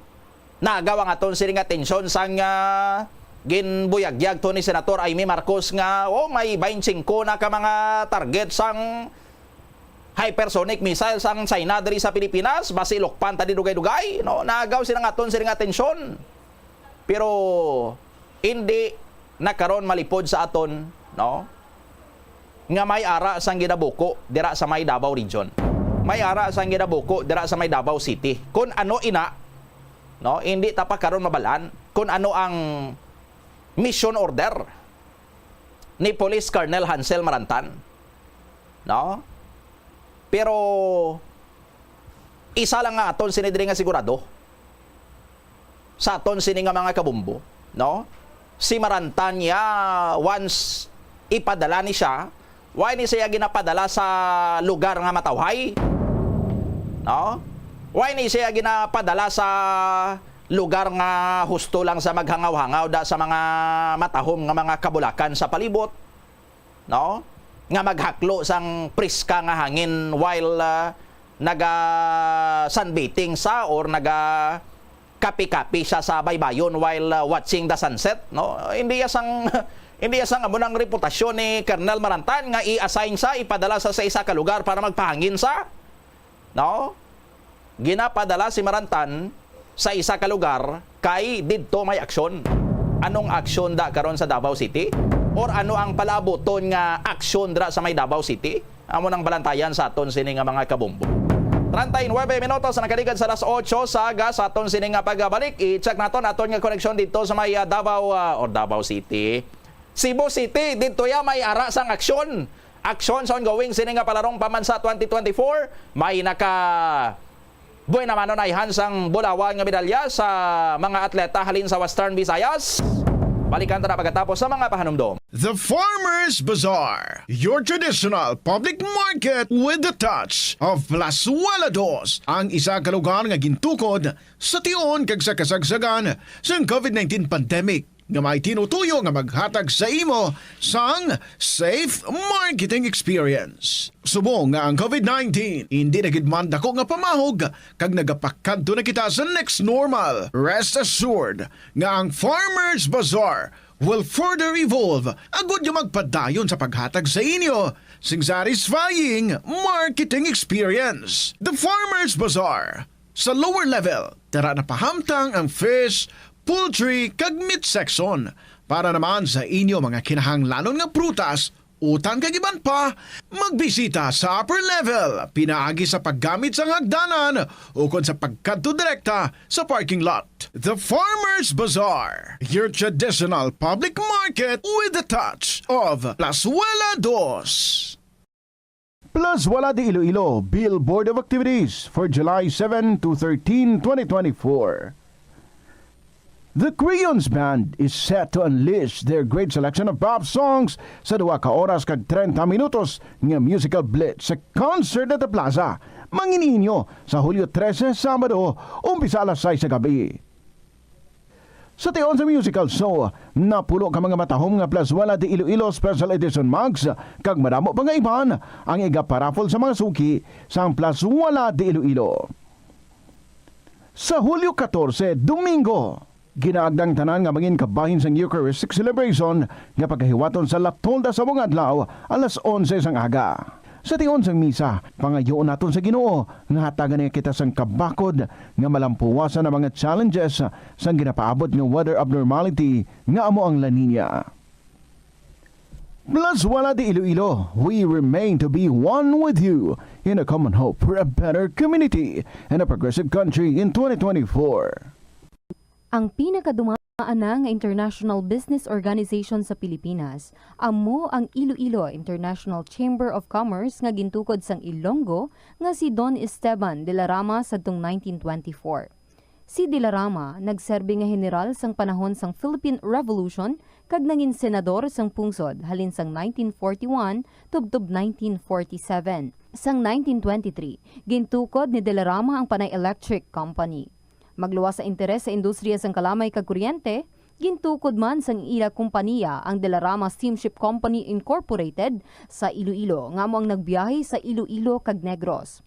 Ang duwa sini ka barko nga Don Esteban kag Don Isidro ang ginpasad pa sang Frederick Krupp Germania Shipyard sa Kiel sadtong 1939 kag gingamit bilang troop transport para sa US Armed Forces sa Pacific Theater sang World War II.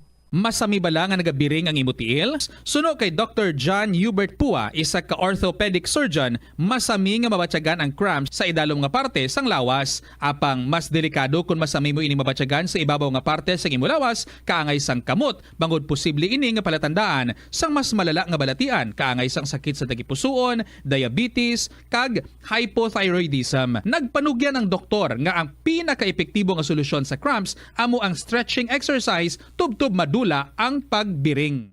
Nagasala ka bala sa imo nga tulunan kag daw hindi ka makahibalo kung ano ang imo nga unahon? Kung magtuon ikaw, siguraduhang anay nga nakakaon ikaw sang maayo, agud nga maka-function ang imo nga utok. Kung gusto mo ang snacks, siguraduhan man nga na-preparar na ini antes pa man ang imo study time. Bangod basi, mawili ikaw sa pagkuti sang imo nga pagkaon kag ma-distract ikaw sa imo nga tulunan. Siguraduhan man nga tapos na ang imo nga olobrahon sa sulod sang balay para nga makalikaw sa interruption kag para sigurado naman nga maka-relax ikaw kung matapos mo na ang pag-review. Ini nga pahanumdom ang ginadulong sa imo sang the #1 and most trusted radio network in the country, Bombo Radio Philippines. Basta Radio! Bombo! Gabulig sa paglikaw sa nanuhay tuay nga balatian ang simple nga pagkaon sang citrus fruits kaangay sang pomelo nga puno sang powerful immune boosting antioxidant. Ang pomelo ang puno man sang lycopene, isa ka anti-inflammatory, anti-aging antioxidant nga nagapanami isang supat. Ang duga naman sang panit kag dahon sang pomelo ang natukiban nga makapatay sang cancer cells kag nagapalikaw sa paglapta sini sandig sa test tube studies. Kaunta sang La Paz Batchoy.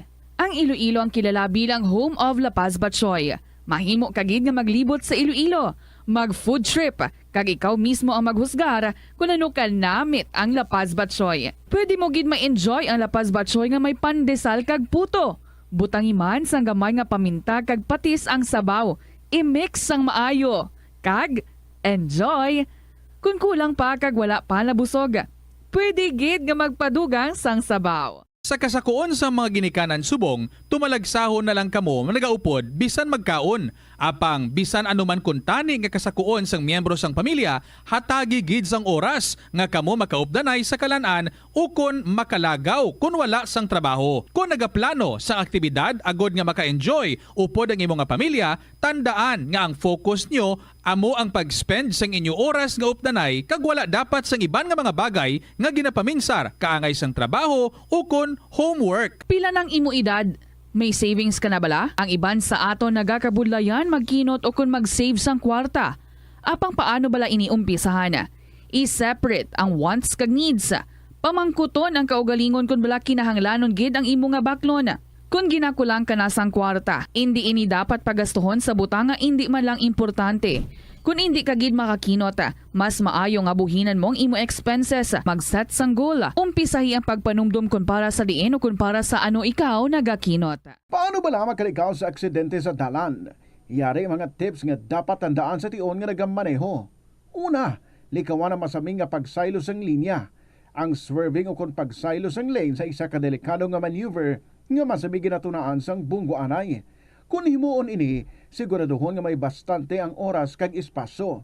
Ikaduha, i-check ang blind spots. I-check ang mirrors kung clear ang alagyan. Magbalikid o kung maglantaw sa nagaagi sa iban nga anggulo, agod makasigurado nga maathag ang alagyan. Ang responsable nga driver ang masaming nga handa sa anuman nga aksidente. Kabahin na sang pagkaresponsable ang pagkuha sa nga insurance, agod masigurado nga may peace of mind sa dalan. Ini nga pahanumdom ang ginadulong sa imo sang the #1 and most trusted radio network in the country, Bombo Radio Philippines. Basta Radio! Bombo! Tanan kita mayara sang mabulig agud pakibatuan ang climate change. Magamit sang bag nga pwede magamit sang liwat-liwat agud mabuhinan ang plastic bag nga ginahaboy. Bangod ini nagatugas ang greenhouse gases.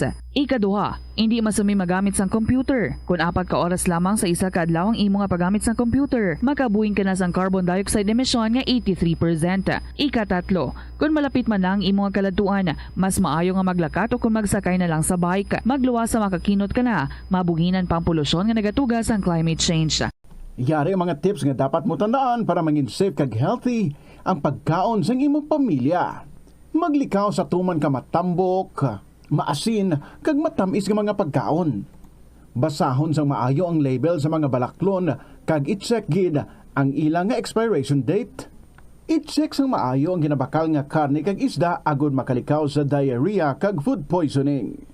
Likawan naman nga magbakal sa mga unlabeled kag ginrepack nga mga pagkaon. Kung ginrepack gid man ini nga mga pagkaon, kinahanglan nga mayara sa gihapon ini sang husto nga label information. Ini nga pahanumdom ang ginadulong sa imo sang the #1 and most trusted radio network in the country, Bombo Radio Philippines. Basta Radio! Bombo! May kilala ka bala nga mga bata nga mahilig sa video games? Nagausik bala ini sang inoras sa paghampang sang iya ginakaadikan nga games? Isa ka pagtuon sang American Academy of Pediatrics ang nagapahayag ngang sobra-sobra o kun inoras nga pagtiner sa paghampang sang video games ang makadulot sang depresyon, anxiety kag manubo nga grade sa eskwelahan. Suno sa mga eksperto, halos 9% sa kada 3,000 ka mga elementary students sa kada pungsod ang makabig pathological o kun addict sa paghampang. Makabig nga pathological o kung addicted ang isa ka estudyante kung nagaapekto na ang paghampang sa iya nga pag-eskwela. Dugang pa sa among nga pagtuon, ang ka-addict sang isa ka bata makapabudlay sa iya sa pagkontrol sang iya impulse. Kaangot diri, ginpanugyan nga dapat hindi magsobra sa isa ka oras kada adlaw ang gastuhon sang isa ka elementary student sa paghampang kag hindi naman magsobra sa 2 ka oras ang isa ka high school student. Atensyon sa mga mahilig magamit sang aircon. Nagpaandam ang medical expert batok sa mga balatian nga mahimo makuha gikan sa sobra-sobra nga paggamit sini.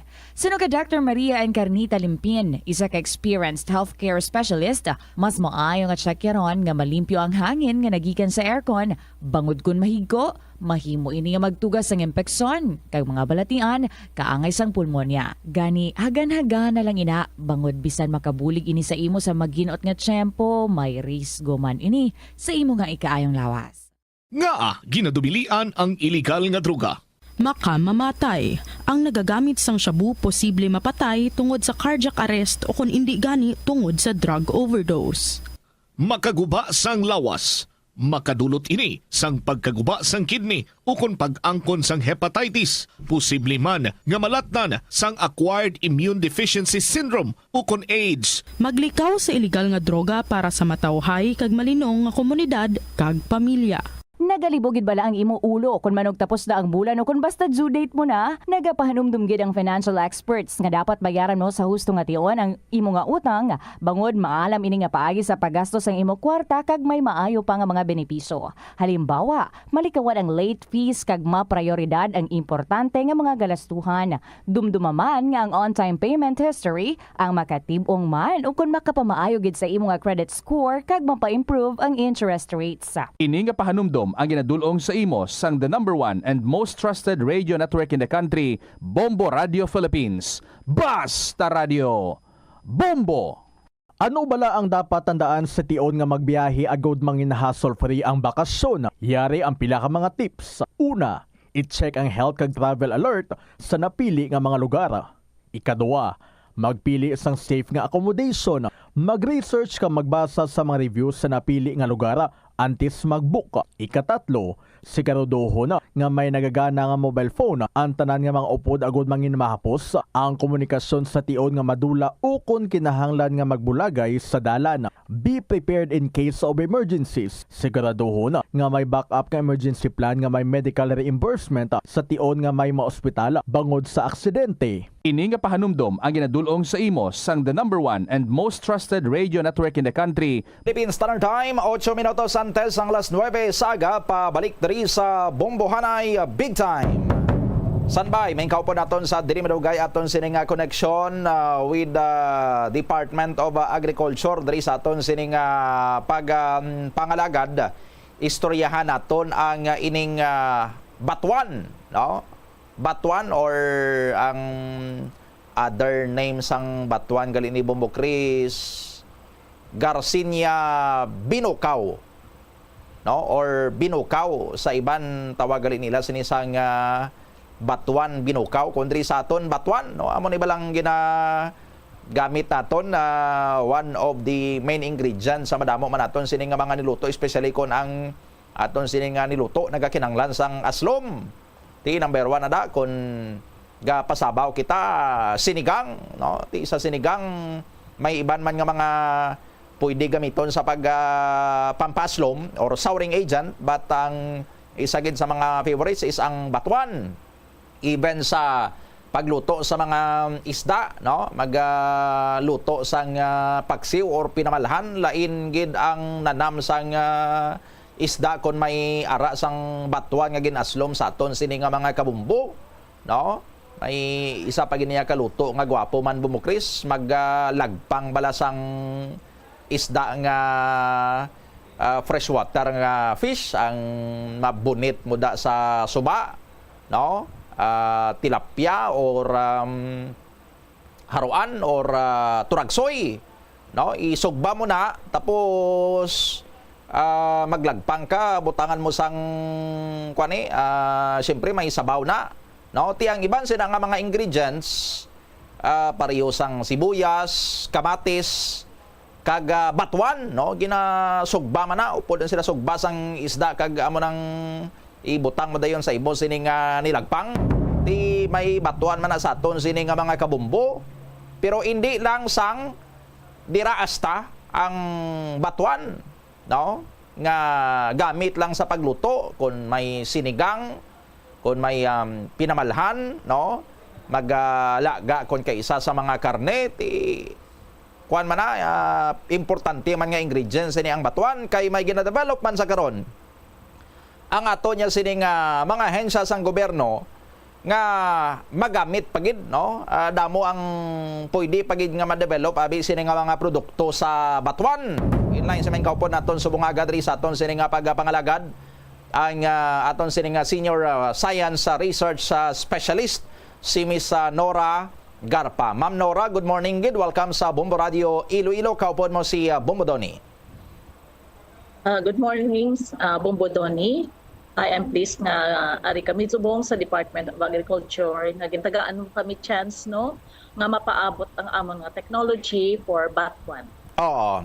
Una-una diri Ma'am Nora, ano ang batuan? Pwede mo kita matagaan sang daw brief background or history abi sang sining pinaka-popular gid sining ambot ano ni prutas ini siya or utan ang batuan Ma'am Nora? Okay, good sir. So ang batuan naton amo niya ang ginatawag naton na Garcinia binukaw, amo niya ang iya nga scientific name, no. So na-originate gid ini siya diri sa aton sa Philippines kag sa Indonesia. Sa other parts ng Philippines damo ni siya pangalan, sir.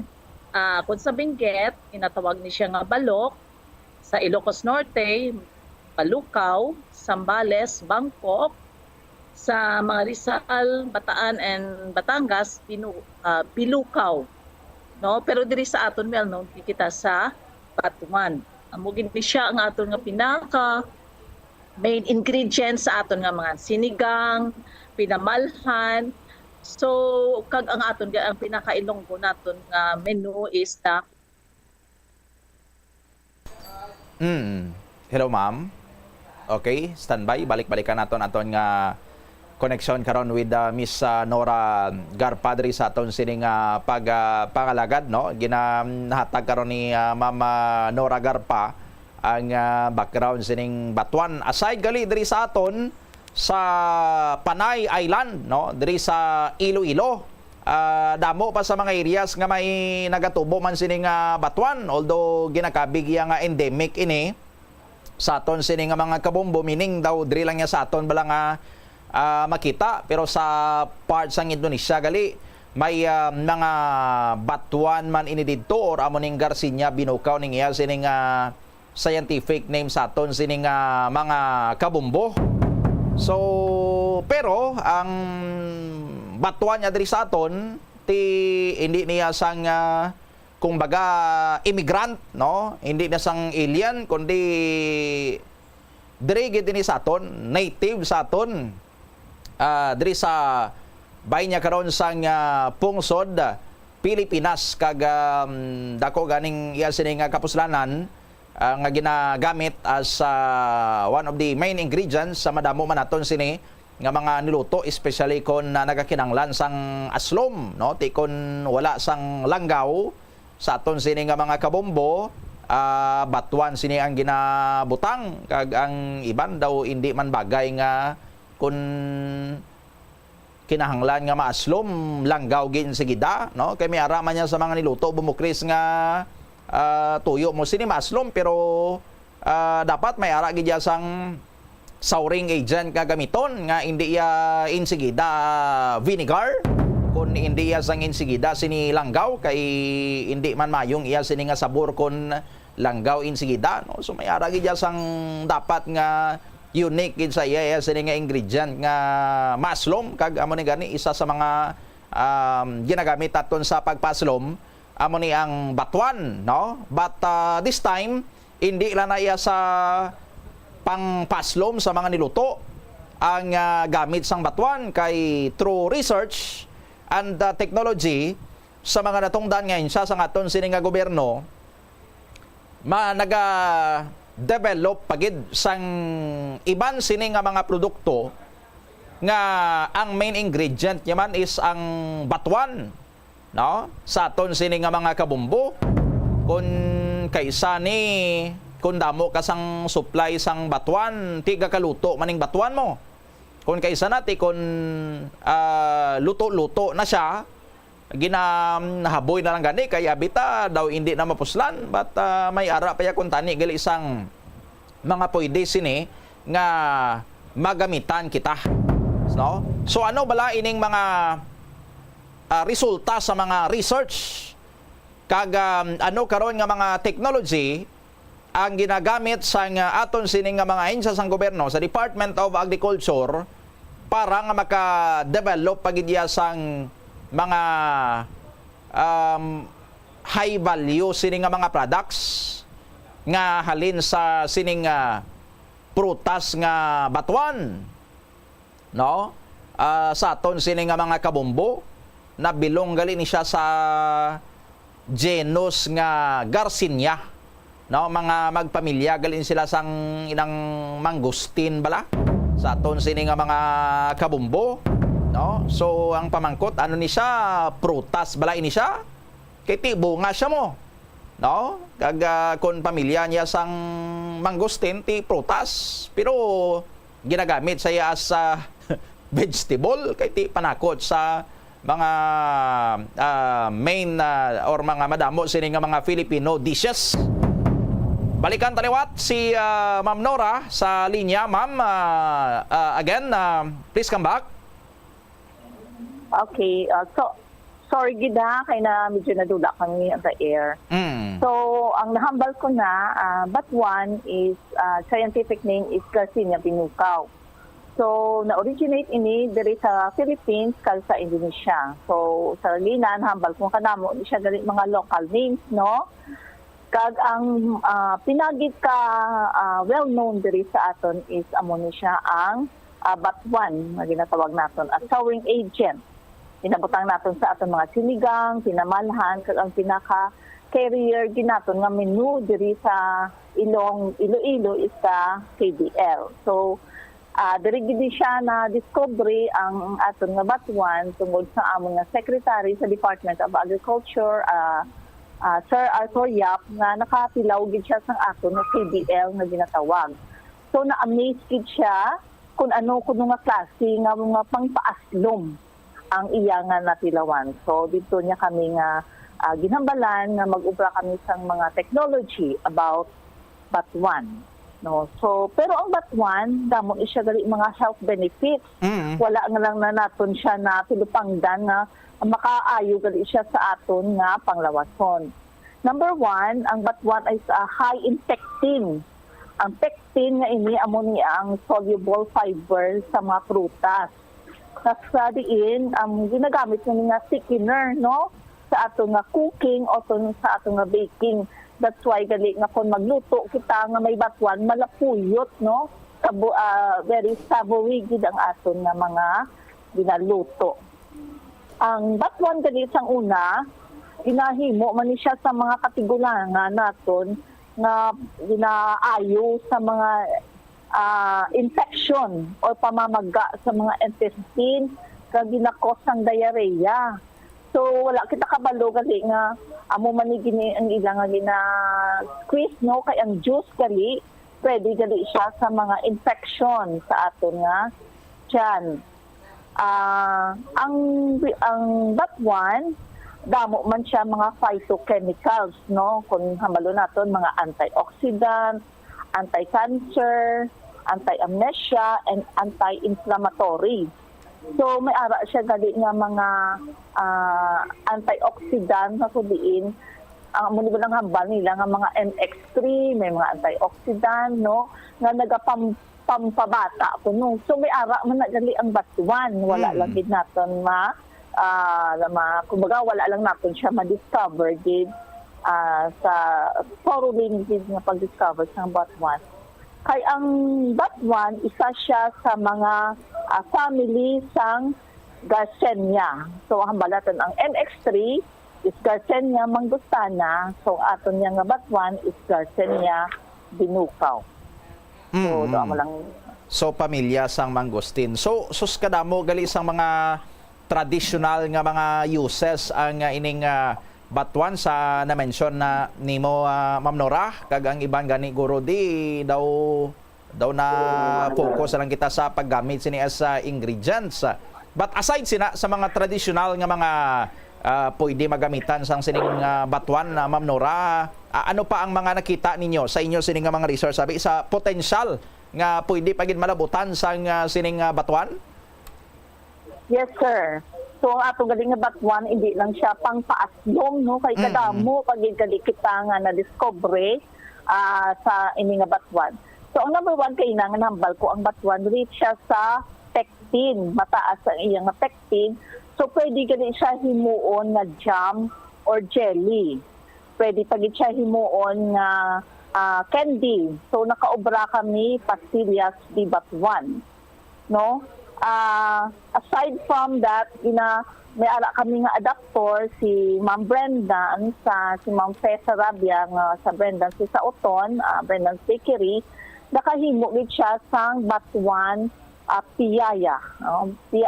Batuan ang iya ginfiling sa iya piyaya kag may ara man siya nga tart. So according to Ma'am Fe Sarabia, number one gid niya nga kumbaga saleable with ni ang product naton as pasalubong ining batuan piyaya. So may ara pagkita damo pagit sir nga mga produkto, so nakahimo kami powder, nakahimo kami sinigang mix, nakahimo kami mga batuan hubs, no? Subong ang amon nga mga iban pagid nga mga adapters ginaano nila innovate pagid nila kung ano pagid ang aton nga mahimo sa batuan. So ang nakita taniya ma'am usually nga kun powder bala or mix for sinigang sa mga market naton muning kwan lang sa sampalok lang but sa batuan gali may ari naman.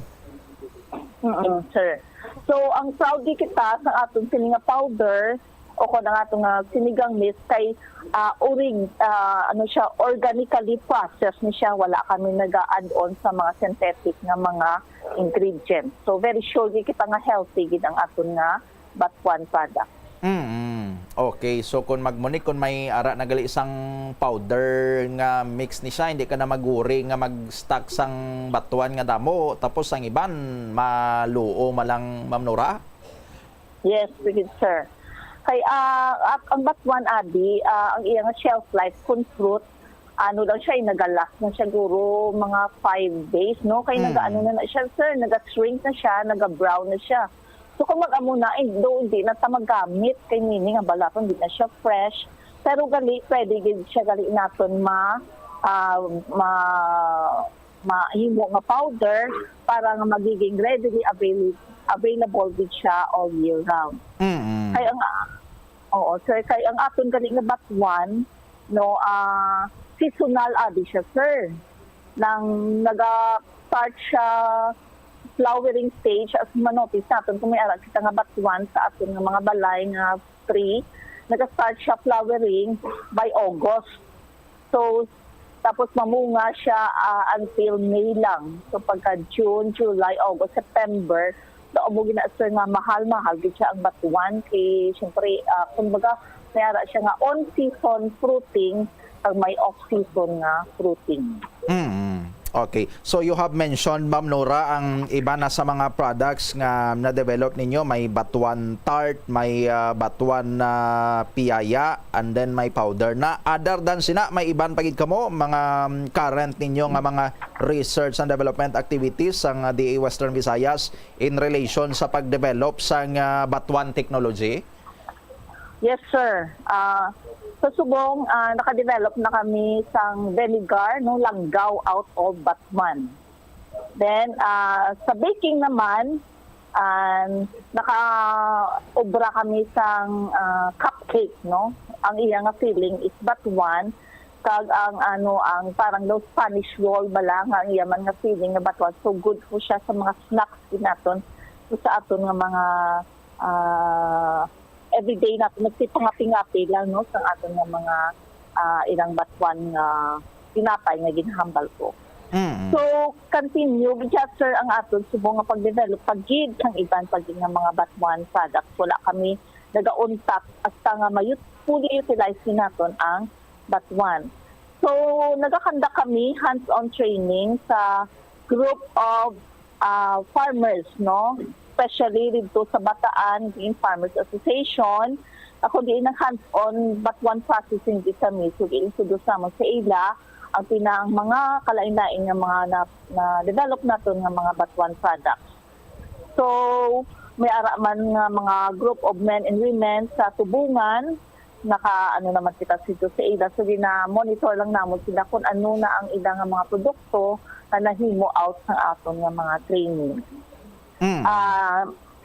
So may ara pa kita sir nga gin-endorse sa Department of Agriculture, Bureau of Agricultural Research, isa ka project nga worth 5 million for the commercialization ng isang aton nga Batuan technology.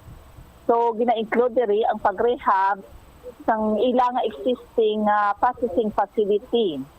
So ma-provide pag kita equipment kag mga packaging nga mga materials. So, kung package of technology na gid sir na para maka-go into commercialization na gid sila sang ilang nga mga project out of Batuan.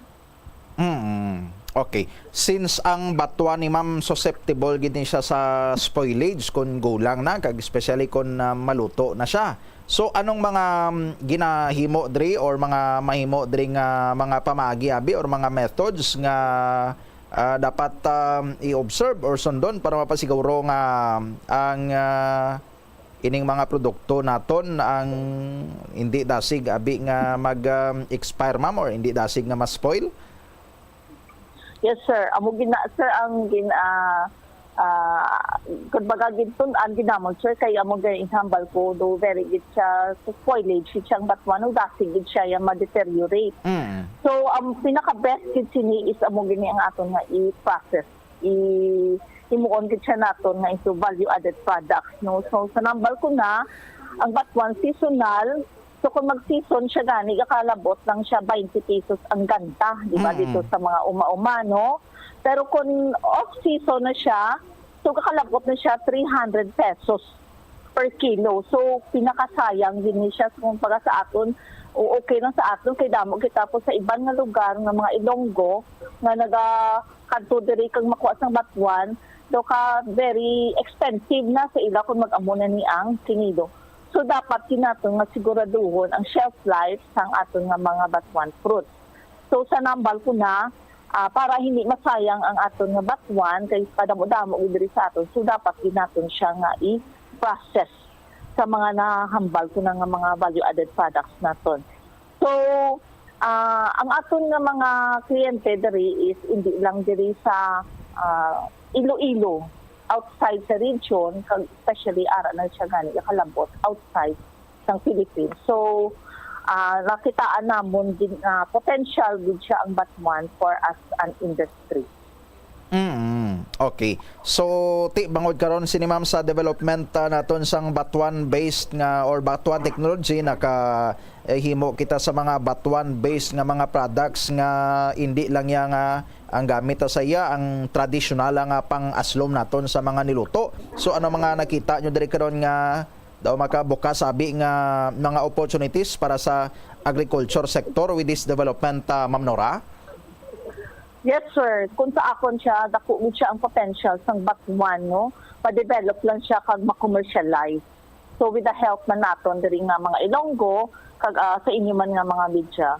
So ang bala naton ang batuan trees duna na nga daan nga ari di sa aton, no? Halin pa siguro wala pa ta na tawo ara na ang mga batuan nga naga sa mga forest naton. So need gid siya naton nga i-develop kay siya gid siya ang kumbaga career kung sa music pa, career single ni natin, sir, ang Batuan, dirigi kita makilala sa Western Visayas out of Batuan. So, ini nga mga prutas, need din natin i-preserve, no? Kay ang aton forest subong, yung nakita ako nga, number one, din nga ginahimo nila nga mga uling sang una, kay wala pa ni-develop ang technology, inauling nga ni siya, sir, ang Batuan nga mga trees nga ini, no? So, do pinakasayang gid siya. Number one, gid ang nakita namon diri nga bulig isa ato nga mga farmers, no? Sa ilang nga mga nga may ara na sila nga daan nga batuan ay pwede kini naton sila maggrupo kay ang source gid siya sang ato nga mga develop nga mga value adding products is batuan fruits. So makabulig kini sila sa ida income. Sang una, wala sila income kuno out of this batuan pero subong nakita na nila nga pwede dali siya magiging source of income kay pwede nila mabaligya sa nag-process, no? Ang amon isa ka adapter sa Mamshi sa Bacolod City, ginlibot niya ang tanan nga mga munisipyo nga may batuan kay dira na siya nagakuha sang iya nga mga raw materials. So sila hambal niya nag-process siya sang 100 kilograms of batuan every other day. So kadako gid siya sir sa demand, no? So dito sa Bacolod, pinasuplayan niya ang mga hotel, kag restaurant chains nationwide. Nationwide na gid sir ang iya nga pag supply sini sa mga batuan products sa gid naton. So kay FDA registered na siya ang iya nga mga produkto sir nadala na gid siya sa abroad. So kadakat potential gid siya nga ang aton market is hindi lang sa Western Visayas kundi sa bilog gid siya nga all over the world na siya. Oo, so gina-export na. So ining mga ginadala sa market niya to sa Manila, ang mga ginapadala abroad, hindi na niya ma'am sa mga raw nga mga batuan fruits, kundi processed na siya. Process na gid siya sir kay kabugat man gid sir magdala kita sang fruit. So inid pa gid siya naton i-freezer sir para hindi siya ma-deteriorate, no? So kung i-freezer na siya sa bilog nga fruit, so wala na sulod ang aton nga freezer kundi batuan fruits na lang gid. So very convenient siya sir nga processed product na gid siya. Oo. So, any idea, abi, ma'am, kung address aton sa Western Visayas, especially diri sa may Panay, ano ni ka dako ang volume sang production naton sang mga batuan fruits kung in season, ma'am? Sir, hindi lang siya namon totally nga na document ang bilog nga Western Visayas, pero maski dira lang kita maglantaw sa Central Market, nagaduging dira ang batuan kung mag-season na. No, kung halos pa lang gani ipanghatag na lang kay sa sobra na sa kadamuon. Pero sa subong kanya nakita nga potential nga for processing. So medyo nag-alarma naman sir ang mga tawo nga ginabaligya na nila kay para hindi na masayang. So may ara kita nga mga technology kay ang pinaka problema sini later on sir ang sustainability sa raw materials naton. Kung kita na nag-process na, no, so magiging kumbaga scarcity na sang raw mat paski ano na naton guro katipon sa mga batuan sa mga banwang damo kita pero na foresee namon nga mga 5 to 10 years kay ang demand ta makadamo sa batuan processed product, so magamahal ang aton nga mga batuan fruits. May mga plano kita ma'am or gina-foresee manabi nato ning eventually basi maka-establish kina sa mga batuan nga mga plantation kay subong siguro mainly nagarely lang kita sa mga batuan nga nagatubo sa aton sini nga mga kabukiran na Ma'am Nora? Yes sir. Oo, good sir. So ang Department of Agriculture, especially the Research Division, may ara kami nga estasyon, no, mga station namon, research stations, including na diri sa Santa Barbara, sa Tacloban Antique, sa Guimaras, Sigmacapis, no, basta tanan namon na research station, they go into Bat1 propagation. So, grafting. Grafting din sir ang technology diri. Kay kung sa seedlings lang natin patubuon ng Bat1, it takes mga 10 years pa kag mamunga. So we are into propagation din sa Bat1 natin, ng mga trees. Sa grafting, ma'am, mga ano siya kadasig dayon kag mamunga bi? Mga ano so sir, kay kung baga sa grafting, may ara kitang rootstock kag nasumpunan siya naton sang fruiting na siya nga stem, di ba? Oo. So mga it takes mga 3 to 5 years, umpisa na siya sir pamunga. And then ti sige-sige na nayas ta magdalagko kag mga kwan nga daani ang mga batwan ni gadalagko niyang puno niya kag tag-as man, Ma'am Nora? Yes sir, oo. Mapariman na sila sir sang 3 months. Oo. Basta ginabunuhan mo man siya, gina-take care mo man siya. Manghimo gina siya sir nga 3 ang aton nga mga grafted nga batwan. Okay. For sure, Ma'am Nora, may mga kabumbo kita karon sini sa mga probinsya, sa mga kabukiran nga masorbe na to karon sa mga buki nila kung mga nagatubo pa to nga mga batwan nga nabilin. Sa mga interesado naton sini nga mga farmers, ma'am, base interesado na sila karon nga mag-venture into batwan farming kag value adding. Paano sila sini maka-connect, ma'am, sa inyo sa research sa division? Okay, sir. Ang sa amon niya, sulat lang sila, letter request lang sa Department of Agriculture, care of lang sa amon Regional Executive Director, Sir Dennis Arpiano. Kung ano ang ila i-avail, pwede man nga mga propagated nga mga batwan seedlings or grafting, no? Or pwede man sila ka-request for a training. No, available ba ng amon din nga facility sa West Art, yung amon facility. So, kung anong ilang ang mga needs, pwede namon siya makater, pwede man namon sila kantuan dito, o pwede man sila maka-hands-on training diri sa aton sa may West Art. Letter request na gid, sir. And ano ni ma'am, free ini nga gina-offer naton? Yes sir, free. Oo. So manami gid nga opportunities dira karon gali para sa mga kauturanta nga basi may mga extra bakante nga mga lote or basi may mga pwede pa to nga salutan sang batwa ng ilang nga mga duta. Pwede gid, Ma'am Nora? Yes sir, gina-campaign din siya naman sir, tree planting. Tree planting activities sa mga remote areas, especially sa forest. Ang forest natin medyo kalbo na sir, no? So instead of planting mga forest trees, gina-encourage naman sila to plant batwan na lang. Para nga beneficially, maka-income sila, beneficially, maka-market man kita, no? Sa mga processed product natin, kaya isagit siya sa mga raw materials for our processing sa mga value-added products. Okay. Sige. With this, Miss Nora Garpa, ma'am, sa imo sining nga tiyempo sa Bombo Radio Iloilo na istoryahan tagi dining interesting man nga topiko. Thank you gid, ma'am, kag good morning sa inyo. Oo. So, may pahabol lang ako, sir, no? Yes, ma'am, go ahead. So, batwan gid is very noble gid siya sa aton kay kita lang gid di ang naga-use ni sa Western Visayas. So, ini ginapursige namon siya nga magiging successful na industry tungod kay syempre everyday gakaon kita gusto naton namit kag saboroso aton mga pagkaon. So, let's start from Region 6, no? We process here kumbaga fried din siya sa Western Visayas ang batwan kay kun diin kami makadto pagkakita sa Region 6 mambal na sila nga ay batwan, no? So, we make batwan magiging simbolo sa Western Visayas. Ara naman kita sa, di ba, City of Gastronomy kita. Yes, ma'am. So we are in the food, no? Food industry.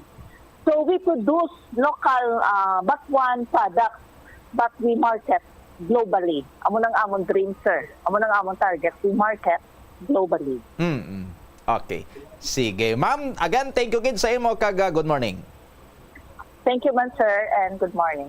Si Miss Nora Garpa, Senior Science Research Specialist sa Department of Agriculture diri sa Western Visayas, ila ini karon nga opisina man no ang sa likod sa sining research kag pag-develop ni sang batuan technology sa subong Bumbukris daw naglain ang aton sining panulok sa batuan. You will never look at batuan the same way again no after sang sining nabalaan naton with Miss Nora Garpa nga hindi lang siya gali nga traditional or naanda naton sining pang-aslom sa aton sining mga luto.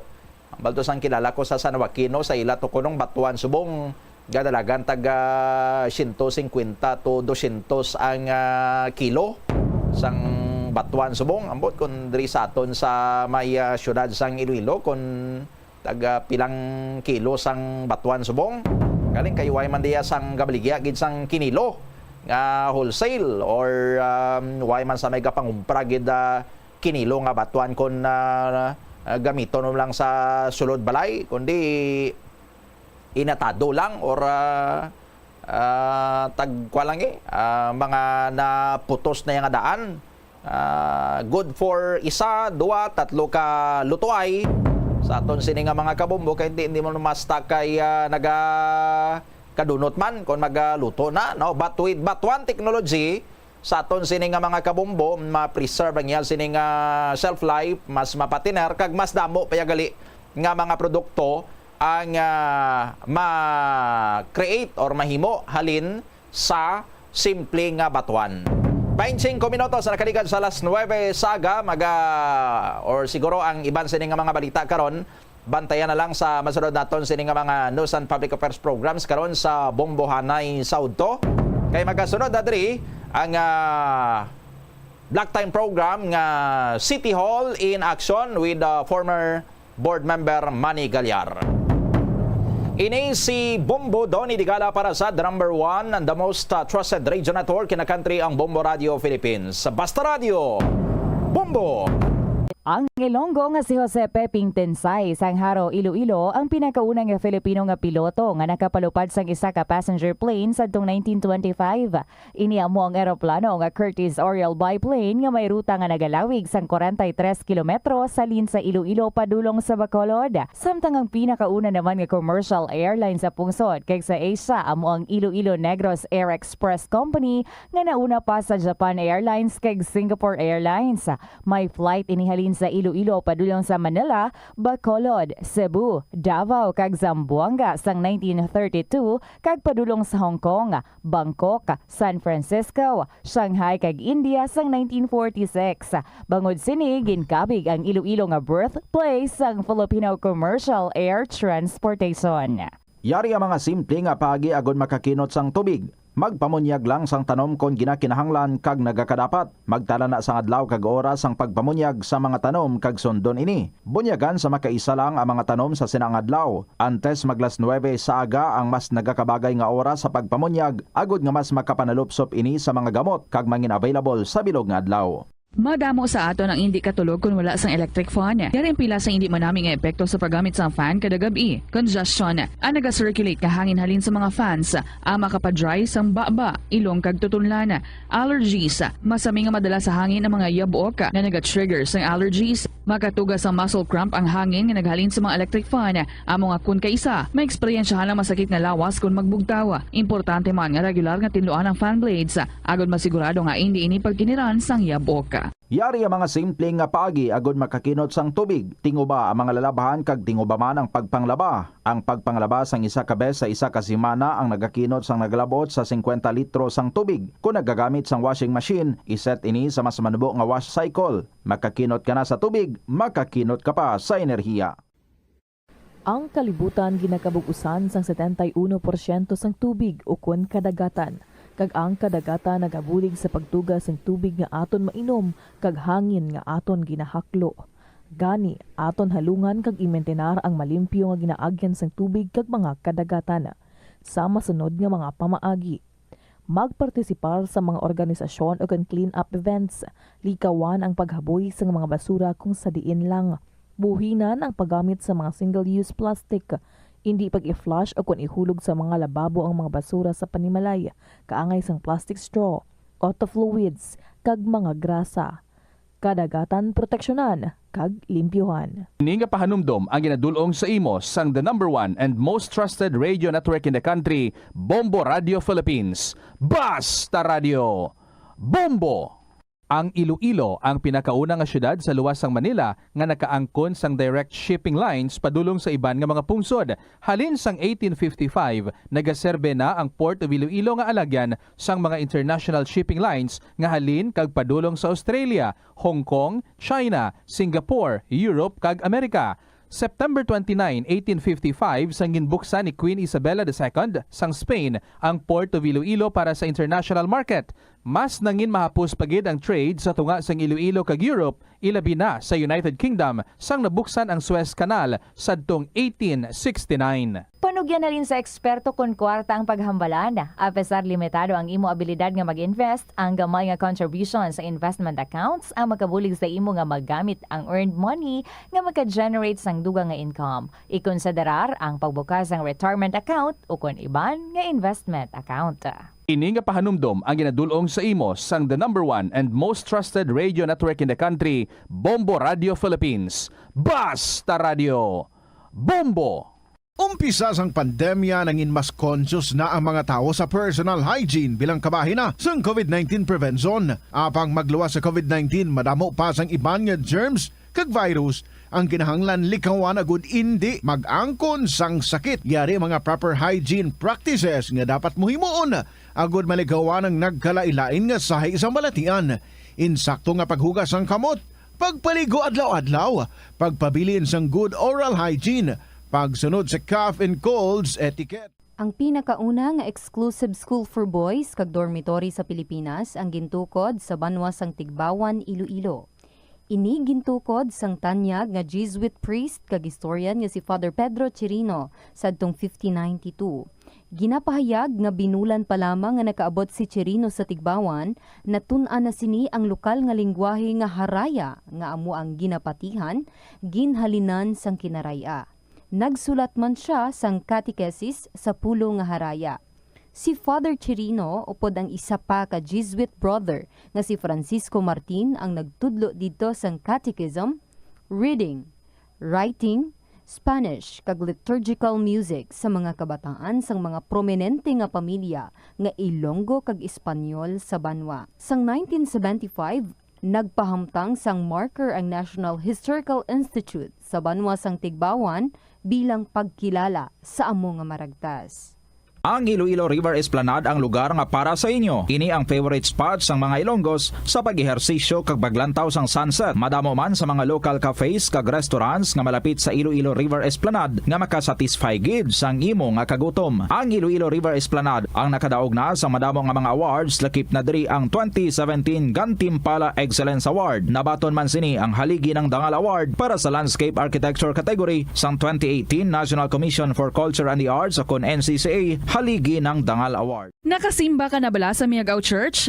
Ini ang kilalaman sa tawag nga Church of St. Thomas of Villanova. Ang construction sa nasambit nga simbahan ang nakumpleto sa tuig 1797. Sa subong, ang Miagao Church ang isa sa mga tourist spots sa Iloilo. Popular ang Miagao Church sa detalyado kag artistic sculptures sini nga nagapakita sang Spanish, Muslim kag Chinese traditions. Ang Miagao Church ang gindeklara bilang UNESCO World Heritage Site sang Desyembre 11, 1993. Kabombo! Subong nga naghalog na ang restrictions, madamo na nga mga physical activities ang ginabalik, ilabi na mga sports events. Apang maghalong lang ha, bangod kun ka isa, hindi malikawan nga may injury gid nga maangkon. Suno kay Michael Vincent Kayanan, physical therapist, ang ice ang mahimo nga ma-apply sa bahin sang lawas nga masakit sa sulod sang duha ka adlaw. Ang masakit nga bahin sang lawas kaangay sang tiil o kun kamot, ang ihulom sa ice o kun direkta nga butangan sang ice. Pagkatapos sang duha ka adlaw, ang injury ang mahimo na nga mabutangan sang mainit naman nga tubig. Help is available. Pinaagi sa pag-istorya, paghatag sang suporta, kag direkta nga bulig sa nagakinahanglan, mahimo mo gid nga mapunggan ang suicide kag makasalbar sang kabuhi. Santo sa World Health Organization. Ang suicide ang fourth leading cause of death sa mga kabataan na gaedad 15 to 19 anyos. Kung ikaw o kung may kilala nga nagasuprer sa depresyon, mahimo nga mag-contact sa National Center for Mental Health Crisis Hotline sa numero 0966-351-4512. Ang pinakauna nga nahuman nga sementado nga karsada sa Pilipinas amo ang ginbansagan Montinola Highway nga nagalaba halin sa Forbes Bridge padulong sa Haro Plaza. Nahuman ini sadtong 1910 sa idalom sang administrasyon ni Anay Iloilo Governor Ruperto Montinola. Ang semento nga gingamit sa pagpahuman sang karsada ang imported pa halin sa Japan. Ang taytay nga human lang anay sadto sa kahoy kag kawayan ang ginilisan man sang konkreto nga istruktura kag ginpangalanan nga Forbes Bridge bilang pagpasidungog sa American Governor General nga si W. Cameron Forbes. Naga-subscribe bala ikaw sa mga serbisyo nga wala mo man ginagamit. Halimbawa, ang balayran mo na bala para nga makalantaw ikaw sang movies, pero sa tuod lang, wala naman ikaw tiyempo nga maglantaw sini. Hapos lang lipatan ang bulanan nga mga subscription sa streaming services kag mobile apps kag wala ka lang nakadipara ma-charge na ini sa imo nga bank account bisan nga wala mo man regular nga ginagamit. I-review gid ang imo nga ginagastuhan sa mga charges kaangay sini kag ikonsiderar man ang pagkanselar sa mga hindi kinahanglanon nga mga subscription agod nga mas magamit mo ang imo kwarta sa mas kinahanglanon nga mga butang. Ini nga pahanumdom ang ginadulong sa imo sang the number 1 and most trusted radio network in the country, Bombo Radio Philippines. Basta Radio Bombo! Likawan ang mga disgrasya nga dulot sang kuryente. Tabunan o konselyuhan ang mga wala nagamit nga electrical outlets. Ihaboy o kung ipa-repair ang mga electrical items nga may samad nga cords. Hukson sa saksakan ng mga electrical appliances antes ini i-repair. Hindi paghuslo na mga plug halin sa outlet nga ginabutong ang cord kay basi mabugto ini. Hindi pagpunon sa nakasaksak nga mga appliances o kon gadgets sa mga salaksakan. Hindi magtandog sa electrical appliances kung basa ang imo mga kamot. Likawan ang pagsaka o kon pagtandog sa puno o kon sangasang kahoy nga may nagalaylay nga kuryente. Hindi malikawan nga ginapangita gid sang isa ka tawo ang foot massage. Magluwas nga manami ini sa pamatyagan. Mayara man ini sa maayo nga benepisyo sa lawas. Sunod kay Dr. Tyler Wheeler, Primary Care Sports Medicine Physician, ang malipot nga foot massage ang makapahagan-hagan sang stress. Ang moderate pressure massage ang safe para sa mga kalabanan nga tawo ilabi na ang may mga kondisyon kaangay sang arthritis kag long-term pain. Mahimo man nga mag-seek sang professional massage therapist para sa imo nga relaxing foot massage. Kung ikaw isa ka chess lover, yaring pila ka brain benefit sa paghampang sini. Kag kung wala ka nagahampang sini, umpisahin na. Sunod sa pagtuon ng paghampang sang chess makabulig likaw sa Alzheimer's disease. Bangod ang utok nagatrabaho kaangay sang muscle, nagakinahanglan ini sang exercise agud mangin healthy kag malikawan ang injury. Magluwas diri ang paghampang sang chess ang nagapa-improve man sang concentration, memory, creativity kag problem solving skills kag napamatud-an man nga nagapaalam. Si Captain Jose Cabalfin Calugas ang pinakauna nga Filipino nga nahatagan sang pinakamataas nga pagkilala sang United States Army nga amo ang Congressional Medal of Honor. Natawo si Calugas adtong 1907 sa Leon, Iloilo kag nangin katapo sang Philippine Scouts adtong 1930. Sang naglupok ang World War II, nagserbe si Calugas bilang Master Sergeant sa 88th Field Artillery sa inaway sa Bataan Peninsula batok sa mga Hapones sang January 1942. Nagpakita si Calugas ang tumalagsahon nga kaisog kag pagkabaganihan sa patagawayan nga nakakuha naman sang pagdayaw sang US Army rason nga ginpasidunggan siya sang Medal of Honor. Ang cabbage o kon repolyo masaming nga panakot sa aton mga linuto. Suno kay Vanessa Voltolina. Ang cabbage isa ka excellent source ng vitamin C nga importante para sa pag-maintain sang strong immune system. Ang glutamine isa ka amino acid sa cabbage, isa ka makusog nga anti-inflammatory agent nga nagabulig sa pagbuhin sang joint pain, arthritis kag allergies. Ang cabbage naga-contain sang vitamin K kag antioxidant nga anthocyanin nga naga-boost sang mental function kag concentration. Hindi The following is an independently produced program. The opinions expressed by the commentator and his guests for the duration of the program are solely his own and not that of the station, its managers, or owners. Seryoso Hall in Action. Mga balita at impormasyon direkta sa Iloilo City Hall sa pagpamuno ni Mayor Jerry Treñas. City Hall in Action. Upod sa inyong alagad, former board member Manny Galyar. Good morning sa ato sa mga kauturan diri sa Bilog nga Western Visayas. Ilabi na diri sa Sintaw Sinta ka barangay diri sa syudad sa Iloilo. Nagapalayag naman sa kahanginan ang inyo suki sa kahanginan ang paborito ninyo nga palatuntunan ng City Hall in Action. Padayon ang kauswagan sa syudad sa Iloilo. Litas continue to rise Iloilo City upod ka Inday Raisa Triñas. Subungyang adlaw mga kabayanan Huwebes ng edisyon sa ato sini palatuntunan ang oras las 9:38 nag-standby sa aton nga linya no unaw naton ini antes naton ang pila ka mga dalag ko nga mga isyu sa aton nga pagabalan diri sa aton palatuntunan nga naka-standby sa aton sining nakalinya diri si Inday Raisa Triñas sa sining Montineon. I-check naton Inday Raisa, good afternoon day. Yes, Manong Manny, mayong agagid sa tanan nga tagpalat mati sang Bomboradyo, mayong agagid sa inyo nga tanan. Oo. Mayong agagali, good afternoon ang akon. Kamusta ka Inday Raisa, no? Daw masako gid ang libot sa barangay? Yes, Manong Manny, medyo masako gid kay aside sa mga activities sa barangay, panaog gid kita kaga consultations kita sa ila, labi na gid sa lain-lain nga mga sektor naton diri sa syudad sang Iloilo. Kay nakita ta no na saksihan ta ikaw sa mga barangay, grabe gid ang pagkakahakos ng mga tao sa imo sa barangay daw naidlaw lang sila kag nakita ko man ang imo sinitsura nga daw matulo man ang imo sing aluwa nga siguro ba siya ay ka mag-expectar nga muna ang amuma kag pag-welcome sa imo sa mga tao sa mga barangayan diri syudad sing Iloilo Inday Raisa. Gani man Manong Manny no ka-overwhelming gid sang pagpaton sa aton sa maglibot kita.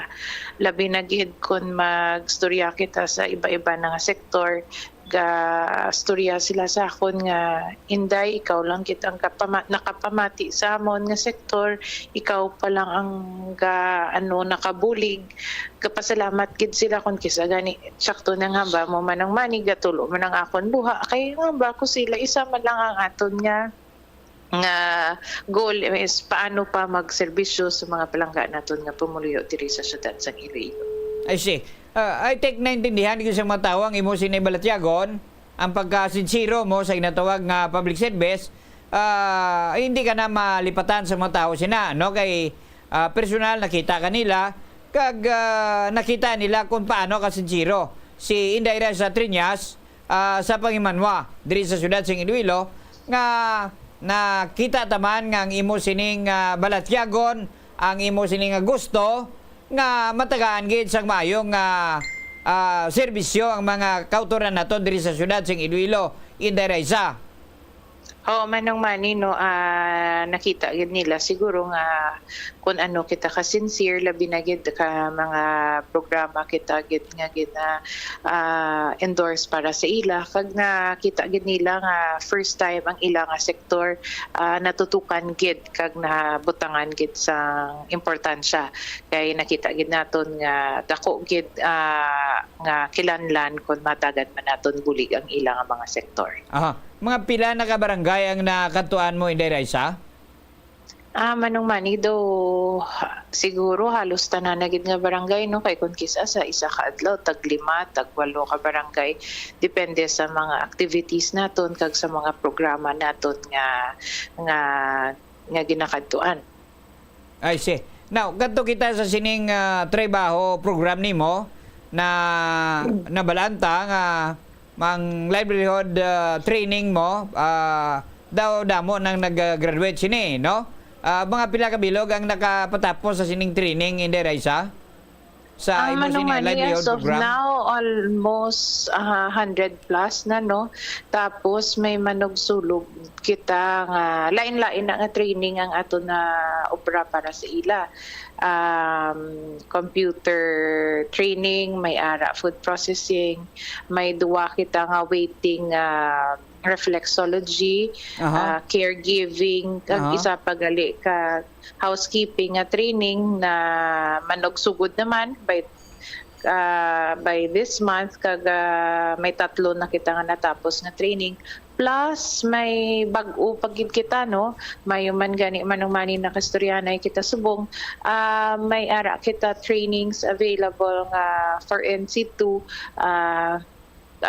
carpentry, masonry, kag tile setting. Balaan man naton manong-mani daan subong ka booming na gid ang construction industry naton diri sa syudad. Kadamo na gid ka patindog sang mga subdivision, condominium, kag kinahanglan gid mga skilled workers.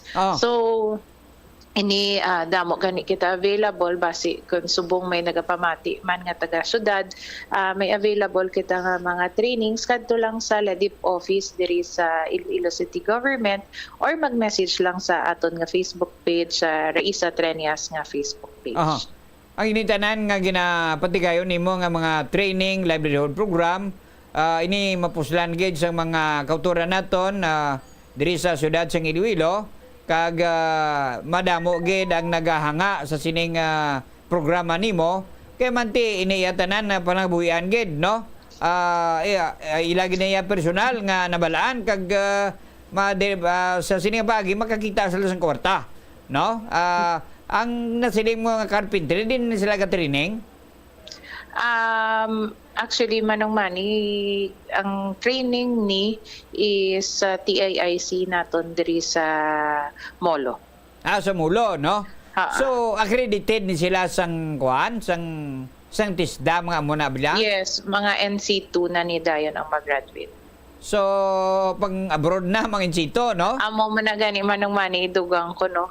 Aside sa makapangita sila sa trabaho diri sa syudad, once NC2 pa, mas mahapos kapag makapangita trabaho abroad. Kay kadamo man subong nga mga skilled workers naton galakat, kay kadamo man demand subong para sa NC2 nga skilled workers naton pa abroad. So, ining training, sige-sige ni Inday Raisa?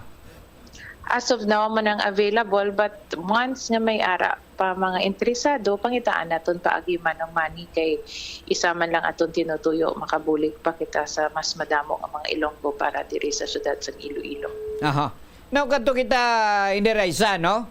Sa isa man ka matahom, kag kanami, sa sining uswag scholarship program, may nag-graduate na kamo from college this year. So maalam galing ang mga kabataan ni kay manti 29 tanan. Pila ka cum laude ni Inday? 51 ka cum laude manong-mani, no? 51 ka Latin honors ang sa aton uswag scholars, tapos 100 plus ang nag-graduate nga uswag scholars naton subong nga tuig. May ara man nga magna cum laude, why? May ara kita mga magna manong-mani, no, hindi lang ko kabalo kung pila. Pero sa tanan, as of the latest naton nga count, 51 ang Latin honors naton. 51, no? So, ini sila tagpilagan ng allowance nila samtang nag-eskwela sa college? 10,000 kada tuig. 10,000 kada tuig, no? Isa na kada ko nga bagay. Kahit ang iningin na pa-eskwela, yung college kada ni, no? Masyado kamahal ang tuition sa college. So, di na nga mga eskwelahan, Inday Raisa? Any schools naman ng money, no? May private ka public schools, wala na pili, basta qualified lang din. Makasulod ka na sa uswag scholarship program. Kay kabalo ko ini siguro nagagigid sa may died nga screening ini kay manti mga maalam nga kabataan na magmo nga 51 cum laudes, no? Manong-mani. 51 cum laudes, may ara pag mo magna cum laude, no? Medyo mataas-taas na iya sa cum laude ang magna, no? Kaya mataas na summa cum laude.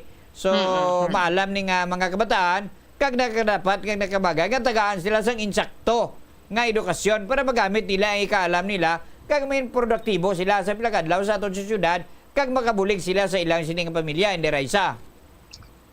Yes, Manong Manny, no, aside sina ang mga kasan-o, may nakita ako madamo man tong sa health nga field ang naka-cum laude, may ara man nga mga business ti kadako gid na nga bulig labi na gid kung sila nga top sila sang class makapangita sila obra, mas mahapos gid sila makapangita obra dayon.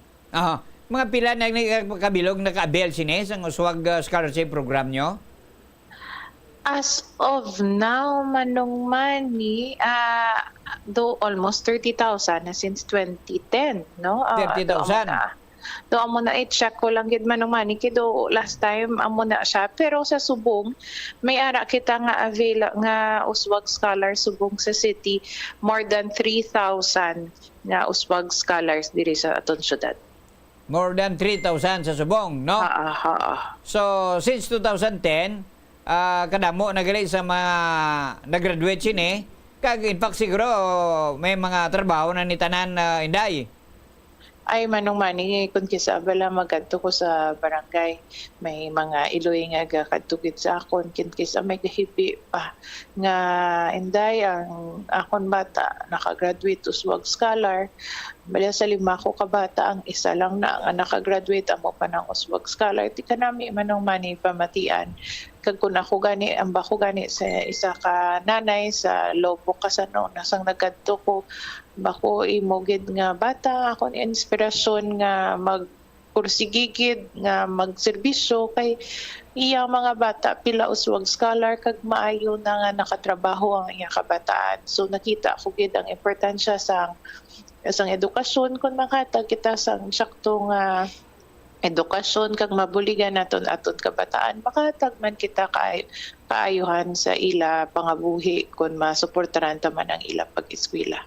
Okay. Salamat gid sa imo sining pagabalikid sang parte sang edukasyon kay sa aton nagipayag mo malang niya aton nga konsilos ni de makatapos sa kabataan, no, kag makaobra sila mabata kang ila sining pangabuhi kay kun way kay di mo ya eskwela, ano pag-asinso sa pangabuhi nyo? Ha? Amo gani Manong Manny, no. So aside sa uswag scholarship naton, amo ni sa iba naman, sa iban nga hindi gusto malawig, may ara kita trabaho. Ang trabaho niya pag tag 300 hours lang, tag 1 week lang nga training, makapangita ka na dayon trabaho. Good news gani sa aton nga sa iba na train, more than 50% na ang nabaton sa trabaho, kag subong gina-assist na pagit sila kung paano pagit pangita ka trabaho, kay siguraduhon gid naton nga mabuligan ang tanan nga nabuligan training nga makapangita sang trabaho dayon. Ay si. So nami gid ni nga para sa futuro sang aton sini mga kauturan ang imo sining programa, no? Ini tatak Inay-Reza Triñas gid, brand of leadership ang ginahimo mo subong kag ginapalibugan gid kung paano mabuligan ang pumuluyo ang matawo diri syudad sa Iloilo. Matamat lang. Ano pa gid ang ibanday nga mga programa nimo nga gusto mo ipalabot sa mga kauturan nato diri syudad sa Iloilo? Oo, ang subong Manong Manny ang amo nino ang pag-unaton nga trabaho. Kag this month ang aton nga mental health nga ginsturihan kasan ma-launching na kita together with may mga anytime may ara na kita hotline nga kung sino ang kilanlan may istorya, anytime ang aton hotline available na para sa mga pumuluyo naton. Ay siya. So, daway naman ta bangkot si mo, Inay-Reza, no? Mabuhay ka, no? Kag nakita ta ang imo sini pagbanikasog, ang imo sini sinseridad, nakita sa mga pumuluyo, nga kuisa up to the extent gani nga dumuturo ng luha mo, sa sining pag-amuma kag pag-welcome sa mga tao sa imo sa mga barangay, Inay-Reza. Basi kung may gusto ka pa ipalabot sa mga pumuluyo diri syudad sing Iloilo, Inay-Reza. Ang ako lang manong-mani no, kung sino pang gapangita sa skills training naton, magkadto lang sa LEDIT office sa second floor sa Iloilo City Hall or mag-message lang sa aton nga Facebook page. Amo man ang sa scholarship program, mag-message lang sa Facebook page kay Raisa Treñas or magkadto lang sa inyong mga barangay kay balaan na ni Kap ano mag-apply sang aton nga uswag scholarship program. Okay, salamat gid, Inday Raisa. Thank you gid manong mani kag mayong aga gid sa tanan nga tagpalamati sang Bombo Radio. City Hall in action. Inyo nabatian mga kabiyanan si Inday Raisa Triñas, ang masunod nga congresswoman diri sa syudad sang Iloilo mga kabiyanan. Tibisan sa uswag scholarship program pa niya, madamo nang nabuligan mga kabiyanan. Amo na ganing ginaliwat-liwat sa pagsiling ngati ang edukasyon amo na yung importantes tanan sa mga kauturan naton para makatibawas kita sa kaimulon. Konpigado kita mga kabiyanan. Kag kung hindi pa kita mag-eskwela, mamigado na lang kita hasta sa upa. Hindi ka man pwede makasakay sa barko kung way ka sa eskwelahan. Hindi ka man pwede ka manager sa bangko kundi inda sa kompanya kung way ka sang mag-ineskwelahan. Kung standby ka lang dahil mo sa kalye, kagway ka sa eskwelahan, hasta sa nang in-standby ka lang imuda sa kalye mga kabiyanan. Amo ning beauty sa programa.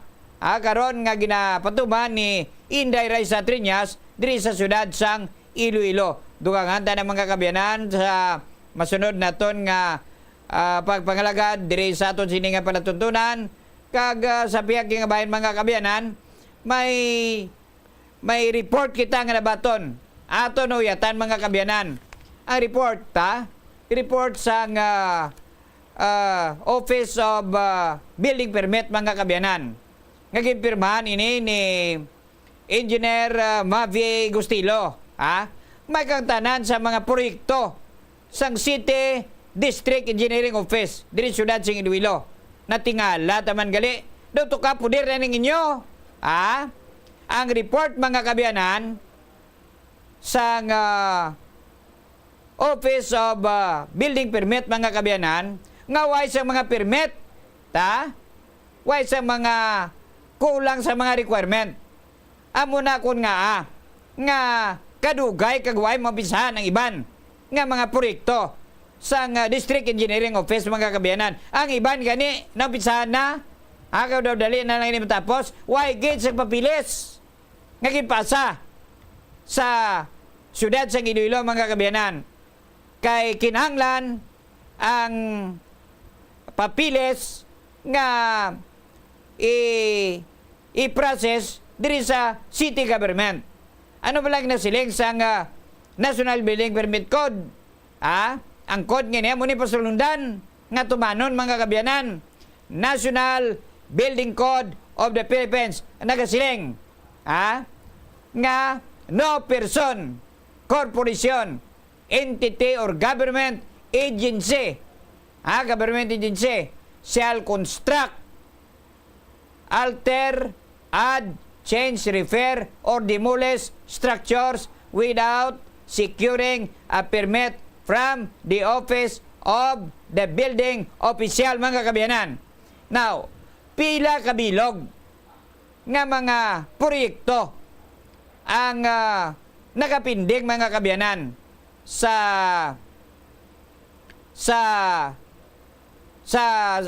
ngaway matagaan sa italo pangod mga kabiyanan bangod sa kakulang ang tanan nga proyekto mga kabiyanan diri sa syudad sa Iloilo sa City District Office ang local government nagasiling mga kabiyanan nga kon magpatindog ka mag-construct ka sang building kinanglan may consultation with the LGU. Konsultahon mo pa ang LGU. Anong konsultahon mo da sa mga engineering design, kon bala insakto na, ilang taon pa na, kag may approval pa sang concern, sang gunian, panglunsod before implementing any project. Pero waay ni mga kabiyanan ginahimo sang District Engineering Office nga mga bagay mga kabyanan. That is why nga waay sang mga proyekto nga nahuman nga natapos diri sa syudad sa Iloilo ang City District Engineering Office. Ang record sa kapasiling mga kabyanan. Nga sa 2023 pa ni to present sa subong 8 ka mga permit application were submitted sa District Engineering Office. Out of 8 application mga kabyanan ginsumiter sa building official mga kabyanan. 2 gid lamang ka proyekto ang in-approve.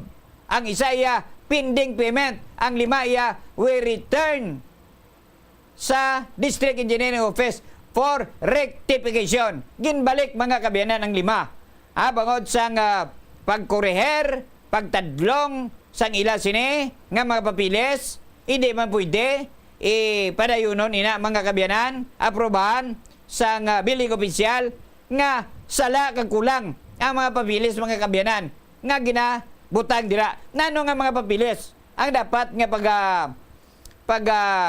submit nila mga kabyanan? Ang may harapan na nga technical evaluation. Ang papilis nga dapat kag nakabagay nga isubmit nila, i-attach nila sila sini nga building permit mga kabyanan, amo iya ang approval gid.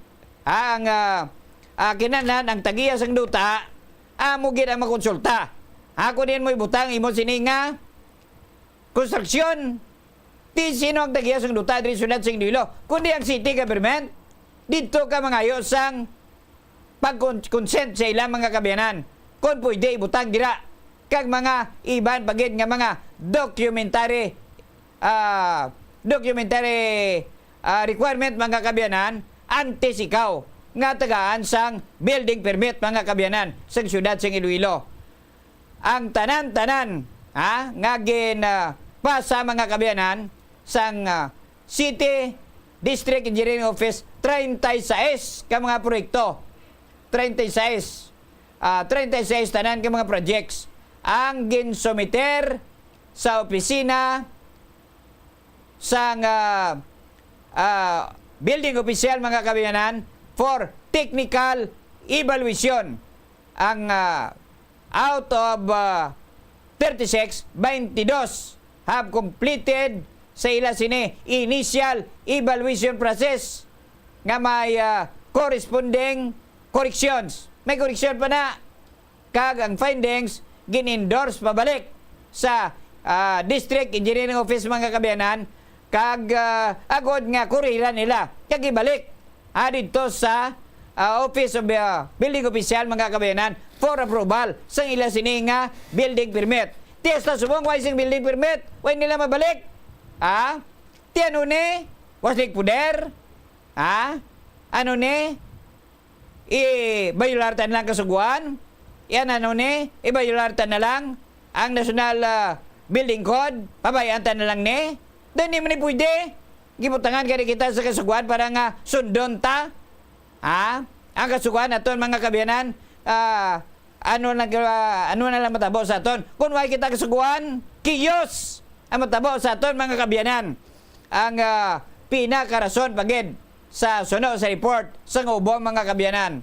Ang pending building permit, ang rason sinide nga amo iya nga why sang necessary consent sang lot owner. Sinong lot owner? Din kang katindog inyong proyekto ang syudad sa Iloilo. Dira ka mo kuha sang consent sa ila.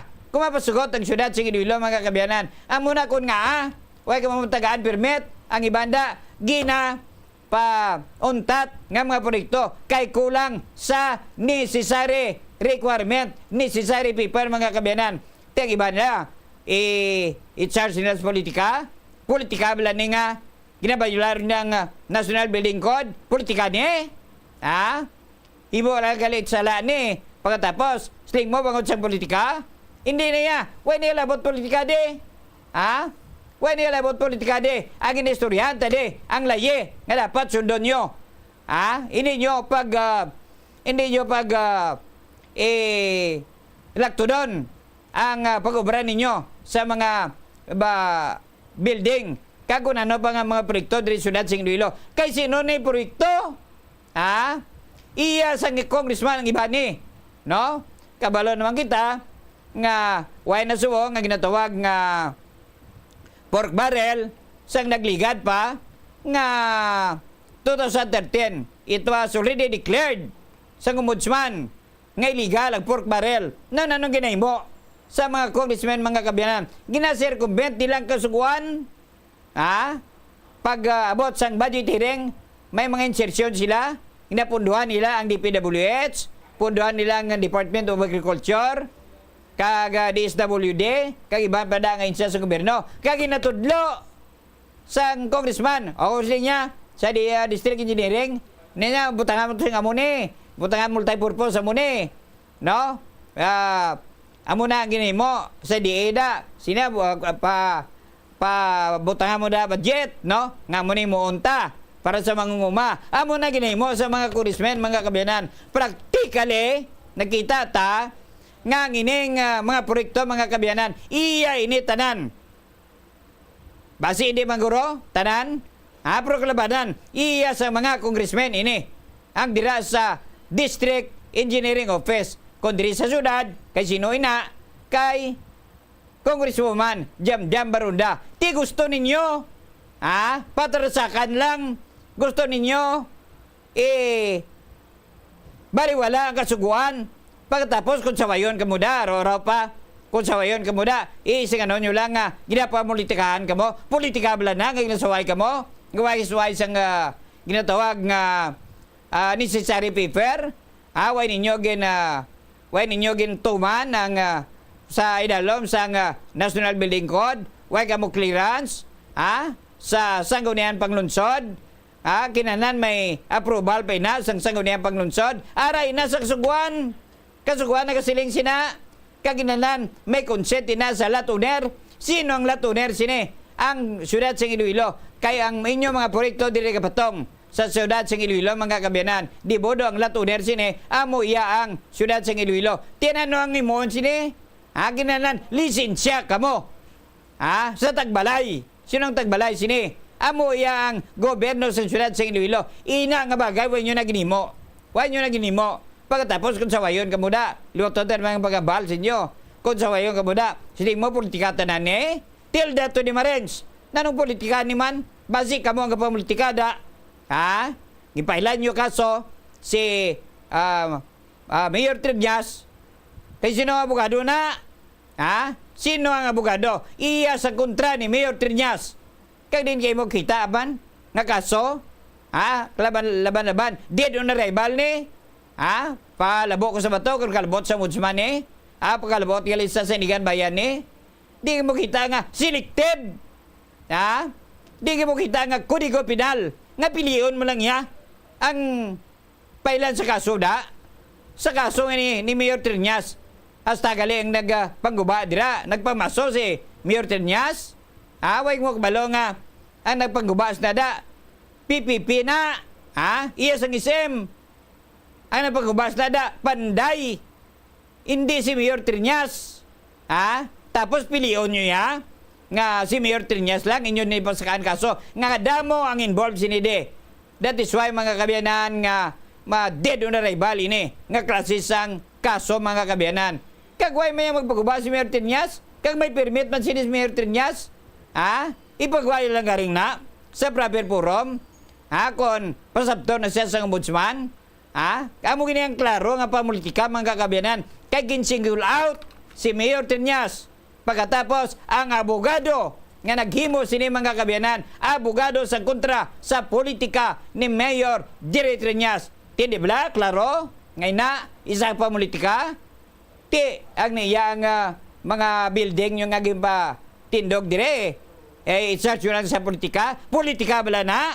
Politika bala na nga kulang ang mga requirements nyo? Kuway ka mo sa mga building permit, politika na, konstrukton ka mo? Sa building permit nyo, politika bala na.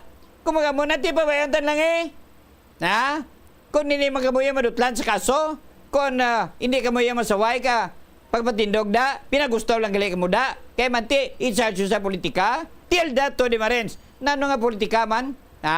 Kamu ang kapamulitika da, Kaya kinsigul out nyo si Mayor Triñas sa pagpile sa kaso nga kadamo sa nga involved dito ang pandaya, wala din ang panday. Sino ang naguba sini? Sino ang nagpamaso sini? Si Mayor Triñas?